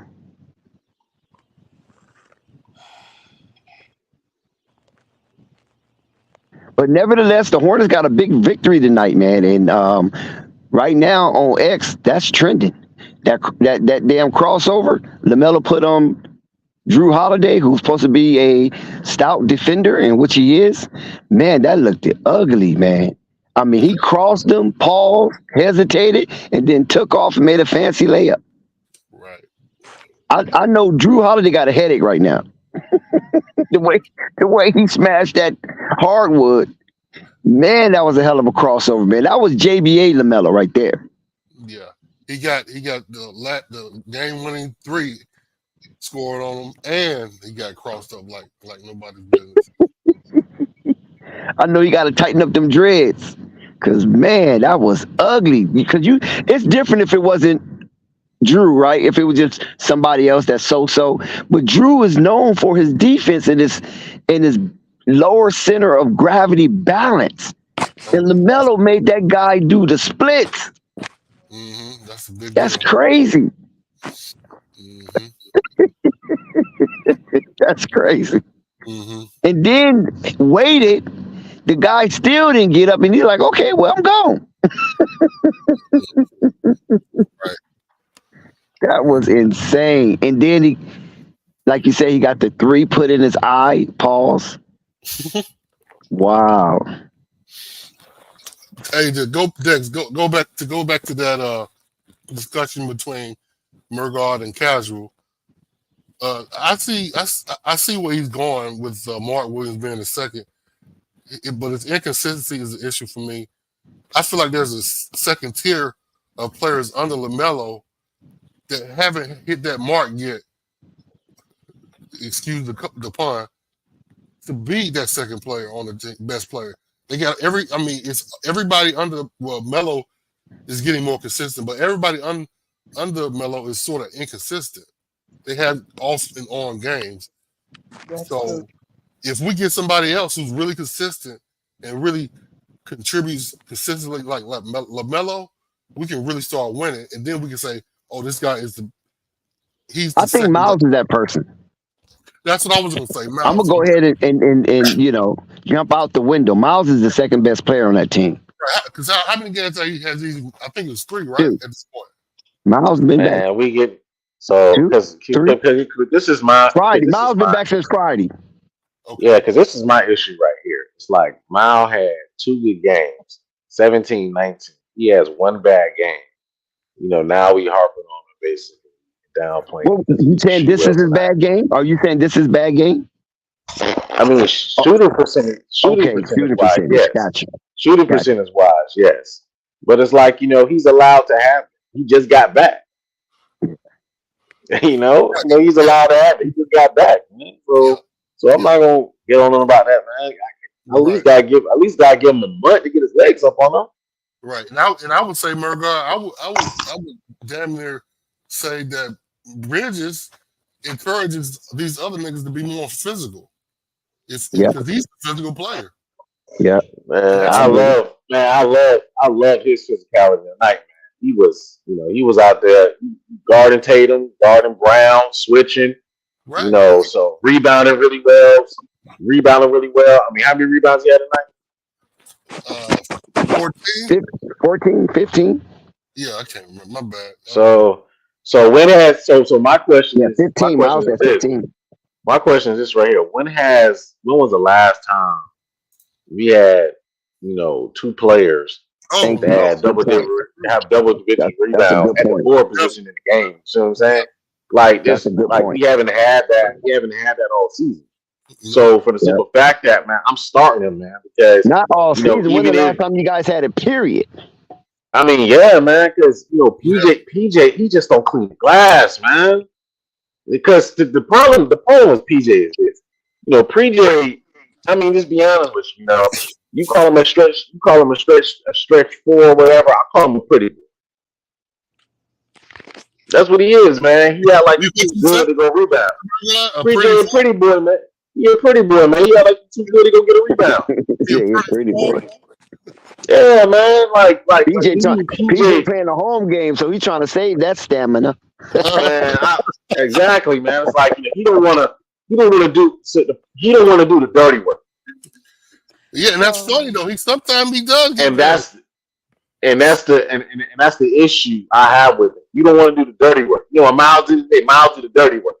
Right. So because you still gonna get your shots. But hold on, y'all. Let me do the okay.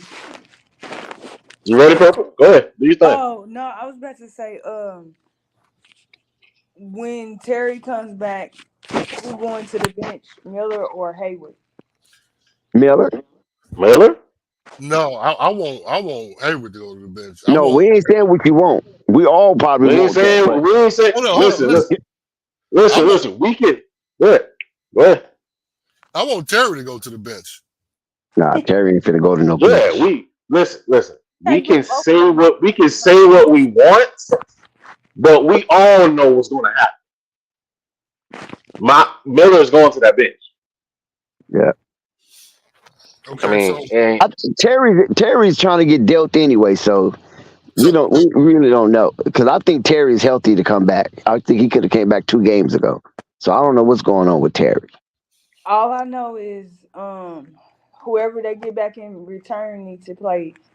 They need to look for some perimeter players. They're gonna Which get Kobe White, Patrick Williams, and Simonovich or whatever that dude name is. Vucevic. No, not Booch. No, No, you ain't getting Booch. The other guy, Simonovich. Is that his name? Is that how you say his name? So he's on the Bulls. Is that what you're Yeah, saying? yeah. Jovic, Simonovich, or something like that. and then I think which I think gonna cost them more. Getting another playmaker or getting a some perimeter defenders. I prefer them to get defenders. They don't need no more playmakers because they got Ish, they got Theo, they got But Lamelo. that's So what? here's my problem with Ish and I think y'all said his name is Theo, right? Yeah, it's Theo when he's playing bad, but it's Theo Theo. when he's playing good. My problem with both of them is I keep telling y'all they I was about to say summer league. G League players, like they need to upgrade, Ish is like just old, but he's a and veteran, then so he's not G League. y'all really got to think about this too, Dex. Since you mentioned the Bulls, okay, fine. Zach goes to the Lakers. Do you really think that Chicago, like, well, dang, like I got to take Russell back, and I hope Rui not in that deal, but like that's trash. Like if they have an opportunity, which I think it'll be a third team, to add a third team in Definitely there, gonna be a third. Might be a fourth team as well. I agree with that. You got to think. So let's say Terry, D'Lo, and I don't see the Raptors getting involved.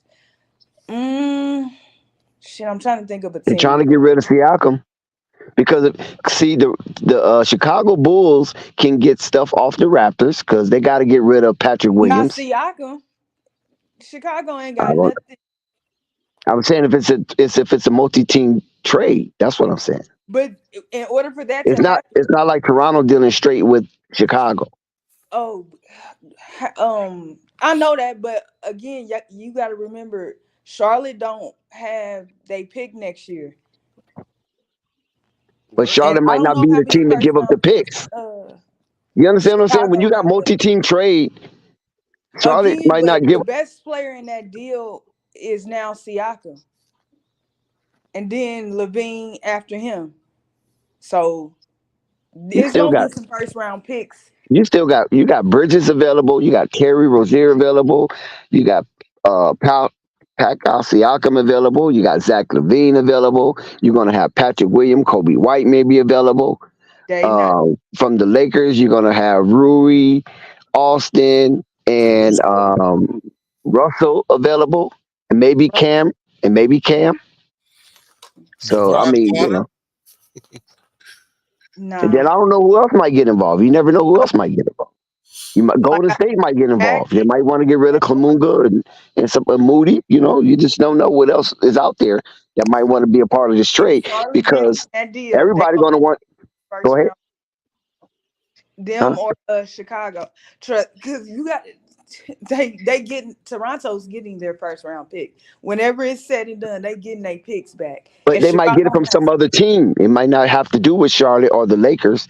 Lakers going to give them their picks to the Bulls that shit. with whatever they But trade, see, and Bulls is cool with it. With the what is it? The I, 26 I guarantee you the and Bulls is 28. searching. If they can the Bulls is searching as hard Bulls as are they trying to can to crash get. out, man. They not tripping. And DeMar DeRozan is already committed. He's willing to stay on board through the rebuild Man, they to help trash. mentor. They trash water. I'm just saying, DeMar is trying to keep a contract. I know That's what he true. doing. So he already committed to it. Zach ain't with it. Zach want to win something. Hmm You know that first round exit for Zach. He done I taste just, blood in the water. Now he want to win something. He want to I, have a I deep just think run. that's crazy. DeMar just If trying to hang Chicago's around. smart, they'll find a third team. Cause no, they No, they're gonna. It's D'Lo gonna be trash. multi-team. Trust me. With this Zach thing, they trying to fish the pond for real. You know what I'm saying? Because when the next time they're gonna have a player on the caliber of Zach that they can pay a max extension to? You never know, right? No, So they trying to nobody get in the whatever near they can. future, because ain't Yep. nobody trading for nothing else. That's Nobody why it's else gonna on be a that team multi-team trade, Purple, because is that way worth. If they take nobody's D'Lo and losing a all them lot. back, they not getting no first round picks back for them players. With a multi-team Seconds trade, is all they nobody's gonna losing a get. lot. Everybody's getting something. Seconds. And I just think Charlotte, they trying to dangle Terry. They might try to dangle Miles, because see, But this is what again, the Charlotte wants. The Charlotte Hornet wants a clear path for Brandon Miller. They just want him to have a clear path. They don't want him playing behind nobody. They don't want him looking over his shoulders. So in order for that to happen, because they don't want to repeat the Melo Ball syndrome. In order for that to happen, they just got to clear the way for Brandon Miller. that's gonna be hard for them to do.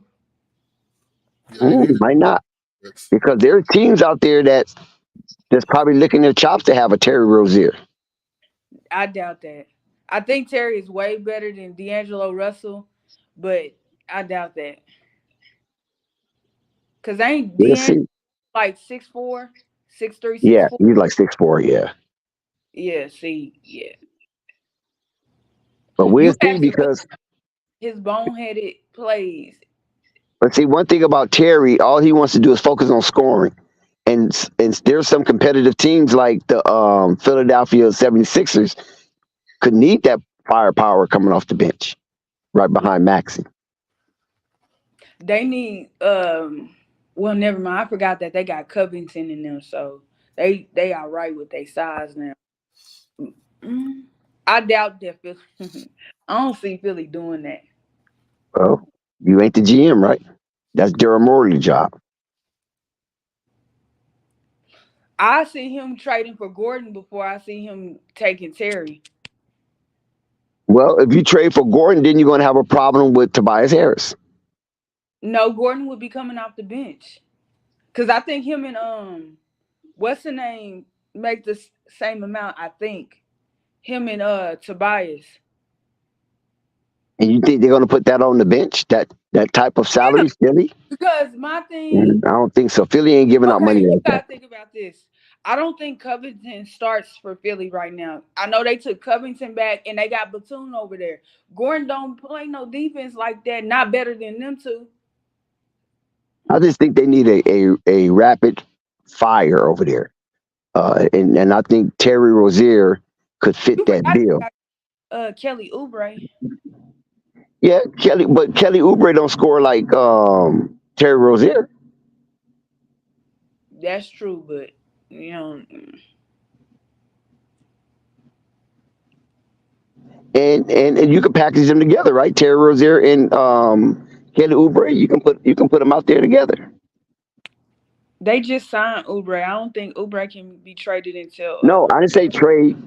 uh Package them far as like putting them out on the same, with the same set, offensive sets.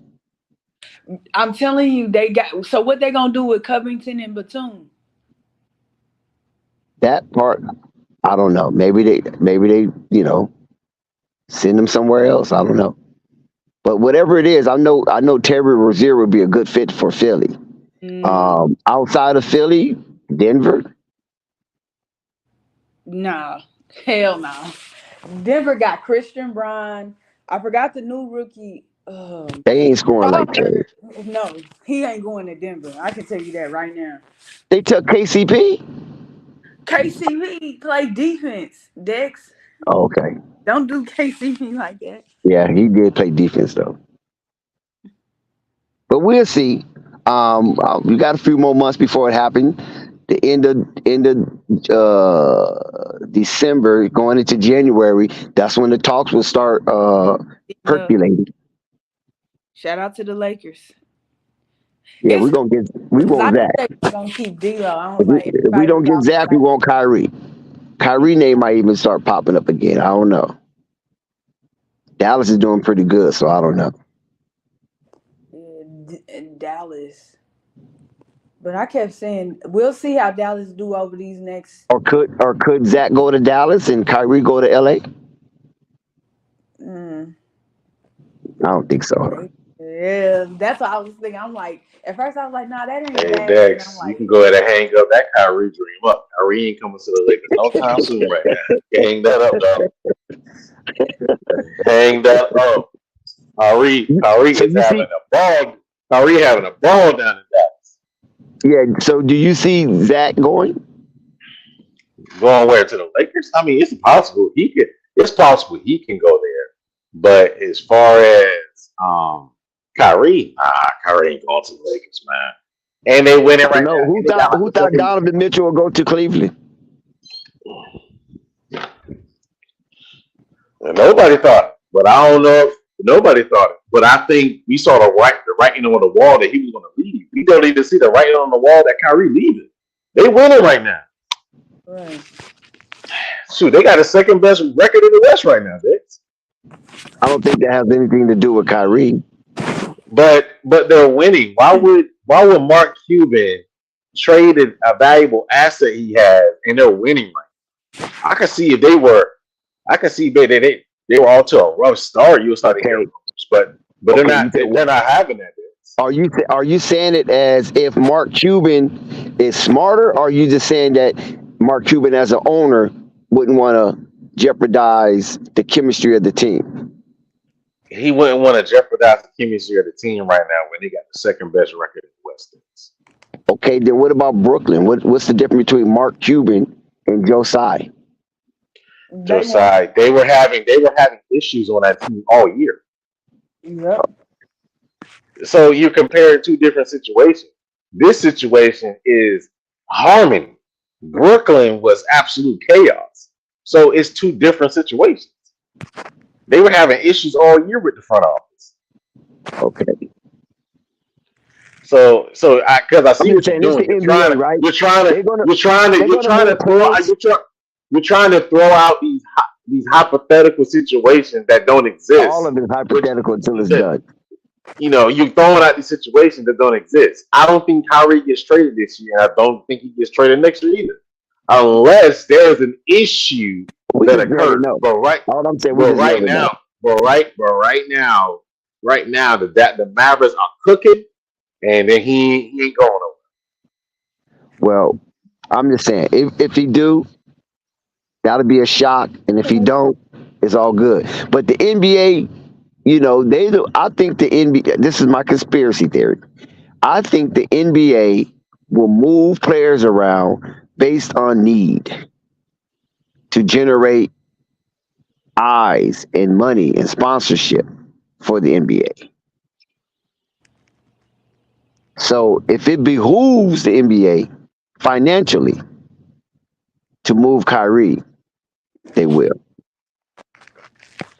But I think Dak is really trying to get to LA.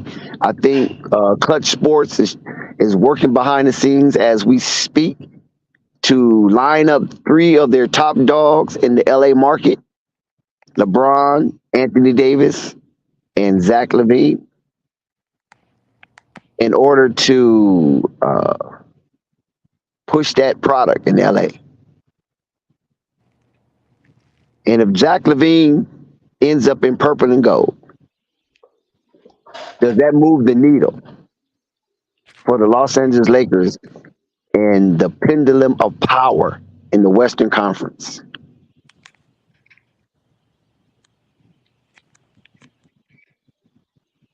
Y'all don't like that. Y'all don't like y'all don't like the You Lakers a bad being. salesman. Your name is purple. You Who's you that, ain't feeling that Dex? purple and gold. No, sir. You a real bad salesman, Dex. You telling me you wouldn't push that purple and gold with Zach LaVine No, to help the NBA? no. So where you think Zach LaVine will go? I think he going to LA, but you doing too much.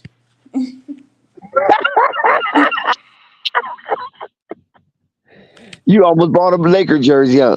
I almost convinced you to buy a Laker jersey, huh? What number would Zach LaVine be? Is his number open in LA, or is somebody else wearing it? I forgot what number Zach LaVine is. You know his number, Zach Levine? His contract numbers. No, his No, number, jersey, jersey. his jersey number is 8. They call him Flight 8. Wow, he can't get 8. Now, Rap God Reloaded. Why are you playing? He can't get 8. Ooh, good throw, Jay. Hey, Jalen Hurts with the good throw right at the one. We need My Jalen Hurts to goodness. lose. All right, Jalen Hurts. Zach Levine ain't going to no Clippers, Rap guy. What are you talking about, man? Jalen Hurts Clippers out here throwing Clippers are dimes. done. Clippers are done for at least 3 years now. They ain't doing nothing for the next 3 years. If James Harden don't work, so be it. Jalen Hurts out here throwing dimes. Now we need Jalen Hurts to lose. Cowboys, how about them boys? Man, They put a nah. hurting on your Panthers, didn't they? Oh, I'm not Listen, a Panthers fan. I'm not a Panthers fan. You need to talk to Big Al about that. okay, did you know that the quarterback from the Panthers is from my hometown? I didn't know that. I know he's from Cali though. Yeah, from Pasadena. Mm-hmm. Yeah, I know And Bryce Young's from Cali. and CJ Strauss is from Rancho Cucamonga. Mm. Top 2 quarterbacks, Southern Cali boys. Yeah, he's from Rancho Cucamonga. I don't know him. I don't know neither one of them. Yeah. But I can say a number 1 overall draft pick came from my city. I can damn sure say that.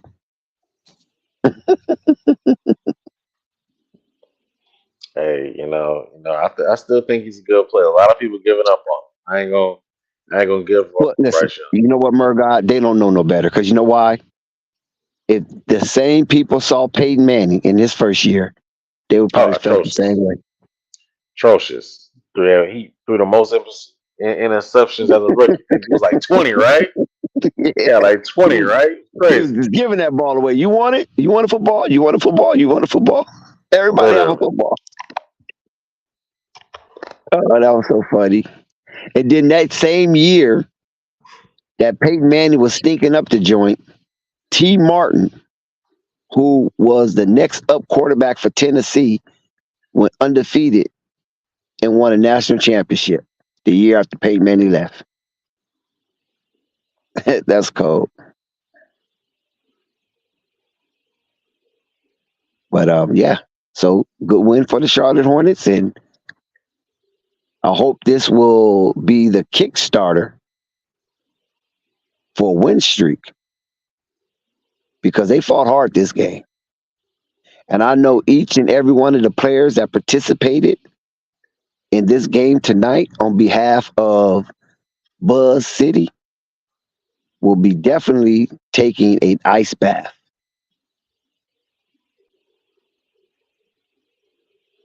That's how much bumping and grinding was done in this game. Mm-hmm. And Charlotte finally beat a team that played top tier defense, and they weathered the storm of physicality. Dex, you want to know an interesting stat, Dex? You know that this is their second win at home? Yeah, and the only road win against the Wizards, right? Yeah. Yeah. They got 2 road wins. Oh, Because they got 2 road wins.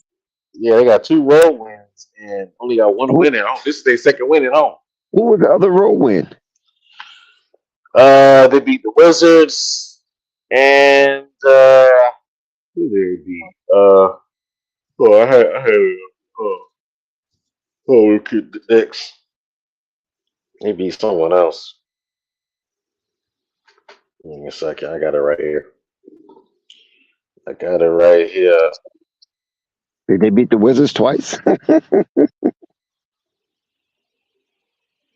Indiana Pacers. Oh, yeah, that's right. Indiana. That's right. I forgot all about that game. How dare me?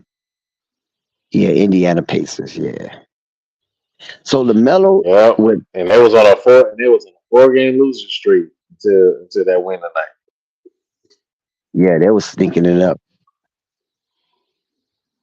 And I'm just glad they kept the pace because Milwaukee, they started out on fire and then they cooled off real quick and never recovered.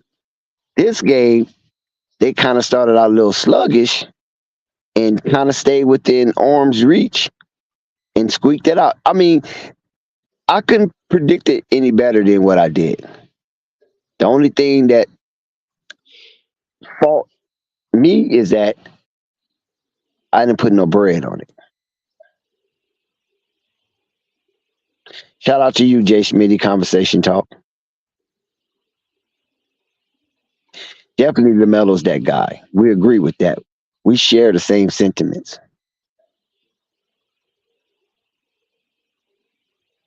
Yeah, no doubt. Purple, did you win any money, Purple? I'm kind of feeling a little lazy. I done ate me some turkey ribs. Y'all on them turkey ribs? Is anybody on them turkey ribs? I'm the only Oh one eat yeah. turkey ribs. Nah, man. You said turkey wings or turkey ribs? No, turkey ribs. I never had turkey ribs, dog. You never had turkey ribs, Murgot? Oh my God, from the South? Yeah, man. Yeah, man. You need to get out, man. I probably have because we eat the whole bird, but I ain't never just like had the ribs itself. Man, them ribs are so good, bro. Oh, they good. And the way they season them, it's a damn shame meat could taste that well. Man, true, man. You know what I want? I want some lamb. Yep, I eat lamb. I eat the lamb Nothing wrong chops. with the lamb. I eat the shish kebab lamb and the lamb chops. Oh yeah, I love both, man. I got this Greek spot I go to. Yeah, I go up in there, man. Get that lamb gyro. Yeah, the gyro. Yeah, Be hitting, man.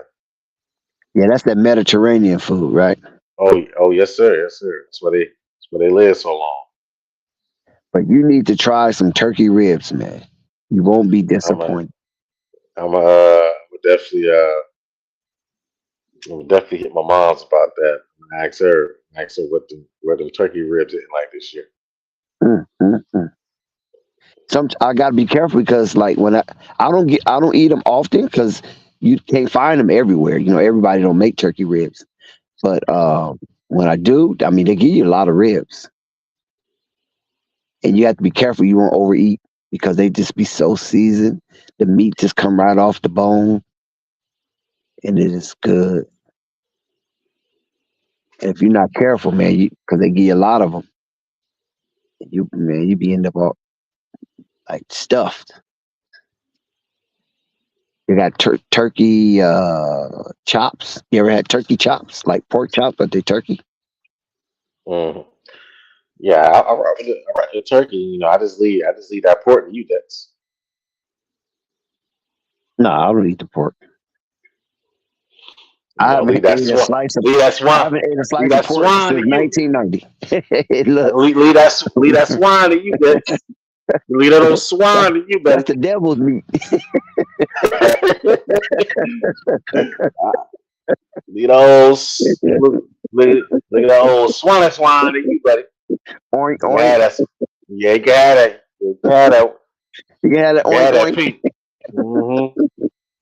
Hey, but no, what I was saying is that yeah, the turkey chops, they're good too, but you got to cook it Oh right. yeah. If you don't cook it right, man, that should be like leather. So you have to have somebody Mm-hmm. that know how to cook it right. The turkey chops. But Turkey chop. you get some good ones, boy. That's good. Yeah. I had them before. I had some turkey chops before. Yeah. So man, I seen somebody the other day, man, talking about they had some bear. I'm like, man, you can have that. Oh, bear meat, sweeter than bear Mm-hmm. meat. Yeah, we talk that talk in Dominoes. We talk Dominoes. We use that sweeter than bear meat. Don't help me, help the bear.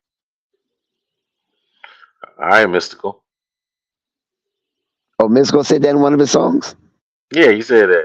He said it in a song. He said if you hear a bear, you see me with a bear. He Yeah, you said see me something in the about bear fight. Don't help me, help the bear. Pour honey on me. yeah. That's an old saying though. You know what I'm saying? hmm We be playing dominoes and stuff. You get to talking. You say you see me in a bear fight. Throw honey on me. Help the bear. That's 15. funny. You know what I'm saying? Yeah, that's when you That's talk funny. that domino talk. Mhm. Yeah, man, that was a great win for the Hornets, man. I was exacerbated. I was pissed off at Cliffy with the Ish Smith dynamic. Yeah, I know. I know. I'm just trying to You figure ain't out too why proud he's of getting him. so many minutes, though, Murgod. If somebody was explain to me what's going on, then maybe I can, not be so tied up about it. But I just cannot fathom any kind of scenario where Ish Smith get 5 to 10 consecutive minutes. I can't, you know. And you have other legs on the bench. I mean, what's going on? Those guys are in the doghouse. Well, I mean, what the hell have they been doing behind closed doors with the Frenchmen? Because we know about Frenchmen now. You know, that if you don't keep an eye on them, it can get a little weird. So what the hell is happening behind closed doors that the K.O. Maladin can't get no ticks? When in the beginning of the season, he was the first guard off the floor, off the bench. So man, that's strange to me. I'm not saying that Theo Maladin is a world beater, but he's younger, he's more active, he's more vivacious when it comes to the spirit of competition on the basketball court. And Ish Smith just feel like, hey, I'm here, I'm happy, I'm getting a check, I've been in the season for 13 years, I'm a veteran, I got a pension coming, I'm good. Theo trying to play his way in. hmm So I don't know what's going on, man. This Charlotte to me they just do some of the damnable things. But I'm just glad it worked out tonight because when Ish Smith was out there, they just lost the little momentum they had. And Pritchard and everybody eyes start sparkling. Like, oh, I'm finna have me a big night.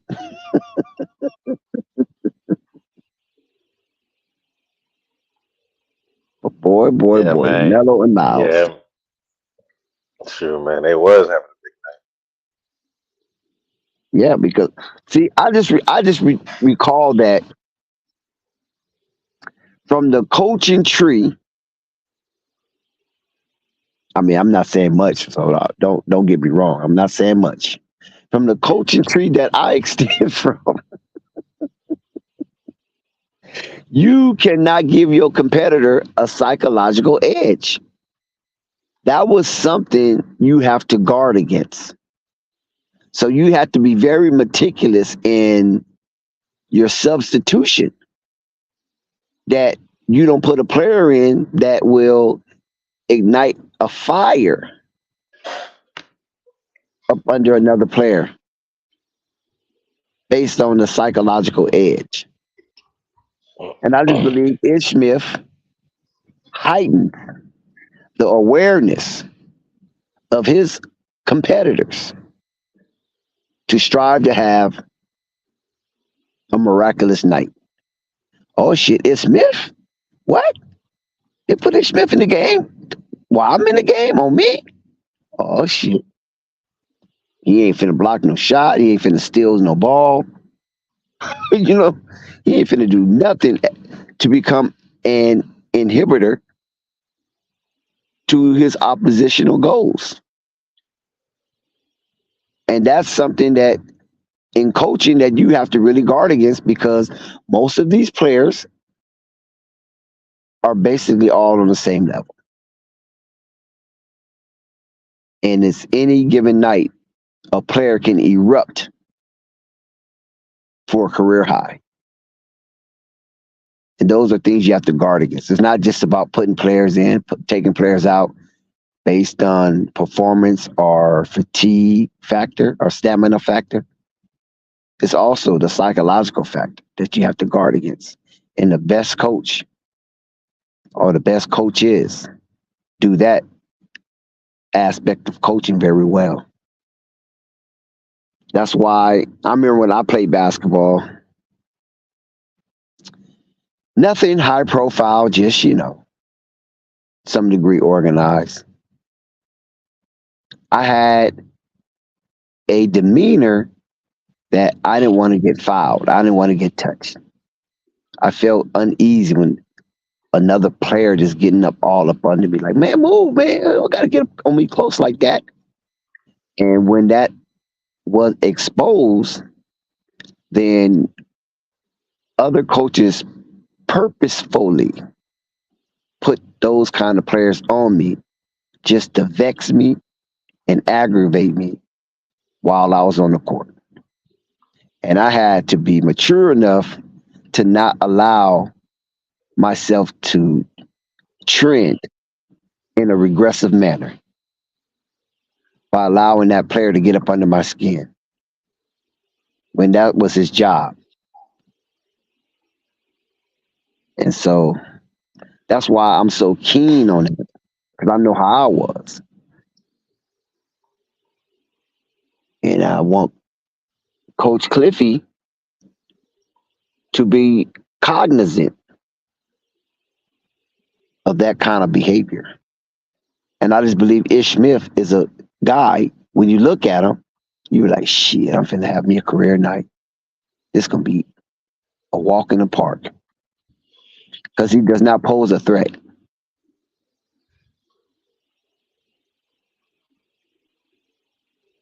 Now, I'm not saying don't play Ish Smith. I'm not saying don't do that. He's part of the team. Play him as needed. But don't go overboard. Don't leave him out there in a string of minutes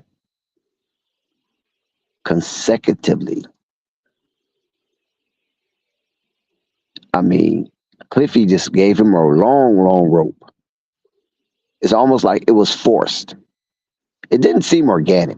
It seemed like it was forced. He leaving him out there by force. And yes, he played 20 minutes tonight. And I think that's 11 minutes too long. He only needs 9 minutes a game. That 20 minutes could have been used by committee. But what do I know?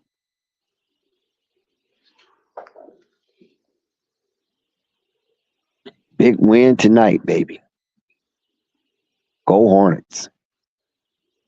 Go. Charlotte. Most def, man. Most def. It was a good win, man. It was a good win, Dex. And one thing I appreciated about it, Mergod, is that the Charlotte Hornets never felt they was too far gone in this game. In past contests, they get down by double digits and they just feel that it's a too far gone conclusion, that this is not their night. Tonight was otherwise. It was a contradiction to the way Charlotte Hornets approach basketball. And that was the twist of faith that led to the victorious moment of tonight's game. Lamelo, driving layup, ties it. Game goes into overtime. Miles Bridges, 3-point shot. Fantastic basketball. Dex, man. I'm watching the replay of that behind the back pass that Miller through the mark. That thing was unbelievable, man. On a dime. Woo! Yeah, listen, that's eye candy. But I just can't get over LaMelo Ball crossing over Drew Holiday. That was crazy. I mean, he hit that ground Yeah, he and did a massive. he kind of stayed there for a minute. Like, oh my God, I can't believe this just happened. That's what it appeared to be the reaction of Drew Holiday. I can't believe this just happened. And LaMelo went in for that layup. I was like, oh man, that's JBA LaMelo. Oh my God, just crossing fools over, making them slide, slip, and fall. And listen, you know those braces are off. You see the way LaMelo was moving? He don't have those braces on. They're off. They have to be off the way he was moving. And Cliffy said LaMelo been in the gym. See, I didn't know that. Cliffy said LaMelo was in the gym in the off season. And they asked him about LaMelo's ball penetration and finishing. And Cliffy contributed that to weightlifting, getting stronger. And he has been more successful this season than he has in the past seasons, marching that ball down into the restricted area and being rewarded for his efforts.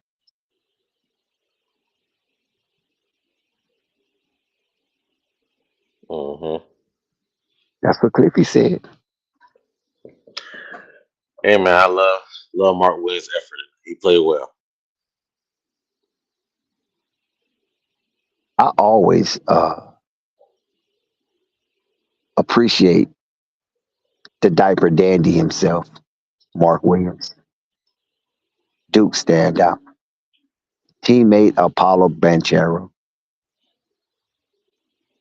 I think is so cool that Mark Williams is putting up these double doubles and maintaining a high shooting percentage. Because in the past, the Charlotte Hornets haven't had a center since LaMelo been there, capable of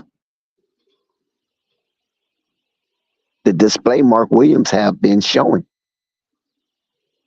I mean, who are you going to go with? Cody Zeller, Bismack Biyombo, Mason Plumlee? They haven't had a center to do it. And Mark Williams is putting up some strong double doubles, man. Very impressionable. And the only thing that ticks me off is LaMelo Ball performance and Mark Williams performance. Yet they cannot string 2 wins in a row. That ticks me off right there. And it's almost if they're wasting their performances. Can you imagine if the Charlotte Hornets was winning games and Mark Williams are putting up the numbers he's putting up? He would be in somebody's conversation. Mm-hmm.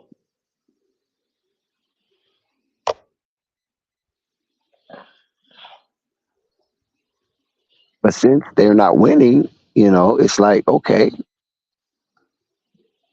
And it makes it feel like it's empty calories. But tonight was different. They beat the best team in the NBA and put numbers on the board. 5 of the 6 rotational players in double figures. The only person that didn't crack double figures was Brandon Miller. He had 9. He could not get that one shot to get double figures. And that's a good showing for Boston against Boston. If you have, I think, how many players was three? No, only two players with 20 points. I don't think Miles got 20, and William didn't get 20, and PJ definitely didn't get 20. But they all had double digits. And plus, I'm glad that the Charlotte Hornets won, so Jason Tatum could eat crow.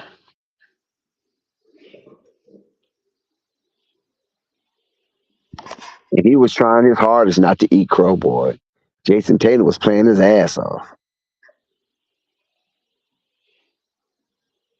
It was a lot, but a little too late. And Charlotte Hornets squeak out a tough victory. Because this wasn't no short, easy victory. This was a tough victory for Charlotte. It was almost a playoff atmosphere. Boston did not want to lose, neither did Charlotte. And that was a culmination of high intensity basketball showcased on a beautiful floor with the Charlotte Hornets coming out with a victory. They was not the victims tonight. They was victorious tonight. No victims in the Queen City.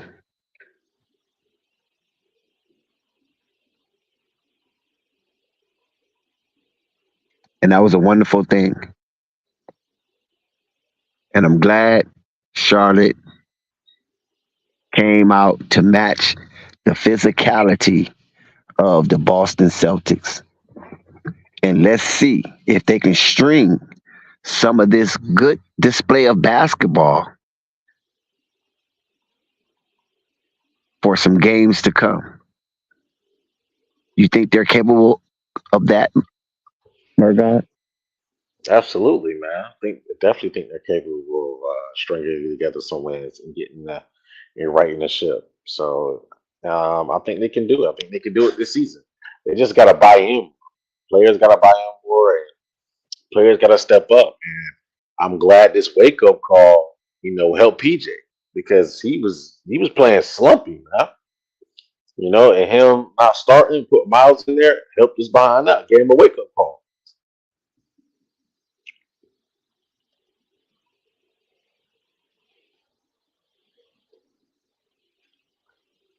So, so you know, so yeah, so I think this is a good deal right here. I think this is good for the team. I think this is a great win. I think they're up for here, man.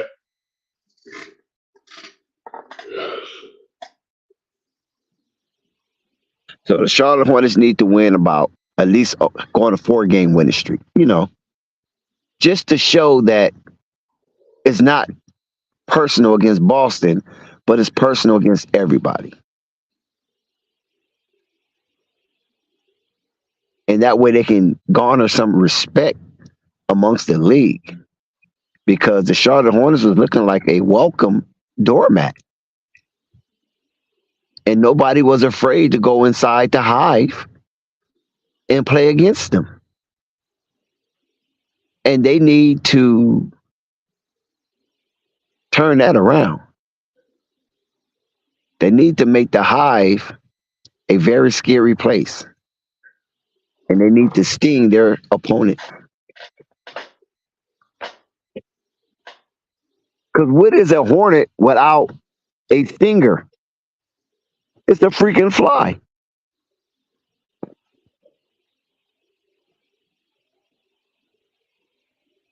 And I'm talking about the flies with no teeth. The non-biting flies. So let's see if this is a new beginning, a new chapter in Charlotte Hornets basketball.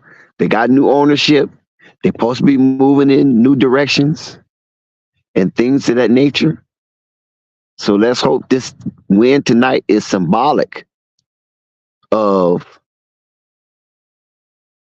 the goal and journey of the Charlotte Hornets.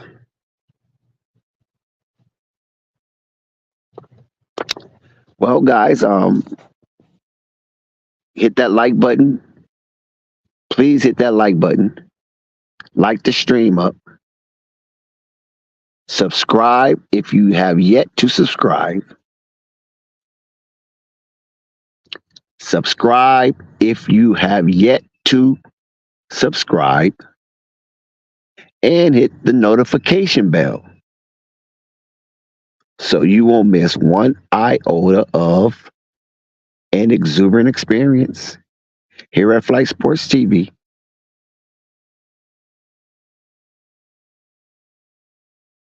More Hornets basketball.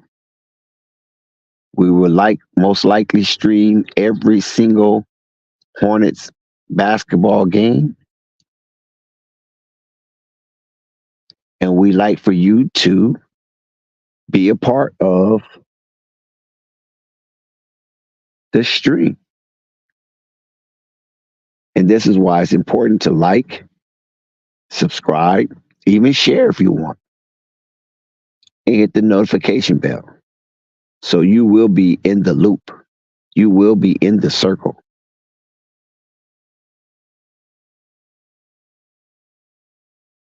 And that way you don't have to worry about missing any live streams that goes on.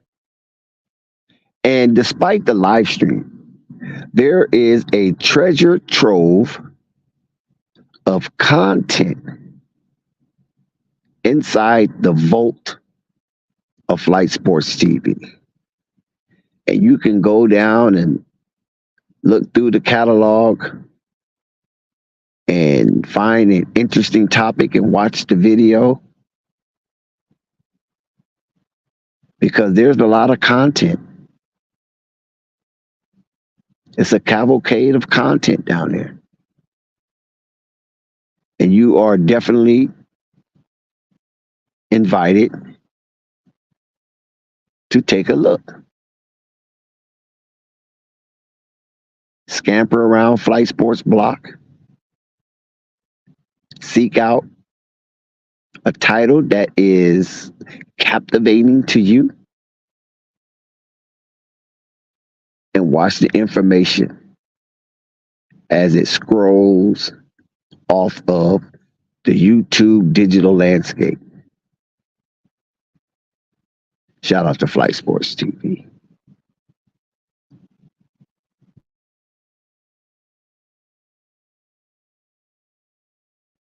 Wait a minute. I know that's not Spike Lee. I know that's not Spike Lee. Tell me that is not Spike Lee. Spike Lee has made his way into the building.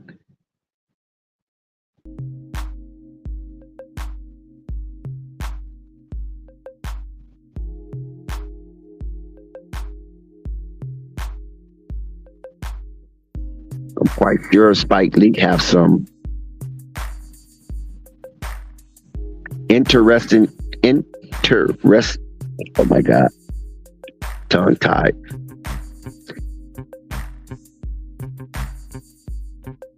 Some very unique content and takes of what he have observed in tonight's game.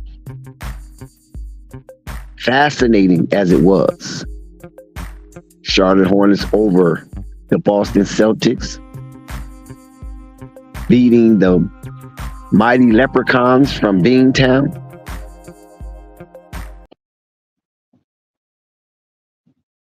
Spike, is your mic hot?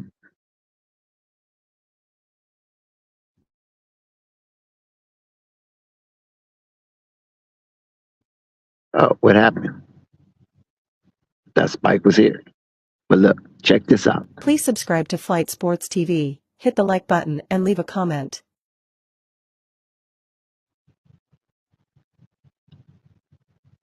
Maybe they left me here all by myself. All by my lonely. I'm so lonely, Mr. Lonely.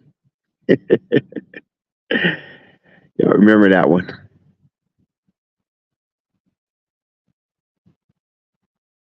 I think Akon remade the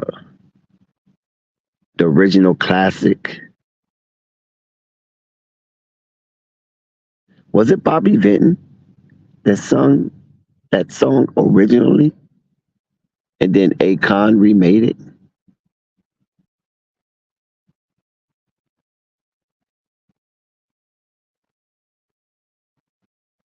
Was a soundtrack off the movie?